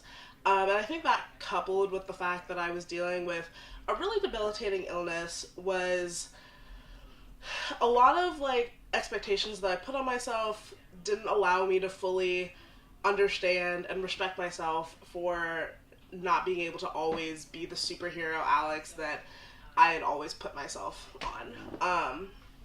And I think that it was really hard, especially moving through college, because I was like, why does everyone just like seem so normal? Like everyone's problems are normal and everyone's going through stuff, but their stuff isn't as like crazy as my stuff. And I think that those expectations, they really got me lost from reality that I was dealing with something really stressful, and it was really difficult. It's really difficult to navigate in general, and let alone college. So my second year was a very intense year for me, because my mental health was just not in the place that it needed to be. My medication was not working. And I remember the night way too well, because it was right before spring break, and my mom was coming to pick me up. She was going to take me home, and for the long time leading up to it, my reality was anything but my expectation of what second year was supposed to be. Like, second year, you're still kind of a kid, but like, you kind of have a handle on things. Like, first year, probably did you dirty in some ways, but like, you got it. And I was going through everything but it. And this invisible it was the thing that was kind of allowing me to separate myself from my reality, that like I wasn't doing well. I was sleeping all the time. I was extremely depressed. I was having a lot of manic episodes that since my friends didn't know me as well, they couldn't tell that they were manic episodes. And so everyone thought that I was just going through a really tough time, but no one really knew explicitly how bad it was. And it really came to a climax that night before spring break. And my mom and I were arguing, and that's where I tried to take my own life, and I had to be hospitalized that night. And that was kind of what we talked about during spring break. Was like, how can I get better? I went to my psychiatrist, got on a medication regime that I'm luckily still on today, so it's working well. And I think what made me realize that night was so bad was that my mom had to do 15 bags of laundry during that week, because that's how bad I was that I couldn't even wash my clothes. And I think that coming back, I was still dealing with the consequences of that, and then like other things that happened. And I think that my expectation for the first time was actually correct, and that like I had to face my reality. Like, I wasn't doing well.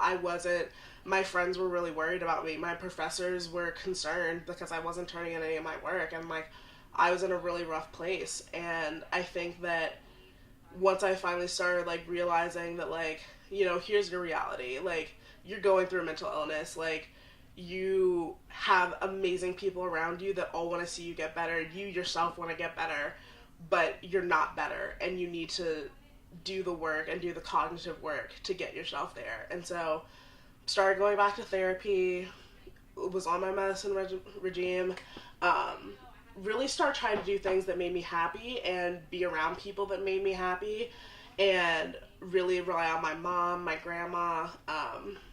I think I have the most amazing friends in the world. And I think that once I finally started accepting my realities and had the realistic expectations that you're supposed to have, I was in a much better place. And I think that this is really true because last year, like, my biggest expectation going into UVA was like, one day I'm gonna live on the lawn. Like, that's gonna be my fourth year. And like, I built my entire fourth year around living on the lawn. And I didn't get it. And I was heartbroken and crushed, but then I realized the only reason that I was crushed was because this expectation wasn't going to be a reality for me. And suddenly it's like, how do you make your reality something that you love when that wasn't what you expected? And then I was like, okay, we're going to get an animal, we're going to live on our own, we're going to have our own fridge. And I adopted my cat this summer. Still hanging out with my friends, of course. And I was finally like in the right mental space to get my license.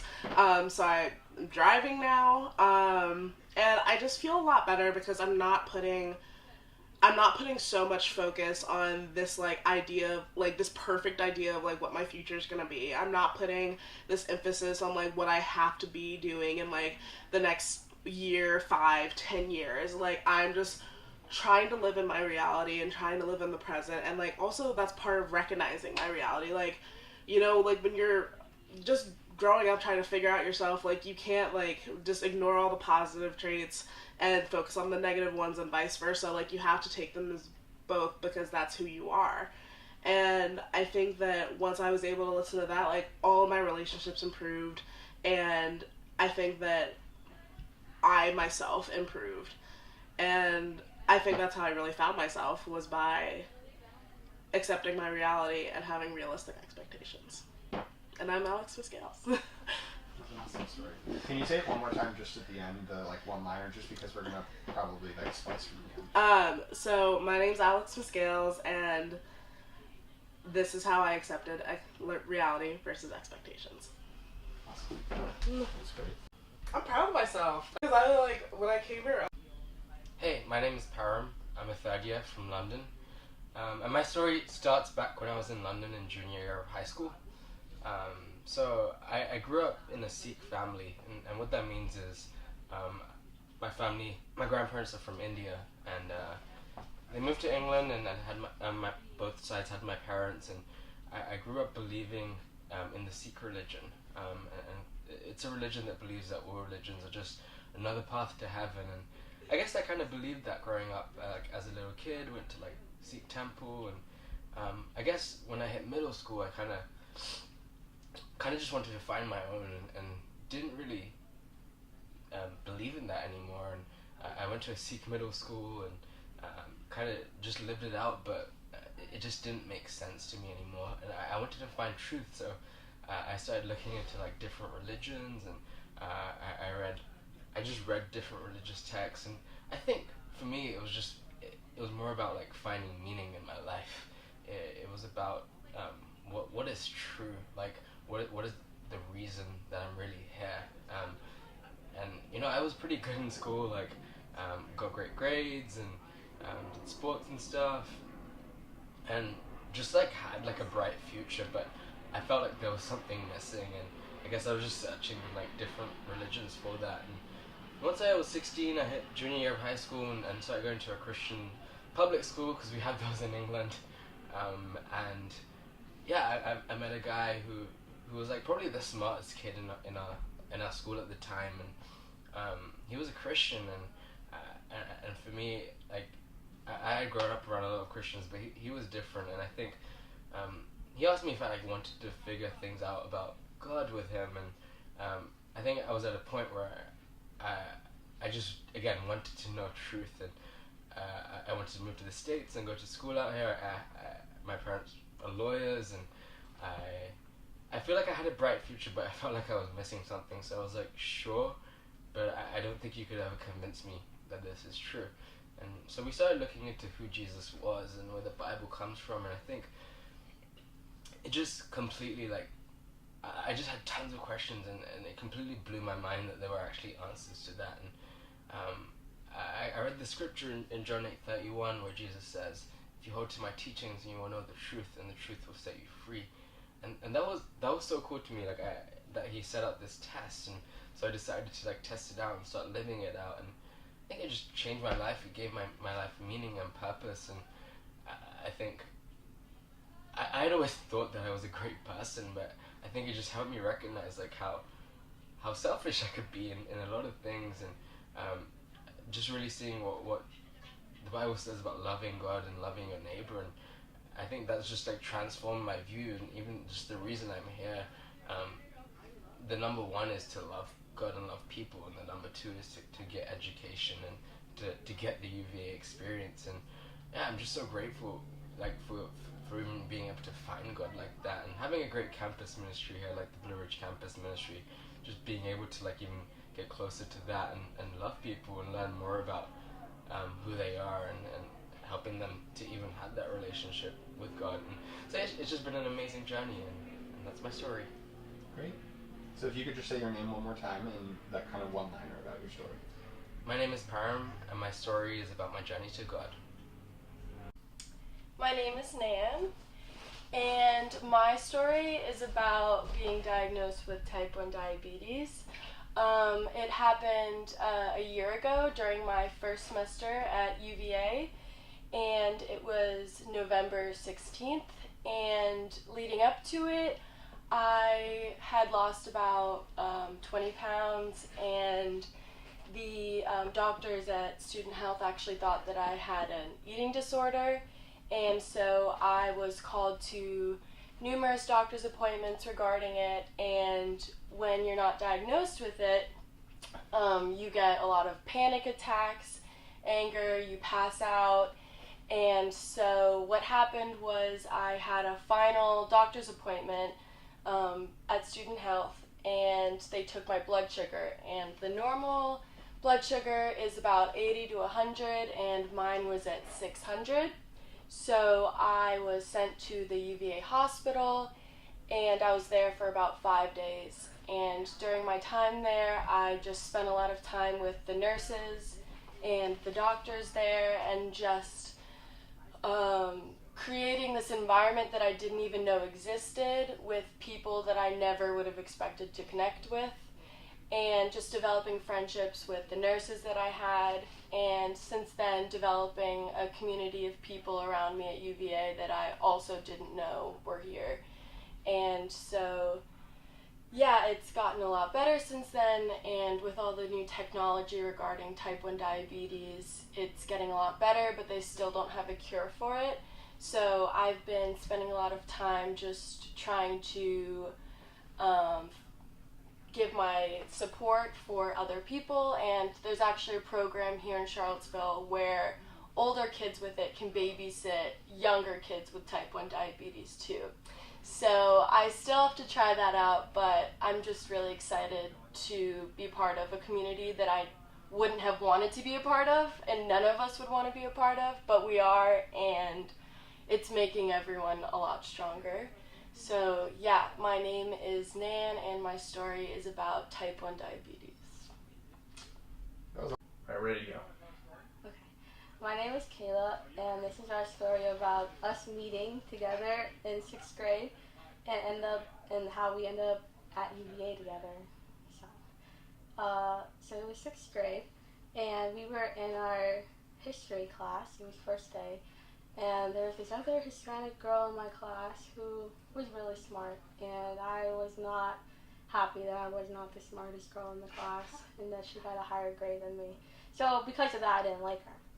And throughout that semester, I basically got to know her, and I ended up becoming really good friends with her throughout my middle school years and high school years. And I remember specifically when we were in 6th grade, she was like, "Oh, I want to go to UVA. Like, that's my top school. Like, that's my dream school." And I said, "Oh, me too. I want to go there too." And so throughout the year, it's always been something in the back of our heads. And I'll always remember the day that we got our acceptance letters. I got mine first, and I opened it up. I was crying and everything. And I called Alejandra, and I was like, "Did you get your acceptance letter yet?" And she's like, "No, I haven't." And so she's opening up on the phone with me, and she starts crying, "I got it." And she was like, "I have to hang up, gotta talk to my parents. I gotta tell my parents." And then, we ended up coming here, and now we're still good friends, and hopefully we'll continue to be friends here at UVA. I guess I'd also say my name. I'm Alejandra Galvez. Can you say anything? Oh yeah, sorry. I'm Alejandra Galvez. I actually also went to the same school as her. We were in the same middle school, and that's where we first met. We were the same history class, 6th grade, and also I noticed that other Hispanic kids, since our school wasn't very diverse. So I was like, "Oh, I want to be her friend." And I always would talk to her. We would have I guess sort of like a rivalry in our grades in the class. I didn't really realize that she didn't like me at first, because I always assumed that like, oh, we're good friends because we're both like Latina, you know, and we can like stick together. But like, it was funny because as the class went on, we kind of just developed a friendship. It went on in high school. We ended up going to separate high schools. We had always had the same goal in mind. We were always like, yeah, let's go to UVA. We both thought at first to do major in like political science. So we were like kind of pushing each other. We would give each other advice, pass programs or opportunities to each other. And I feel like she was always like a good role model for me. So when we were in high school, I would like see all the great things she did. Like she would become class president and stuff like that. And so I was like, oh, it motivated me to do something, you know. Like, oh, you know, I can't just like stay back to like what I'm doing nothing like in high school. So I had kind of like forced myself to be more proactive in high school, do more clubs, do like leadership activities, volunteer, and eventually like at the end of our senior year, we both kind of just had our own acceptance letter. And I would definitely remember hearing her like super excited that she got in, and I was so nervous because I hadn't even realized that we had the same. I didn't even realize that there was an acceptance letter in the email. So yeah, I when I opened it up, I was so excited. I started crying immediately. I was like, yeah, oh my god, I got in. You know, you know what? I gotta call you back. I'm gonna call my mom and stuff. So I just like went screaming, and my mom came up running up the stairs. She was like, what happened? And I was like, I got in. And so yeah, it was a very emotional experience. And like we've like we were close, and then kind of drifted apart a little bit in high school. I feel like we're still really good friends though. So yeah, we had a good like a long run. Yeah. I definitely hearing that now actually makes me want to tear up a little bit, not gonna lie. But yeah, Alejandra has always been a good friend of mine. My family loves her, and I think that our friendship still lasts to this day, because that it's like the experiences we've had with each other and going through everything together, like, you know, the vulnerable times when you're a teenager. And so I'm really blessed to have her still as my friend, and I'm really happy that she's here at UVA and that she's doing really good things. And it's actually kind of funny that she says that I was so involved in high school, and then it motivated her, whereas my first year here, I didn't do any clubs because I was so like involved in high school. I wanted a break, and I saw Alejandra joining the Honor Club, LSA, and all this stuff, and so that motivated me to start joining clubs this year specifically. And now I'm in LSA with her, and you know, I'm starting to do clubs as well. So I think I'm really happy to have her as my friend and as my good friend, and I hope that we continue to be good friends and, like, you know, continue reaching out to each other. And we live in the same hometown, so I'm sure that's gonna happen. But yeah. Awesome. Thank you guys. So, recording. My name is Kayla. My name is Alejandra. And our story is about resilience and friendship. Yeah, it looks like we're good. So it's recording. Whenever you're ready, just feel free to tell your story. Got it.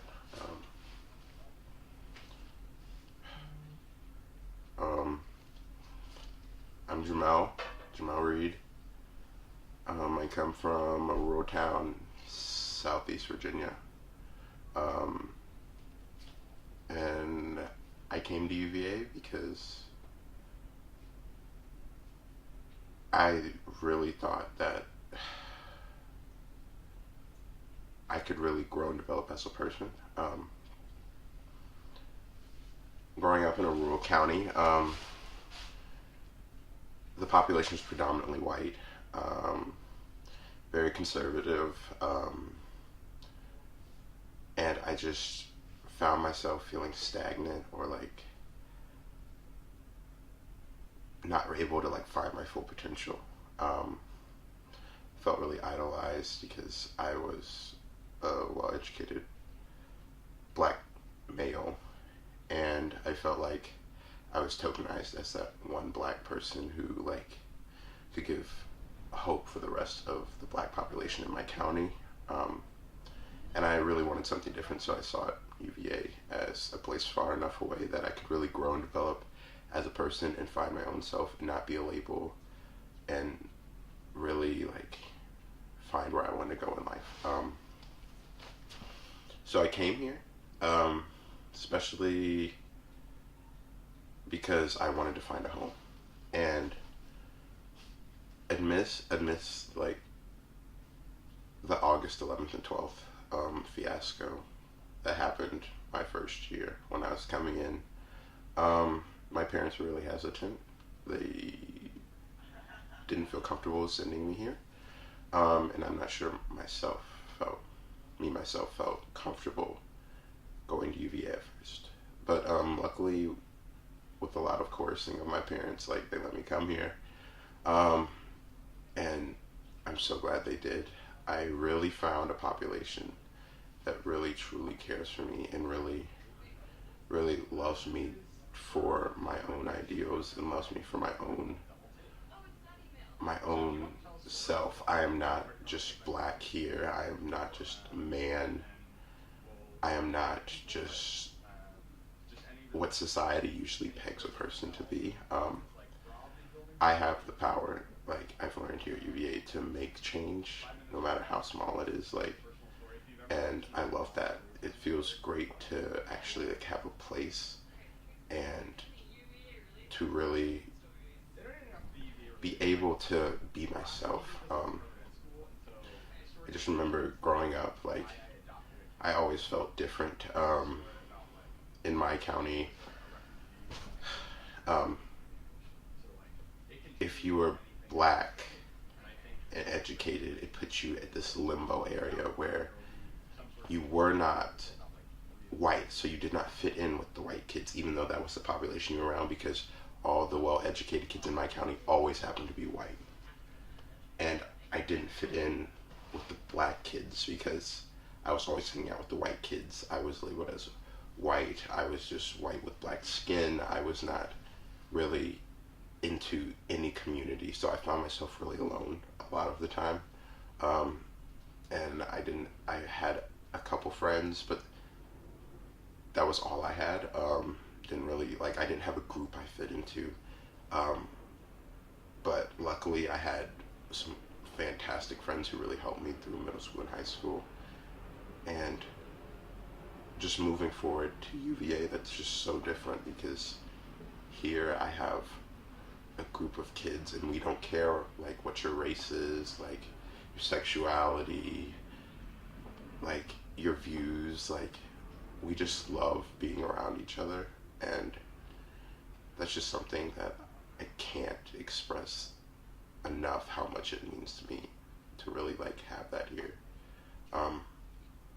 Like, I can honestly say that, like, I ran for my home, and I don't condone running, but I do believe, like, if you can find a special place anywhere else, then, or if you find a place that's holding you back, then you run as fast as you can, you get the hell out of there. But one thing I was not expecting coming to UVA is that, like, amidst my running, like, I would run into a place that welcomed me with open arms and welcomed me with so many life experiences and friends that I never knew I needed in my life. So yeah, thank you. That's wonderful. Thanks for sharing that story. Can I ask you one or two questions? Yeah. If you had to give a message to anybody else who's been feeling the same way that you felt when you were considering UVA and getting ready to come here, what would that message be?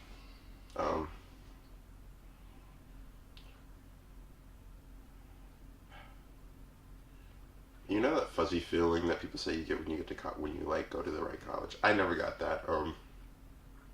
I left because of circumstances, and I thought UVA was the best, like, way out of my circumstances. What I encourage people to do, I encourage people, you know, wherever you end up at, whether it's UVA or somewhere else, you'll be happy. But I can tell you from my experiences, and I believe if anybody else is going through the same thing, UVA has places here that you can find, and you will find a home here. And at the end of the day, I believe that UVA will be able to like leave a lasting impression in you that will benefit you in like any way possible. Yeah. Beautiful. You want to wrap it there? As I said before, I'm Jamal. You know, life and circumstances work in mysterious ways. But, you know, you'll end up where you're supposed to be. And you will find people who impact your life every day. And when you do, it's a magical thing. Thank you. That's beautiful. We're recording, so just, introduce yourself and then tell your story. Okay. Hi, I'm Megan Wingert. I'm a 4th year in the college. I'm studying history, the Distinguished Majors program. And my story is about the first time I met my roommate, who is my first year roommate, but still my roommate. We ended up staying together. I'm from out of state. I'm from Dallas, Texas, and I'd never met this girl. Her name is Meredith. She's super cool, and I'm in the band, or I was in the band. So I had band camp all week leading up to when you move in for school, and so I had like a week's worth of really smelly, like terrible laundry, and it was just like piled in my room. And so I was like, okay, like I'm gonna go and wash this before everyone else moves into my dorm, because I moved in early for band, so like this is gonna be great.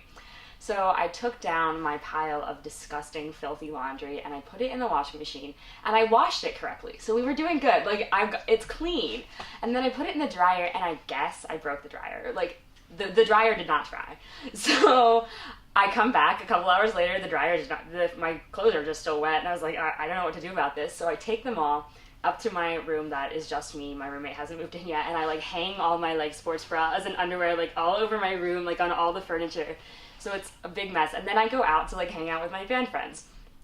And we just like went to Cookout or Crows or something, and I come back like at 2 a.m. and I was like, okay, I'm just gonna go to sleep. So I go to sleep and I wake up the next morning to someone banging on my door, which was not good. I open it, it is my roommate and her parents and her family, and they're here to move her in, and my bras and underwear are still all over the room, hanging from every piece of furniture. And I was like, hello, nice to meet you, I'm Megan. So I threw all of my stuff under the bed and I skedaddled, and I did not come back for the rest of the day. But I guess this was not off-putting enough that we're still best friends, and I still live with my first-year roommate, and I love her, and we're trying to live together next year for grad school here at UVA, so should be a good time, and that is my story. Wahoo-wah. Wahoo-wah.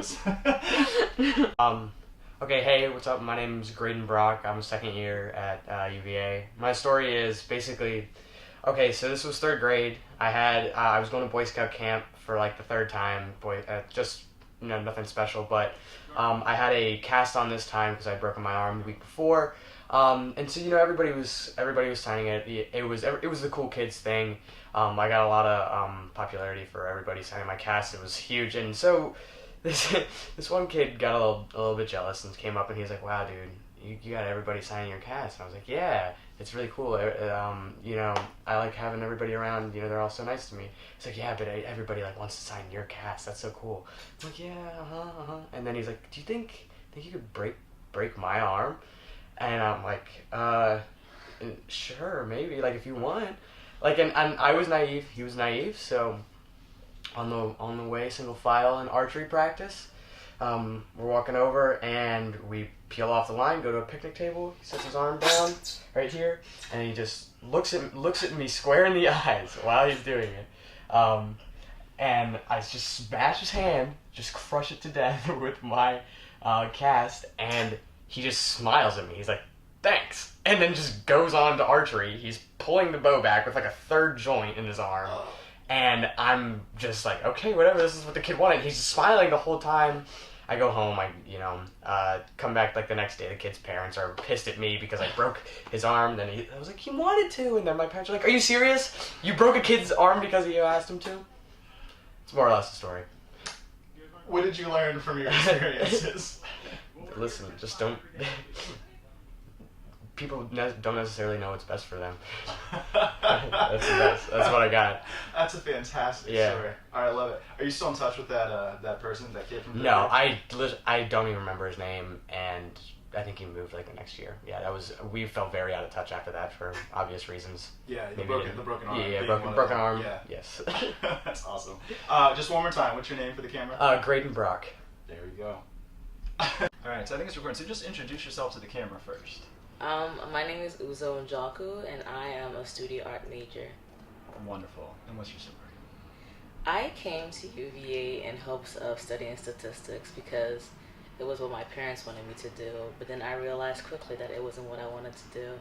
So I took a year off after my first year to kind of think about what do I want to do in life, and I started painting, and a lot of people liked it and they supported me, and so I just kept practicing every single day, and eventually I decided to just major in stats. Of course, I didn't really have the support of my parents, but I did have the support of the university, which was very important for me. I had some trials and tribulations, but at the end of the day, it worked out. So in July, I graduate in May. In July, I was like, why don't I publish a book that means something to me, a coloring book?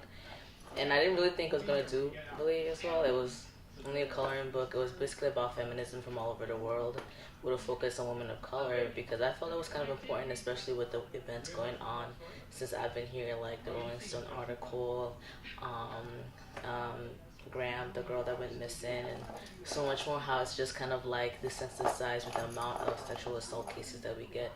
And I published it in July, and I expected to sell like 50 books, and now I've sold over 2,000 books. And it's kind of crazy now because like I'm trying to finish school, I have my thesis I'm working on, I have a job, and now I have this business on the side that every single day I get orders of books, and it's like kind of like an integrated part of my life. And I've had a lot of support from the school, and I'm very grateful for that. Oh my That's my story. That's a fantastic story. Yeah. And what's your major now? Studio art. Studio art. Okay, fantastic. That's wonderful. Can you just one more time just say your name for the camera? My name is Uzo Njoku, and I am a studio art major. So I think we're recording, so whenever you're ready. So, just the other Friday, I had gotten myself out of bed, gotten myself to Newcomb for a noon lunch with my good friend Jada, who I met over the summer. She's a first year, and I met her, actually I was her orientation leader, and I was fortunate enough to have such a wonderful young woman in my group, and her and I have since become lunch buddies, so every Friday we get lunch at noon. Now, Jada came into university and at first was a little shy, as most first years are, but I really saw the potential in her and really pushed her to kind of come out of her comfort zone and try out for things, and she's since really taken to the university. Now in this weekly lunch, I was sitting there with her and a friend from the class she had just had, and we were catching up, talking about our weeks, when a familiar face is over by the drinking stand in Newcomb, and it's President Ryan. At first I'm thinking, this guy runs a school, what the heck is he doing in Newcomb Dining Hall? Surely he can at least go to the garden room or Bodos or something. But he's a man of the people, it very much is him. So I go back, I'm like, guys, oh my god, it's President Ryan over there. They say, wow, that's so cool, like, how you recognize it? And I said, oh, I've seen him around, but that's pretty crazy. Now, one of the women he was eating with was who I thought to be Tammy Murphy, who is the First Lady of New Jersey and is on the Board of Visitors. So I thought I recognized her because I'm from New Jersey, and I'm talking to Jada and her friend, and I say, yeah, I'm pretty sure that's Tammy Murphy. Should I go introduce myself? And they say, yeah, you should. And I said, I don't know if it's her. I'm pretty sure it's not, actually. And they say, you know what, Wyatt, like, you told us to get ourselves out of our comfort shell, so I think it's your turn to take the leap now. So they poke and prod me until I finally give up. And I go over there, and I say, hey, excuse me, ma'am, are you Tammy Murphy? And she says, no, it was not her. However, I used my basic conversation skills, and I remembered that President Ryan is from New Jersey, so we did start talking about the Garden State and how wonderful the shore is. I saw that his family had just been there.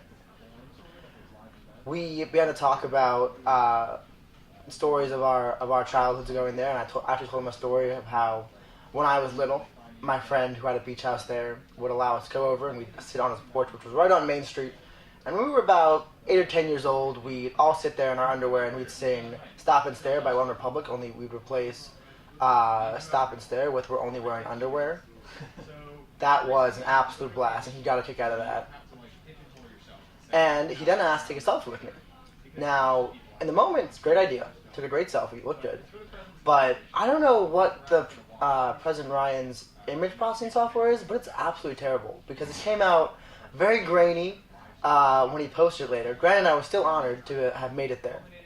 Now, what's interesting was, a little bit later that day, I was walking with my girlfriend back to her sorority house, and I ran into him again. And I said, "Hey, President Ryan, how's it going?" He said, "Oh, good seeing you." And I said, "I don't know. I'm seeing a lot of you. You're not that great." And then I immediately realized after that I had just made fun of the new president of the university. So if you were watching this, President Ryan, I apologize for commenting on your facial features. It's absolutely beautiful. We're very lucky to have you here at UVA. We're excited to see where your term goes. That's fantastic. I love every bit of that. Just one more time, just introduce yourself to the camera, just name and everything. Yeah, sure. Hey, I'm Wyatt Zetterberg. I'm a second year from Princeton, New Jersey. I'm studying urban planning in the School of Architecture. Awesome. And so could you also just tell us what your story was just about? You know, kind of like sum it up in like a one-liner. So my story was about how in one morning I went from mistakenly confusing one of President Ryan's staff with the First Lady of New Jersey to calling him ugly. That's great. Oh, I love it. Okay, I think we're recording, so introduce yourself, name, year, that sort of stuff. John Zillette. I'm a first year from Potomac, Maryland. Awesome, and we'd love to hear your story. So my story is about my battle with mental illness and what I've learned and how I've overcome it.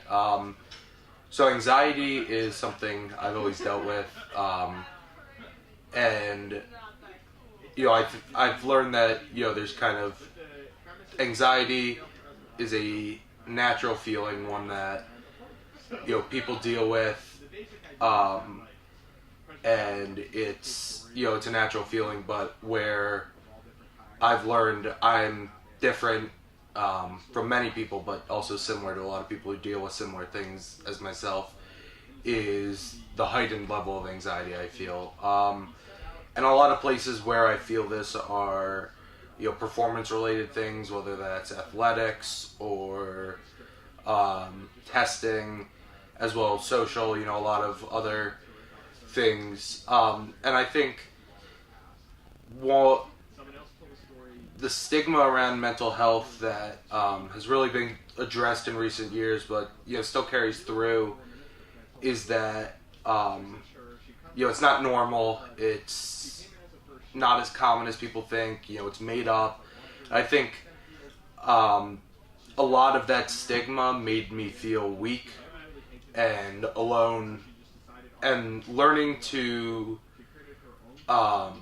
deal with it, with this stigma, just really complicated things in that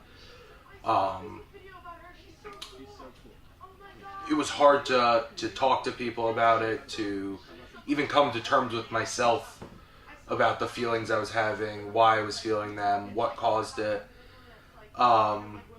And one of the things that really turned around for me, I'm a huge sports fan, huge, love basketball. The Players Tribune, there was an article, Kevin Love came out. He's a professional basketball player for the Cleveland Cavaliers, NBA champion.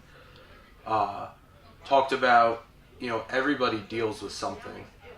And he talked about, he hasn't been diagnosed with anxiety or anything, but he had a panic attack actually mid-game. Went to the locker room, and he struggled to talk about it with his teammates, with anybody. Eventually, he actually sat down with a team psychologist who got him into therapy, got him into treatment, and what he realized at that point was that it's not something to be afraid of, that it's not a dividing point, it's actually a connecting point. Everybody in their life, diagnosed with mental illness, not diagnosed with mental illness, has something on their plate. And what that did for me, seeing this professional basketball player who so many kids, so many adults admire, really having the courage to come out and talk about it and deal with it in the public eye really reflected on me in that, I'm not alone. There's so many people with it. And what I've taken from that experience is trying to be that person that talks about it, that wants to help. And when I went to a really small high school, 130 kids in my grade, 400 kids in the high school. So I knew everybody knew me, and I learned to open up, and instead of the varsity football player, varsity lacrosse player, John Zillette, add more depth to who I am, and be that person that people can talk to, that I deal with this. It's okay. It's something that we all deal with, and just opening up and being, hopefully, I wanted to be a vein for other people to, when they're comfortable, share their stories, talk about it, address mental health. So, just, it was so crazy to me that one, article could be this vein for me to open up to other people, just hoping that, it'd create a chain reaction where they would open up to other people, and realize that they're not alone, and, hopefully, even in a small way, change the stigma around mental health. That's awesome. That's fantastic. So let's do this. Just real quick, just say your name, introduce yourself one more time, and give like a one-liner about what your story was about. John Zillette, first year here at the University of Virginia, and my story is about coping with my own mental illness and trying to change the stigma around it for other people. That's beautiful. Perfect. That's fantastic. Yeah, I think we're set. All right. So it's recording now. Let me just make sure that I got you in here and that everything's all set up and we're good to go. Make sure your face isn't too big. It's really all I'm worried about here. Okay. So there, whenever you're ready. Okay. My name is Samah Noor. I am originally from Sudan, but I was born and raised in Saudi Arabia. Came to the States 5 years ago, and I took ESL classes for a year, and then community college. I did community college for 2 years, and then I came to UVA. I majored in cognitive science, neuroscience. Trying to be a neurologist and go to medical school after this, if everything goes well, so we don't know yet. But yeah, so my story is, so coming to the States in 2013, it was quite an adjustment for me. It was really hard to adapt to my surroundings and the environment, the community around me. So I'm Muslim, I'm coming from a Muslim background. So it was really hard for me to find my identity. I lost who I was. I didn't know, I didn't fit into the American community or my own community. So I kind of was like, for Muslims, I was too Americanized a little bit, and then to Americans, I was conservative. So I was like, I don't really know who I am anymore. I couldn't really find people who looked like me out there in the world. So I decided to put the hijab on, which was they had this scarf for Muslim women. I put that on because I thought maybe if I put it on, maybe I would belong to my faith, to Muslims a little bit. I put it on for almost a year. That didn't go well, and that was my first year here at UVA as I'm a transfer student. It did not go well at all. It was actually worse for me. I didn't know, I was depressed for a while, and it was just really hard because I was different from everybody else. And no one was accepting it. No one really looked at it, maybe because it was strange or foreign to them, maybe. And I was getting that from them too, which made me even more uncomfortable. But now, guess what, 2018, I accepted myself and who I am. So now I'm embraced in my, I'm different now, so I'm embracing that. So it's been really great. just to be who you are, and kind of it's okay to be different from anybody else. It's fine, but the thing is how to find that difference and embrace it or deal with it and kind of teach people around you. So yeah, I took my hijab off because I know that Islam or religion in general is not just a piece of cloth that you wear to kind of cover your insecurity, but religion should come from your within, should come from the side of you and not your outer appearance or from outside. So now 2018 has been the best year of all. I'm loving it because I'm being me, you know? So I think that's the most important thing that you should. That's fantastic. Thank you. If you had to deliver a message to anyone who was feeling the way that you were feeling maybe a year or two ago, what would your message be? Look at those negative sides and whatever is going on, turn it into positive points in your life. It's okay to feel afraid. It's okay to feel different or insecure, but look at it as a part of growing and a part of it being a human being, because everyone goes through those. Some people actually have it worse than you some people struggle more with it only because they don't know those things are okay to have. It's okay, but what's not okay is to hold on to them and turn them into live with them for a longer period of time. But if you look at them like, oh, that's good, it's part of me, it's part of human being, and then kind of move on from there, then yeah, I think that's wonderful. That's great. So the last thing I'm going to ask you to do is just one more time introduce yourself, say your name, whatever else you'd like to, and just give a one-liner about what your story was about today. Okay. So my name is Samah Noor, a transfer student here at UVA, 4th year, going to medical school afterwards, hopefully. And about embracing who you are and your differences, and and just look with them, and yeah. Beautiful. That's perfect. Thank you so much. So I think we are recording, so whenever you're ready. Hi, my name is Lauren Filoni. I'm a 3rd year from Fairfax, Virginia, and I'm going to tell you the story about how I overcame my fear of dogs. So when I was growing up until the age of around 12, I had this horrible, terrible fear of dogs for no reason. I never had an encounter with a dog, just absolutely hated them. If there was a dog walking on the other side of the road and I was walking on this way and there was a dog coming, I would literally jump in front of a car rather than even come close to a dog. Again, no idea where this came from. So for 12 years, it was horrible because every time we would go anywhere, we had to ask if they had a dog, and if they did, could they lock it up and put it away until I left. So, needless to say, my parents were very annoyed and fed up with it.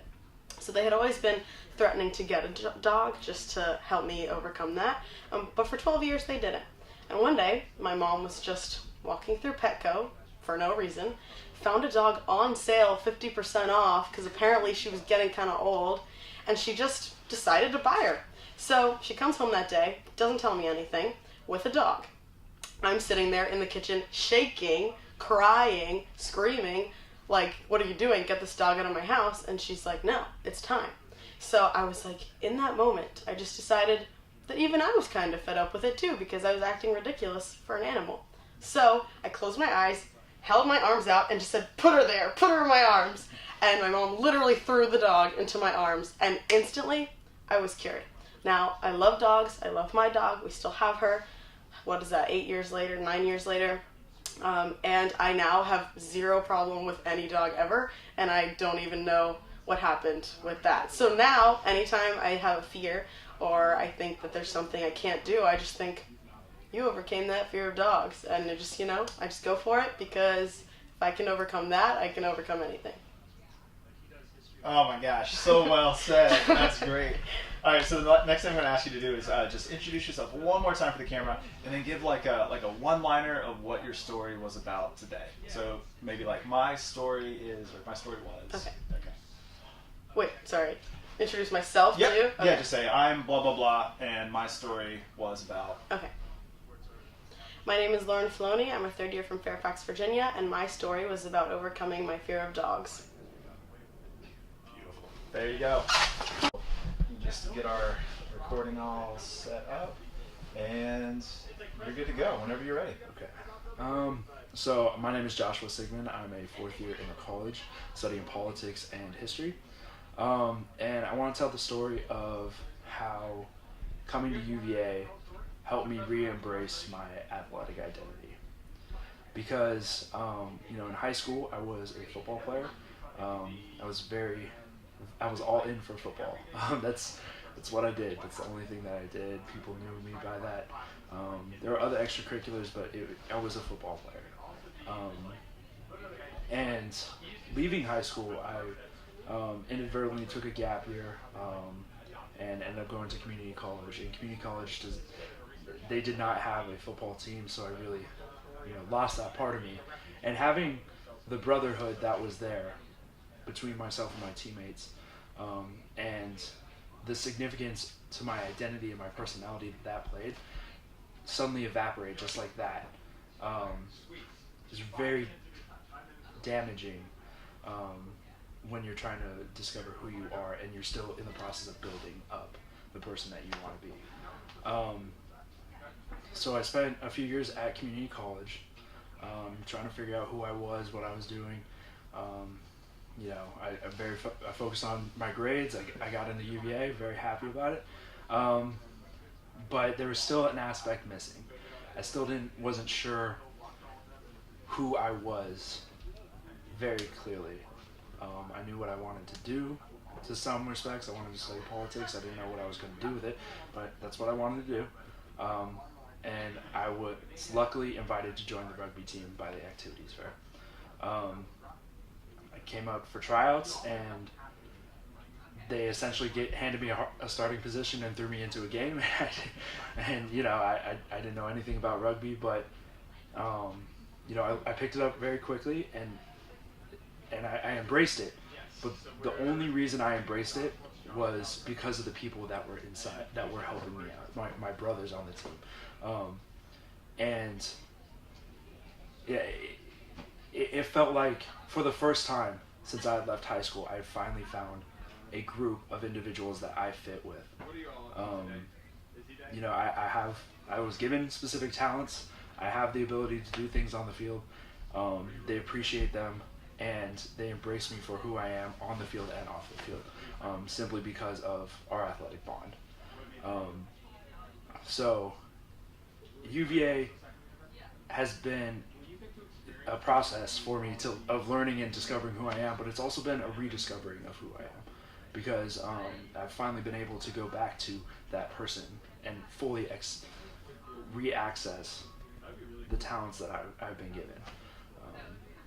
So yeah, really appreciate the the identity that I have now. But. That's great. Two questions for you. First one, if you had to give a message to somebody who was in a similar situation to you, maybe the way that you were feeling a year or two ago, what would you say? I would tell them to keep your mind open, look for people that want to see who you are and appreciate who you are, because they're out there. You will find the right people. The right people will come to you, as long as you let them. But sometimes it's very easy to get bitter, to get jaded, to get frustrated by the situation, and that tends to push people away. Whereas if you keep yourself open, the right people will find you. That's wonderful. So last thing I'm going to ask you to do is just say your name. I'm going to ask you to introduce yourself. Just say your name one more time, and then say, my name is Josh, and my story is about whatever. Gotcha. Whatever, just a one-liner for what your story is. Gotcha. Ready? My name is Josh, and my story is about rebuilding your identity after you lose it. First, okay. So I'm recording out, so you can just introduce yourself, whatever you want to say, and then tell your story. Okay. My name is Sophia Van Horn. I'm a second year in the college, and I hope to study religious studies and global public health. and my story is about the kindness of UVA students surrounding a leak that I found in my car. So one night my friends were in my car and they're like, Sophia, there's a lot of water like on the floor. And I was like, I probably just spilled a bottle of water. And then I looked at it later in the night and I realized there was a very large amount of water that certainly couldn't have come from a 32-ounce bottle of water. And when you step down on it, all this water would rise. So I called my dad and I was like, I don't know what to do. And he's like, yeah, well, I can't really help you. You should probably take it in somewhere. So I called this car place in Charlottesville, took it in. They're like, yeah, no, sorry, we can't help you. And then I called these other people to ask, like, they fix like water leaks in cars, and I asked them like, what should I do? And they said, put a tarp over your car. And I'm like, that's great, because they couldn't see me until November, which is fine. So I went on Google to figure out how to like pull water moisture out of your car. So I found this solution where you put kitty litter into pantyhose and just throw them on the floor. So I did that. It pulled up a lot of moisture, and it was really weird. And then like mold started growing, and I had to like spray it with vinegar. So my car smelled like vinegar, mold, and kitty litter for about a week. And I told one of my friends about it. His name is Will, and he loves cars. He's like a mechanical engineer, so like that's his thing. And he's like, well, let's find the leak. And of course, engineers, they want to like find the problem and find the solution. So he laid down a bunch of newspapers in my car, and we got a hose and sprayed the car. And we were actually able to find where the water was coming from. So he came down with like two friends, Peyton and Matthias, and they were like pulling apart the trunk of my car, like pulling out the spare tire and like pulling out the foam and like ripping apart the plastic that holds everything together. And they were able to like find this vent that had come loose, and I guess it happened when I was in a car accident a couple months ago, that finally just like fell loose, and then water was getting in from the taillight. So like I'm just standing there kind of helpless because like I don't know what to do with cars, and all these like three guys are just like, we're gonna get this, like I think that like the problem is this, and I think that we can fix it by doing this. And it was just like I was very humbled in the experience. Like all these like nice people came just to help me, and like they don't like they're just having fun doing it. And so we had gone to Carter Mountain earlier that morning, so I gave them all donuts. And my dad and Will are good friends because my dad was a mechanical engineer. And I get an email from my dad last night. I was in Alderman studying. Well, he texted me and he's like, I'm sending you a gift box to make dinner for Will for fixing your car. And I'm like a Blue Apron thing? And he's like, no, I'm sending you Omaha steaks. I don't know what Omaha steaks are. So then I get an email from my dad, and it's the order confirmation of $100 worth of meat. And I'm like, I don't even know how to cook steak. And then my dad's like, yeah, like just cook the steaks, and the rest of the meat is like kielbases and pork chops and like 16 burgers. And I'm like, I'm not cooking this all. He's like, yeah, it's like to last you the last couple months, because I told him that I wasn't eating enough protein because I don't have a full meal plan anymore. So like just like a bunch of kindness like pulled into like a 2-week period, and it's just been so like I've been so grateful for all the help that I've gotten, and it's just like such a UVA thing. Everyone, you know, when I started coming here, everyone's like, yeah, it's like a very like competitive community, but everyone just wants to help each other. It's like competition to see who can be the nicest in a way. So that is my story of how I was helped and how my dad sent steaks to thank people. That's wonderful. I love it. So I'm going to ask you to, perfect story, by the way. I'm going to ask you to introduce yourself just one more time, and then do like a one-liner of what your story is. So my name is blank, and my story is blank. Okay. Whenever you're ready. My name is Sophia Van Horn, and my story is being thankful. It's recording now, so whenever you're ready, just say your name and tell your story. Hi, so I'm Hector Quijano. I'm a fourth year here at UVA, student economics and global development studies. My story that I want to share is before coming to UVA, I never really got to travel much, like ever. And this summer, I got to go intern in Chile, in Santiago, Chile. And besides the internship was great, I loved it. But my favorite day of this summer that I got to spend was actually traveling to the Atacama Desert. And I did it by myself, which was kind of scary, but I was able to do it. So I took a flight from Santiago, and went to San Pedro de Atacama, and we're kind of like the location where you can start to go on different trips along the giant desert. And so the first day of what I did, since my friends were going to come in like 2 days after me, I had 2 days for myself. And so I basically rented a bike for like, I think $6 for 3 hours. No, sorry, $6 for like 5 hours actually. And then I get this bike, and I also bring snacks with me. So I go to this little shop and buy empanadas, these Chilean empanadas, which are like kind of like calzones, but better and bigger. And so I got 2 empanadas and this giant liter of water, just to make sure I had enough food as I biked into the middle of the desert. And I got that, and I took my bike and I biked towards a place called Moon Valley, which is in the Atacama Desert, and it was incredible. So I also never biked, so that was kind of a new thing for me. I don't own a bike. I never bike on grounds here, so that was definitely different. But I took this bike. I biked around like an hour to get there, and once I was there, there's a ton of different kind of sites within the valley I can go to, like sightseeing.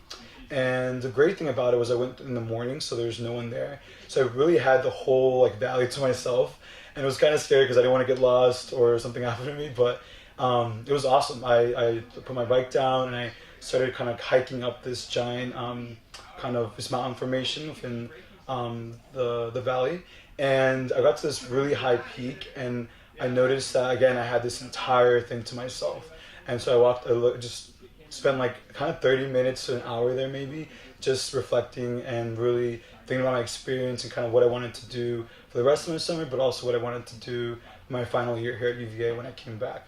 So it was a really incredible experience, and it was so important to me that I even like gave shout out videos to like my mom and my best friends, because it was such a surreal moment. The next day when I went back with my friends, the 2 days later when I went with my friends, it was packed, and it was crazy that I was able to have that one moment by myself, when the next day that I went, it was like hundreds of people there. And so I just felt like it was a very special moment that I was able to have for myself, and I'll never forget that moment. So that's my story. I'm going to ask you a couple of questions. Yeah. What did you learn about yourself having that moment of isolated reflection? Yeah, I thought that I really just started to think about what I wanted to do with the rest of my life, and how I wanted to kind of carry myself, and really thinking about I really just need to do what's important to me and be who I wanted to be. And so kind of just forgetting all these different labels and perceptions of other people, and just things that I thought I was expected to do, and just really to live my life. And so when I came back home, I was able to just really spend time with the friends that are really important to me, people that are really important to me, and really focus on what drives me and what makes me happy, versus things that I kind of just would do kind of without really thinking it through maybe, and also just being very open about who I am and what I am interested in, and what I love to do and what I love. So yeah. Beautiful story. All right, the last thing I'm going to ask you to do is I'm going to just introduce yourself, say your name one more time, and give sort of a one-liner about your story. So say, my name is blank, my story is blank. My name is Hector Quijano. Oh, We'll try. Go for it. My name is Hector Quijano, and my story is about my time to self-reflect in the Moon Valley of Atacama Desert. Perfect. We're rolling. Great. So my name is Jeremy I am a fourth year from Mechanicsville, Virginia, studying mechanical engineering. This story takes us back to when I was in high school. I played travel volleyball, and one of the guys who was on my travel volleyball team,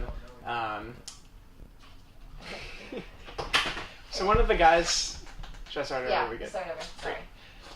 Hey, so I am Jeremy I am a fourth year from Mechanicsville, Virginia, studying mechanical engineering. So this story takes us back to when I was in high school. I played travel volleyball, and one of the guys on my travel volleyball team, was on Twitter, and I was on Twitter, and so I would follow him, and he would retweet this guy from his high school named Robert Cross.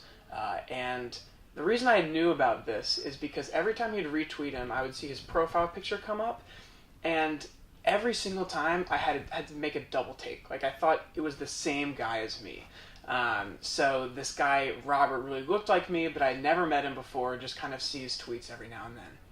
So anyway, I keep seeing his tweets. I eventually figure out he's going to UVA, but I've never met this guy. So I'm at orientation first year, and during the first night of orientation, we have a time we're all in the AFC, and we're just hanging out and playing games. And I think by then I had expected to congregate the squad together of my friends who are going to be my friends for all of college. But as it goes in orientation, that's not what happens. So I was just walking by the free weight machines in the AFC, and totally by myself. And I look through these glass windows that separate the stairwell sort of from the basketball courts. And I look through there and I see this guy, Robert Cross, who I've seen so much on Twitter, right through the glass. And so I see him and we make eye contact and we lock eyes, and I recognize him, and so I start waving at him. And then mid-wave, I realize that this guy has no idea who I am, and I'm just some random person who's waving at this guy, and he's never seen me before. So I start to see this look in his eyes where he's just so confused about what's going on, and eventually, he just kind of turns away and keeps walking. And so I'm standing there feeling like an idiot. So at this point, I figure I have two options. One, it's a big school. I'll probably never see this guy again. So I can desert, I can get the heck out of here and pretend that this interaction never happened. Or two, I could kind of wait it out, wait for this guy to come back, and I could, explain myself. So I did that. I waited for him to come around, and I introduced myself, and I said, "Hey, I'm Jeremy, by the way. I don't know, I don't know if you know who I am, but you're friends with a guy named Max, right?" And he was like, yeah. And so I was like, okay, well, anyway, I played volleyball with him. He retweets you. I think we look a little bit alike. And he was like, yeah, okay, yeah, we do look a little bit alike. And so we talked a little bit, and then that was it. And I said, all right, well, Robert, it was great to meet you. Sorry about the confusion. So that was that, and he went on his way. And I expected that was really all going to be all of our friendship. So we get to school the first day. I move into Dunglison in the 110s, and then I walk outside my suite for our first hall meeting, and I see walking out of the other suite Robert Cross, this guy who I met. So we just happened to get placed right near each other. So we hung out, and then we started hanging out, and things just kind of hit from there. He was the first person at UVA who I really got to have a genuine conversation with after all of the small talk of the first 2 weeks of school. We, immediately latched on and began to talk about our faith with one another. We got to talk about personal interests, and that ended up being where we ended up living together second year, where he began to be in this relationship with this girl who was really great. And so he, in his conversations about this girl, taught me a lot about what it means to be in a relationship and what it means to respect people and communicate with them. And it was really just such a joy rooming with him after second year. So at this point, we kind of became sort of the best of friends, and just this past weekend, I got to stand in a barn as he walked in alongside his fiancée, who he just proposed to. And I feel like this is what college is all about.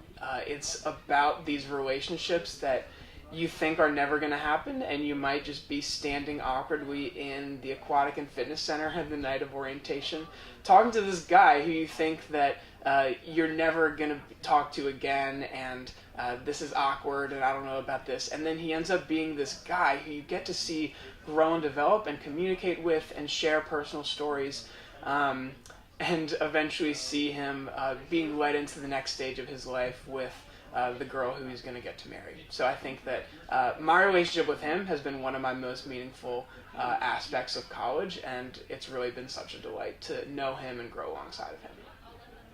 That's awesome. I have a couple questions for you. Mm-hmm. So how do you think your life would be different if you didn't approach him at the AFC? Yeah, so I think about that a lot. So this is a guy who I really thought about just not speaking to ever again after this awkward interaction. And I wonder if we would have met up through some of the similar things that we've done. But, I mean, if I didn't know him, then, yeah, I would have found other relationships at UVA. But he's meant so much to me as just a listening ear, because I think he listens to me better than just about anyone else. And so I don't know if I would have been able to bounce ideas off off of him as well. I don't know if I would have joined the same organizations at UVA, because he was someone who was so encouraging to me to do things like try out for guides. And so, I think my life would be in a pretty different direction if I wouldn't have met him. That's awesome. And then my last question is, what do you think the key takeaway that you would like tell people from this experience is? I think the key takeaway here is that you shouldn't avoid these conversations because they're awkward or they're hard to do, but it's so important to have the courage to begin these conversations, whether they're easy or hard. I feel like mine was pretty easy in the grand scheme of things. But it is so important to have these conversations and get to know people. And then once you get to know them, don't just know them on a surface level, but deeply communicate with them, value them, listen to their stories, so that way you can develop these long-lasting relationships. Awesome.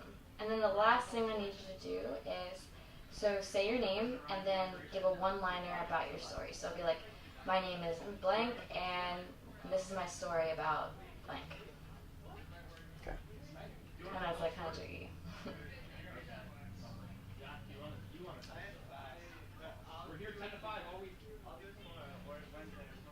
My name is Jeremy, and pursuing relationships in college matters. Rolling. My name is Joe Ragnar. So, I am from Atlanta, Georgia, and when I came up to UVA, I didn't know anybody, really, at all coming in, right? I was entirely alone, totally scared. Worried that I wasn't gonna find, a place where I felt like I could belong. Worried that it wasn't the right choice, that I'd make the wrong decision. And that feeling persisted throughout most of my first semester, so being here. Like, I got involved with, my dorm and my hall and stuff, and I was having a good time meeting people and, going to class and stuff like that, but I never really felt like I had fully assimilated into UVA. There was a lot that I felt like I was kind of a little bit outside. That, I had like my, small group of friends and I was doing fine with that, but I don't know, I just didn't fully feel like I was like at home yet. I felt like I was at a place where I was going to classes, doing school, but I didn't feel entirely at home here. And like I said, that persisted for a little bit until late on in first semester. It was the football game against Louisville. So we were playing at home. And I lived right across from the stadium during my first year. So, I walked over with a couple of my friends, and Louisville was at that time ranked like number 5 in the nation. We had won like 2 games the entire season, so it wasn't looking great for us coming into the game. But we all went anyway, just, to be there. We were right across the street. We were like, might as well go get the saver points, things like that. And we were, sitting on the hill with all of our friends, and, it was pretty packed. And no one was really paying attention to the game because, like I said, we just weren't expecting anything out of it. But the third quarter ended, and everyone kind of started realizing that we were actually winning the game, and that we were, in the lead. And everyone started getting very excited, right? Everyone was, kind of focusing back in, really cheering loud. And with, a couple minutes left, we got the ball. We were driving down, we scored a touchdown to put us just 1 point behind Louisville. And instead of kicking the extra point, they decided to go for a 2-point conversion. They get it, so we're up by 1 point with a minute and a half left on the clock. Everybody goes absolutely insane, right? People are just jumping around, rolling down the hill, screaming, hugging random people, and everyone, it's a madhouse, right? And in this madness, I entirely lose all of the friends that I was with, right? So the good old song starts playing, the band gets going, do a little intro, and I look around and suddenly I'm terrified because I can't find anybody that I know, and I'm just surrounded by all these strangers, and they're all really big for some reason. And I said I was just really scared. I was like, oh my gosh, what am I going to do? Where'd everybody go? I'm very lost and scared and confused. But out of nowhere, I felt like an arm just kind of grab me from one shoulder, and then another arm grab me on the other shoulder. And suddenly I'm swaying between these 2 guys that I'd never seen before. But they're screaming at the top of their lungs the good old song, just singing huge smiles on their face. They look down on me, they're shaking me from the shoulder. as if like we'd known each other for 10 years. Never seen them in my entire life, never seen them again. But just in that moment, just these two complete strangers just pulling me into their just little friendship right in that moment, singing the good old song, celebrating, our school.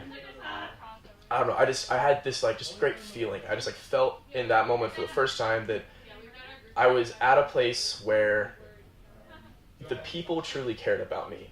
Like every single person here has everybody else's best intentions at heart.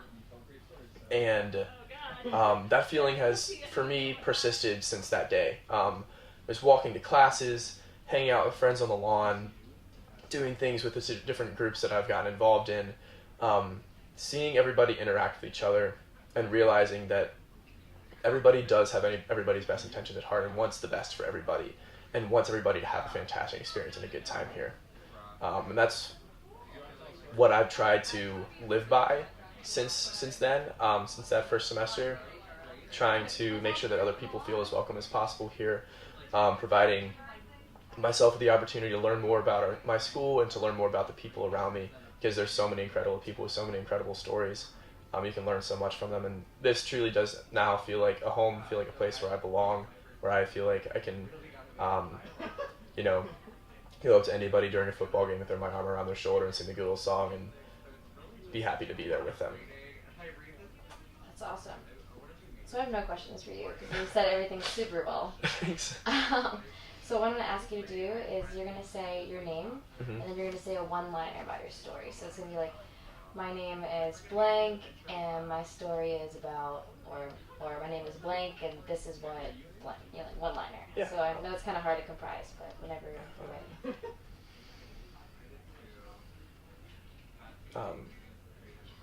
So like, and my story is about works? Or? Yeah, that works fine. Okay. My name is Joe Ragnar, and my story is about building a home at UVA. We're rolling. All right, so my name's Elisha Rapkema. I'm a third-year transfer from Central Virginia Community College. What else was I supposed to say? So then just tell me about your story. Okay. So my story is the recovery of a wine subscription from my roommate's old apartment. So she gets this like $70 wine subscription each month, and she accidentally sent it to her old apartment. And her old apartment is in like the UVA law student area, so it was a bunch of law students living there. And so he texted them asking for the wine, and they were like, we have some mail or whatever, blah blah, and they're like really rude. So we like roll on up. Both of my roommates have like really lame cars. Like one drives a Bug, and one drives like this like dumb car. So we were like, we have to get my car. Like it's a black Mazda 3. It's sporty. Like let's roll. So we roll up to these law students, and we're like, okay. So my roommates stand behind me because they're like not about to be as aggressive as I was for this wine, and we start like banging on the door. While I banged on the door, I was like screaming the kid's name that we knew lived there. And so the kid comes down, and we like scream, and we're like, where's the wine? We're like, what the heck? That's so rude. Oh my god. And I'm like throwing like rocks and stuff, and I'm like, give us the wine. And surprisingly, they didn't drink the wine, so we recovered the wine and then feasted on it that evening. Awesome. That's my story. No, that's cool. She's like, no, it's so lame. no, like you have no idea the stories we've heard today. Like all stories are really cool.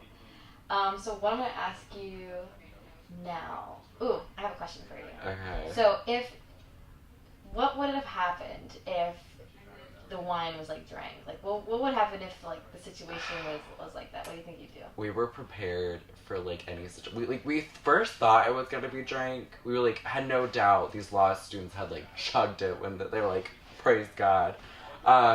So we like rolled up and we were like ready for it to be drank. So we were ready to like exaggerate. The wine was like $70. We were ready to be like, those were $300 bottles of wine each, and be like, you owe us $900 or something ridiculous, and like really like amp it up, like try to make them feel real bad. But nonetheless, they didn't drink it. But like, yeah, we got wine, so. What is your advice to all the people that do wine subscriptions? I definitely think wine subscriptions are a good investment. Always make sure it goes to the right address. Keep in mind, like, you know, if like where you're living, perhaps if there's college students around, you might want to get that ish like signed for. I don't know, but yeah. Awesome. Cool. So what you're gonna do now is you're gonna say your name, Okay. and then you're gonna say like a one-liner about your story. So an example is, my name is Kayla, and this is my story about blank. Or my name is Kayla, and this is my experience. Though, like maybe whatever you want, just a one-liner about your story. All right. My name's Elisha, and that's the way. I don't know. Hold on. One No, second. take I your need to time. draw inspiration. Take your time.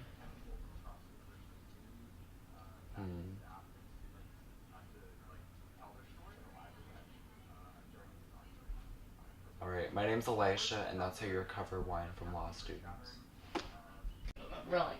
My name is Ashley, and this is a story about how I learned how to ride a bike. I was 4 years old. We had just moved to Orlando.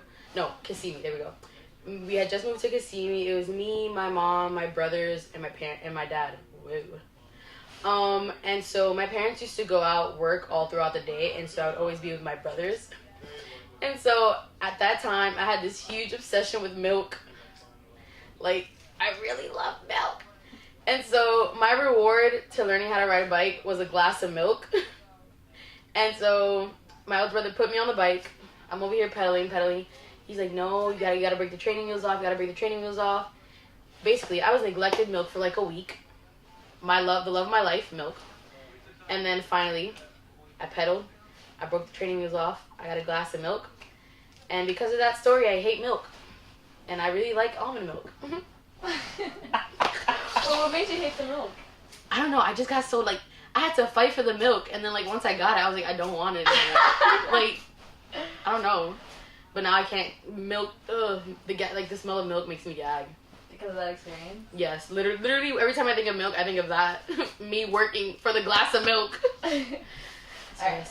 Awesome. And then the last thing you're gonna say is you're gonna say your name, and then like a one-liner about your story. So like an example would be like, my name is Kayla, and this is my story about riding a motorcycle. You know, it can be whatever. Bet. So it doesn't have to be that format. It can be whatever. Are you still rolling?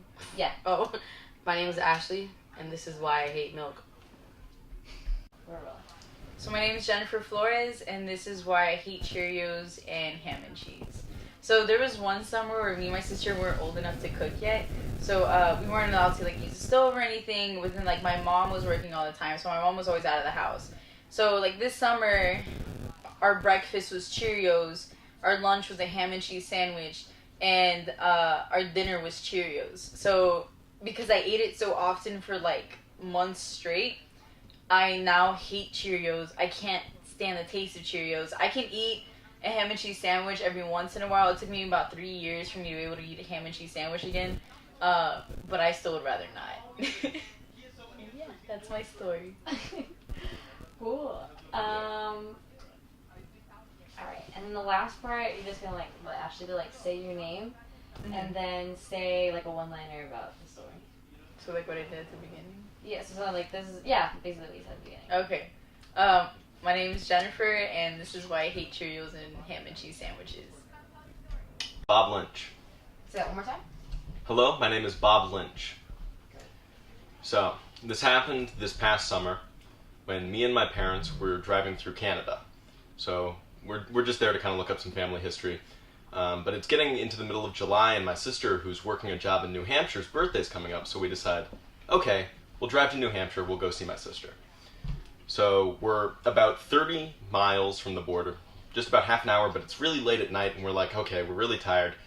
Let's just stop for the night at whatever town we're at. And we're at this really dinky town called Magog.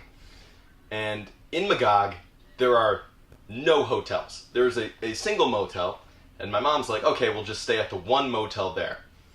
And we get there, and there's like 10 rooms on the outside. It's a combination restaurant motel called the Ranch of Spaghetti. It's its actual name. And me and my dad are both going, oh my god, there's no one else in any of the parking lot spaces. I mean, this place is just deserted. We don't want to stay here. This is creepy. And my mom's like, no, it's fine. We'll get a room here. So she goes in to get the keys, and me and my dad are just staring at this shed that has a light that only shines on the door and none of the surrounding area, and we're going, okay, that's the murder shed. This place has a murder shed. Okay. So we get a room. And this is built like on ground level, so you would assume that everything would be on ground level. The light in the room is off.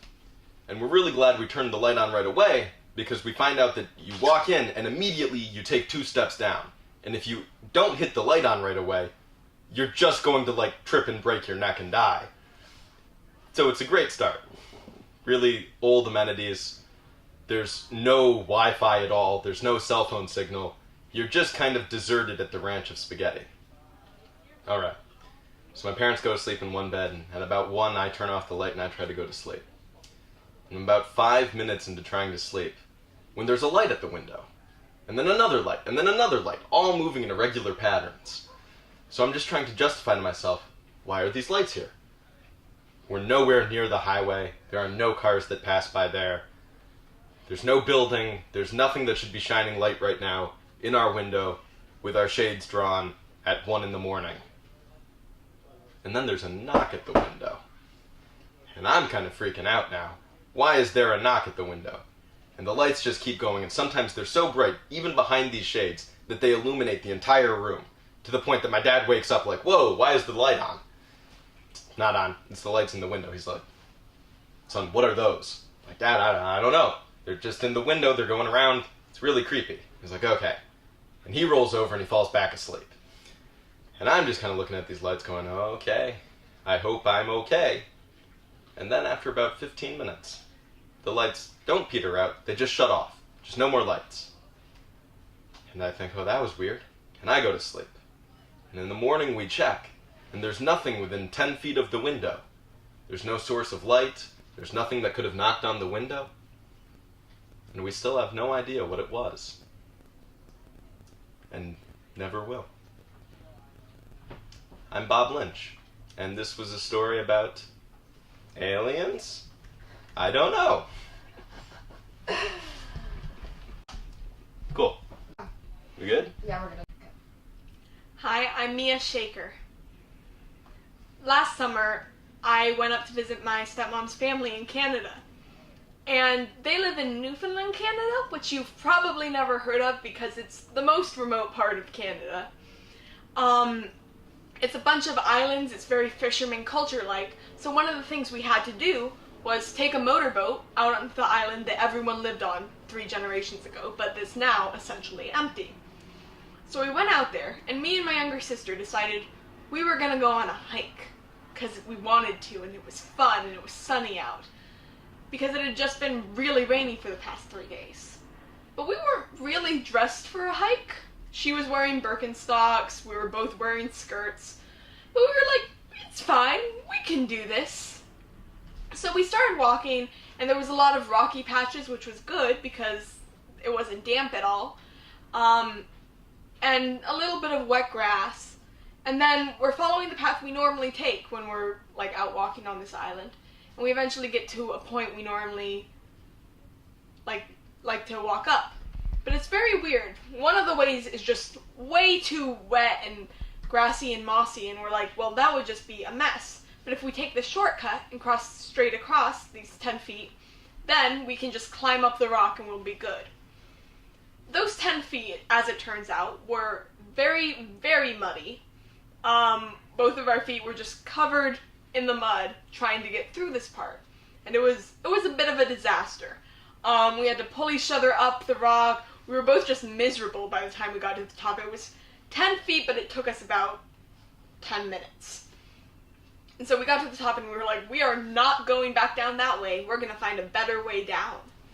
So the island's not too big. It's probably 20 minutes across, 20, 30 minutes across the short way, 40, 50 minutes across the long way.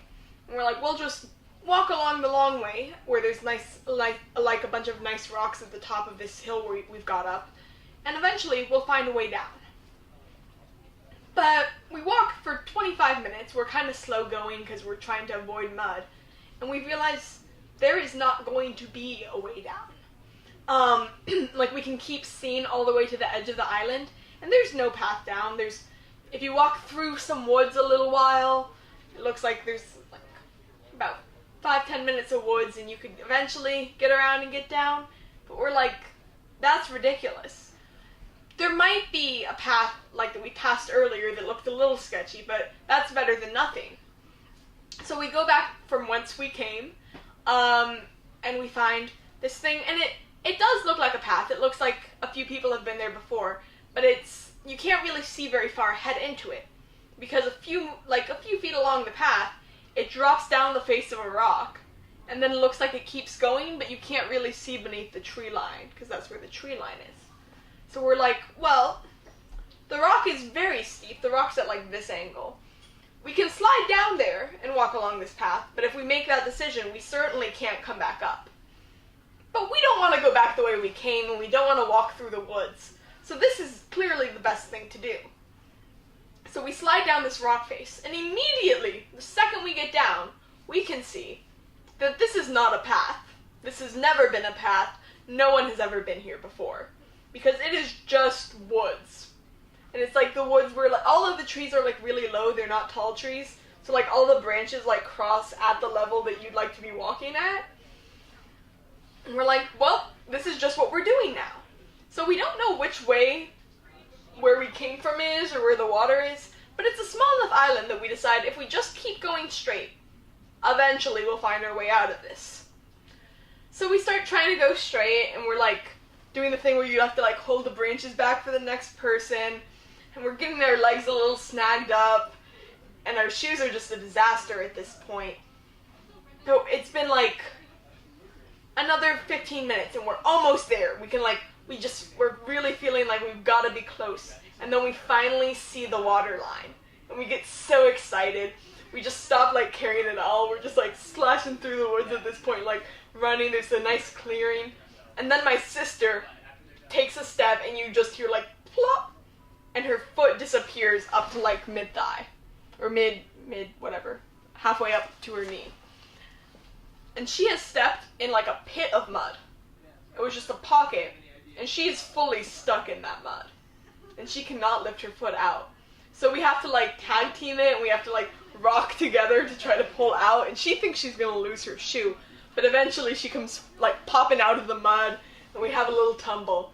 And we're like, okay, maybe we should be a little more cautious. And so we take this last little bit very slowly, testing out our footholds. And we do eventually get to the water where we can trespass onto someone's property to dip our feet into like the ocean so that we can go back to our family without having them know that we really messed up and got lost in the woods. I'm Mia Shaker, and this is a story of how I got out of the woods. Hi, I'm Bob Lynch, and this is a story about aliens? I don't know. Valeska Silva, and this is a story of when I first got bubble tea here in Charlottesville. So, back home in Northern Virginia, there's like a lot of different bubble tea like places because there's like a large Korean population in the area. So I don't know, I had like my favorite like spots and didn't think there would be one here in Charlottesville, but there is actually 2 places, and it's kind of funny because one of them is on the corner called Got Dumplings, and the other one is Kung Fu Tea, which is a little bit down Main Street. And it's funny now because I actually work at Got Dumplings, and yeah, so not only did I get to like show my love of bubble tea by actually like making it, now I give it to other people and help them like cultivate their love for bubble tea. But I'm kind of glad that like it's here just because it's like that little piece of home that I didn't think I would have here, but it's nice. That's it. Yeah, just say your name real quick, Okay. and like your one-liner. My name is Valeska Silva, and this is a story about bubble tea. My name is Jalen Grant. I just go by Jay, and this is my story. The story I'm going to talk to you is something that's really personal to me, and one of the reasons why I really want to like focus my life down a certain path. I'm a nursing student. I'm a second-year nursing student, and I want to talk about why I chose that. So growing up in Southwest Virginia, a very like conservative place in the middle of cold country, a lot of like social norms was just sort of like hammered into me. Also being half black, half Asian, just having certain aspects about like my cultural upbringing that I'm expecting to go down a certain path. For example, on my Filipino side, half Filipino, my grandmother is like, Jay, you're going to either be a priest, a lawyer, or a doctor. So I sort of got that right about wanting to do medicine and nursing. And sort of like, okay, Grandma's still a little bit disappointed, especially that I'm not your stereotypical Asian love child that's doing something big with his life, like making the big bucks. But I'm still, and she's sort of like okay with that because I have full tuition here. And I bless every single day that I was able to afford that, being growing up from a impoverished neighborhood, an accident baby. I walked graduation twice, once for myself and one in my mom's womb.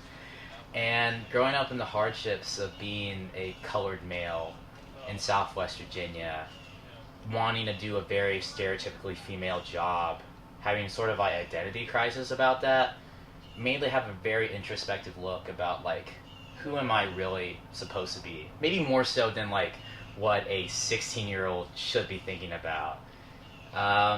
And one of the reasons why I just really want to just take care of people and like look beyond all the bullshit that is like what a man should do is that it's my mom. It's for sure the strongest woman I will ever know. Is a nurse anesthetist is what I'm currently thinking about doing, and the sacrifices she made for me, and shadowing under her because like couldn't really afford a babysitter that much, and learning about how she took care of patients, even like pediatric patients, little boys that looked like me and weren't even her son, treated them like her son, like me. And that's what I want to emulate. And I'm just so used to talking about my experience about UVA, especially about that, and about why I want to just take care of people, because like sometimes it's good to think more than about yourself in a way that it's beyond just making money.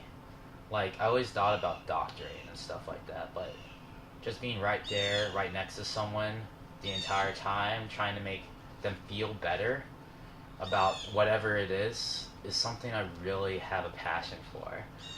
And I never look back any single day, even when exams get hard and life gets crazy, like every UVA student has, because we want to do a million things because we're all overachievers. But I just have my passion. I just want to keep what I want to do. And my name is Jay Grant, and I'm just a simple nurse. And that's my story. Alright, so my name is Esther Reckelman. I'm a first-year student here at UVA who's planning to study chemistry, not sure yet. And I'm originally from New York City, and that's actually something I'm going to talk about in terms of like when I was choosing the school, comparing New York City to Charlottesville. I was a little apprehensive because I grew up in New York City my whole life, being surrounded by people who are like completely different from me, came from completely different backgrounds. There was always something going on everywhere. I was always able to choose where I want to go. I had the sense of independency since I was like in the 6th grade, and I was a little afraid because I've never really lived in a small town, or what to me is considered a small town before. But when I came and visited and I saw like the large amount of students that went here and like the completely different backgrounds that they all come from, it kind of reminded me of home a little bit. And then I ended up here in the fall, and I'm so happy that I did. My name is Esther Reckelman, and this is a story of how New York City is similar to Charlottesville. Alright, what's up? My name is Michael. I'm a 4th year from Virginia Beach, and this is a story about myself and how I got here. So I was actually a transfer student. I came in my 3rd year from the Air Force Academy, and I guess just the background on that was, ever since I was a kid, I wanted to be in the military. I wanted to be an officer. Both my parents were officers, and long history of the military, family in the military. But when I was a freshman at the Air Force Academy, I was diagnosed with chronic degenerative disease, and I was, after about 1.5 to 2 years, I was separated, and after that I took a little time off to try to recalibrate, and wound up here. And if anything, I guess I still find it difficult to come to terms with who I am now, is following some kind of dream since the first aspiration that I had kind of fell to the wayside. But I believe that here, at least, there's a community of people who are always open and always accepting, and are also helpful in changing the way that you think about yourself. You know what I mean? And honestly, this is just really short, but I guess I just wanted to share that that it's just pretty reassuring to know that at least here there's that opportunity to rediscover who you are. Again, my name is Michael Hurst, and this is just me sharing about myself. So at the beginning, start now. Hello, my name is Liam McCormick. It was actually towards the end of the second semester of my first year. The University Guide Service was kind of doing an annual kind of end of the year event where we all got together and took pictures. Me and a smaller subset of people decided that we wanted to pregame this event with alcoholic beverages. And so we went into the back of Pavilion 8, which houses the traditional location of the Guide Service office, and kind of went to work on a couple Four Locos. Little did we know that President Ryan was actually moving into this building. And shortly after we had gotten started, he came around the back and saw the group of us behind his new home going to work on these Four Locos. So we hastily hid them behind our backs, under the chairs, in the bushes. I'm sure President Ryan saw some of what was going on, or maybe he didn't. In either case, he actually smiled, he laughed, and kind of carried out his business and told us to, stay safe and enjoy the rest of our Friday. And that was my first time meeting President Ryan. So, they say first impressions are important. And this was the first impression I made on our new president of the university. Hopefully he doesn't remember it. My name is Liam McCormick, and that's my story. Hi, my name is Grace O. Genfy, and so this is a quick story about me. When I was 5 or 6, I used to live in this this townhouse area, and it was a lot of fun because there were all these kids that were the same age as me. And one day, me and my friends and this one guy were exchanging words, and I was 5 or 6, and he said that I was as dark and ugly as charcoal, and that really messed me up for a while. So at first I didn't really I wasn't as aware of being different and different and having different hair, and until I got older, and then I actually saw that I was different from other people. And I had of course good friends over the course of years, and my mom would always tell me you're pretty, don't ever let anybody tell you you're not pretty. But for some reason that just never sunk into me, and I would always get really super insecure about my skin color. And at one point in the 7th grade, my science teacher noticed and was like, Grace, you're pretty, why are you so into your skin color? I'm just no, I'm not insecure, it's to whatever. So for a while I was just like, I always like kind of wanted to be like lighter, and like I thought that like being lighter would just make my life better and make me like prettier and make people like me more. And then it was freshman year of high school, and one of my close friends, I'm actually roommates with her right now, she like messaged me and she was like, oh my god, I'm watching this great documentary on Netflix, it's called Dark Girls. And I'm just like, oh, I love documentaries, I'll take part in this documentary. So I started watching it, and it was like, wow, this is me. Like, they had like a little girl come in and in the documentary, and they gave her like, they lined up like I think 7 dolls, and it ranged from like really dark to like really fair skin, and they asked her, oh, who's the smartest, who's the prettiest, and she pointed to like the lightest and like the fairest like doll, and then they were like, oh, who's the ugliest and the dumbest, and then she pointed to like the darkest doll, and like she was the same skin color as the doll. So like the fact that how like pointing at the doll reflected how she felt about herself like really like made me realize something about myself, like wow, that's how I see myself as too, like that's how I view it. And she was the same age as me when I figured that out too, so I just started crying. And it really like, it kind of came like full circle to me that like beauty really is skin deep, and that it has nothing to do with like how pretty you are, like how smart you are. And so I cried like twice during this documentary. It's not on Netflix anymore, I wish it was, but I was like, after I watched that, I kind of realized something about like myself and like the society as a whole. And I kind of, so now whenever like I walk down the street, like whenever I see somebody who's like wearing a cute shirt or like nice pants or just looking pretty, I'm just like, hey, you're pretty. And to see the look on somebody's face when you say you're pretty, oh, I like your shirt, it's like you've completely like changed their entire mood, and it's just kind of like a warm feeling to myself. And whenever I see like a little like black girl, I'm just like, hey, your hair is like really pretty, like, oh, like I try to like encourage them, because you never know like if they feel the same way that you did at that time in your life. So yeah. that's it. Okay, again, my name is Grace O'Jumphy, and this was a story about my colorism. Yeah, I guess that's not a really good. Hi, hola. So my name is Caitlin Diaz, and I'm going to be telling a story about the time that I went to San Salvador, El Salvador with my family, because it's something that I always like look back to, and it's just a really like happy memory that I have personally. So I was about like 8 to 10 years old, I don't remember exactly, but my aunt, my tia Alex, she just wanted to go on like a spontaneous trip.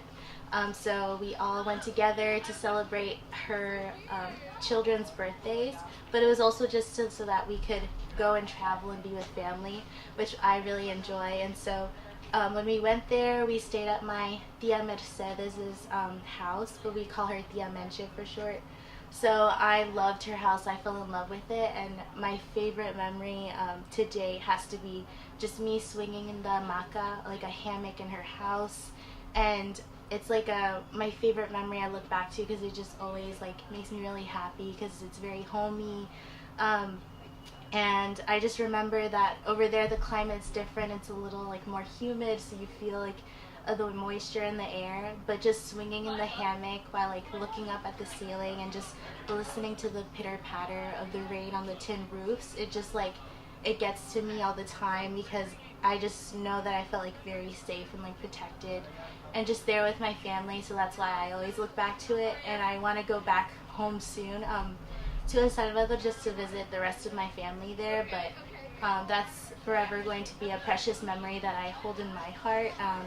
And to this day, I always share it with my friends, because I'm like, you have to go and just visit.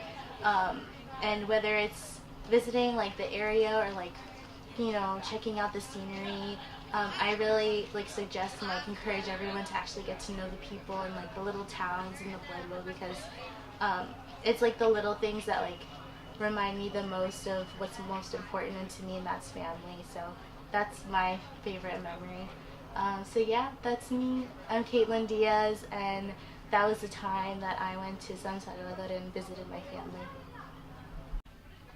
Hello, I am Alex Demas, and this is a story.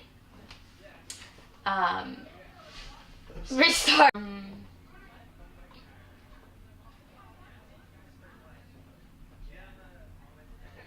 Okay, alright, okay. Good, can I start? Okay. Hi, my name is Alex Demas.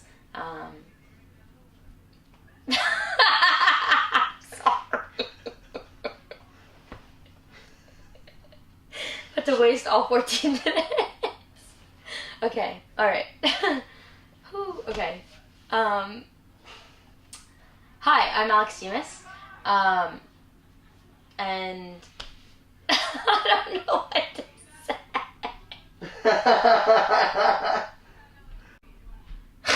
Hi, my name is Alex Demas, and this is a story about asking for help.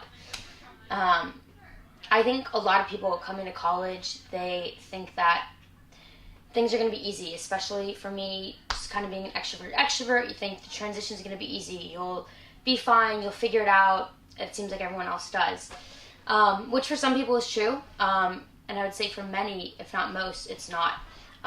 You get to a school like UVA and everyone is just so involved and does 10 million things and everyone's a genius, which is all like awesome and so cool and fairly accurate. But you can kind of lose yourself, especially in the very beginning. And it's tough trying to find your way back. And I think that for me, coming into my first semester at UVA, I thought things would be simple, and I thought I would just jump into 50 clubs and CIOs and have 50 best friends, and life would be great, and I'd have a 4.0, LOL. And it would all work out, and it didn't.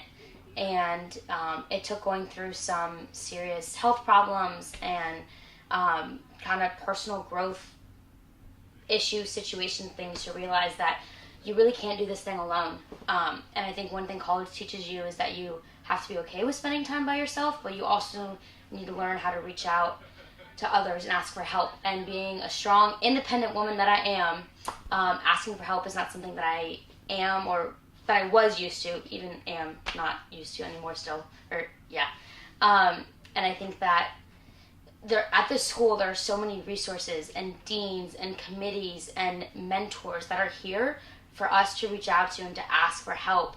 And just, I think so many times we forget to find those people and to meet someone new and ask them about their experiences and ask for their opinion. And we forget to ask for help. And it's okay to ask for it's okay to ask for help, and there are so many resources at school to do that. And I think one of the things that I've learned now, having now started my third year for the last 2.5-ish years, you get better at it, but you cannot do it alone. They always say it takes a village, and every time you fall down, you're going to need someone to help pull you back up. And I truly think there's no better place than doing it at this university, because the people here are just truly phenomenal. And yeah, don't be afraid to ask for help. So again, I'm Alex Demas, and go Hoos.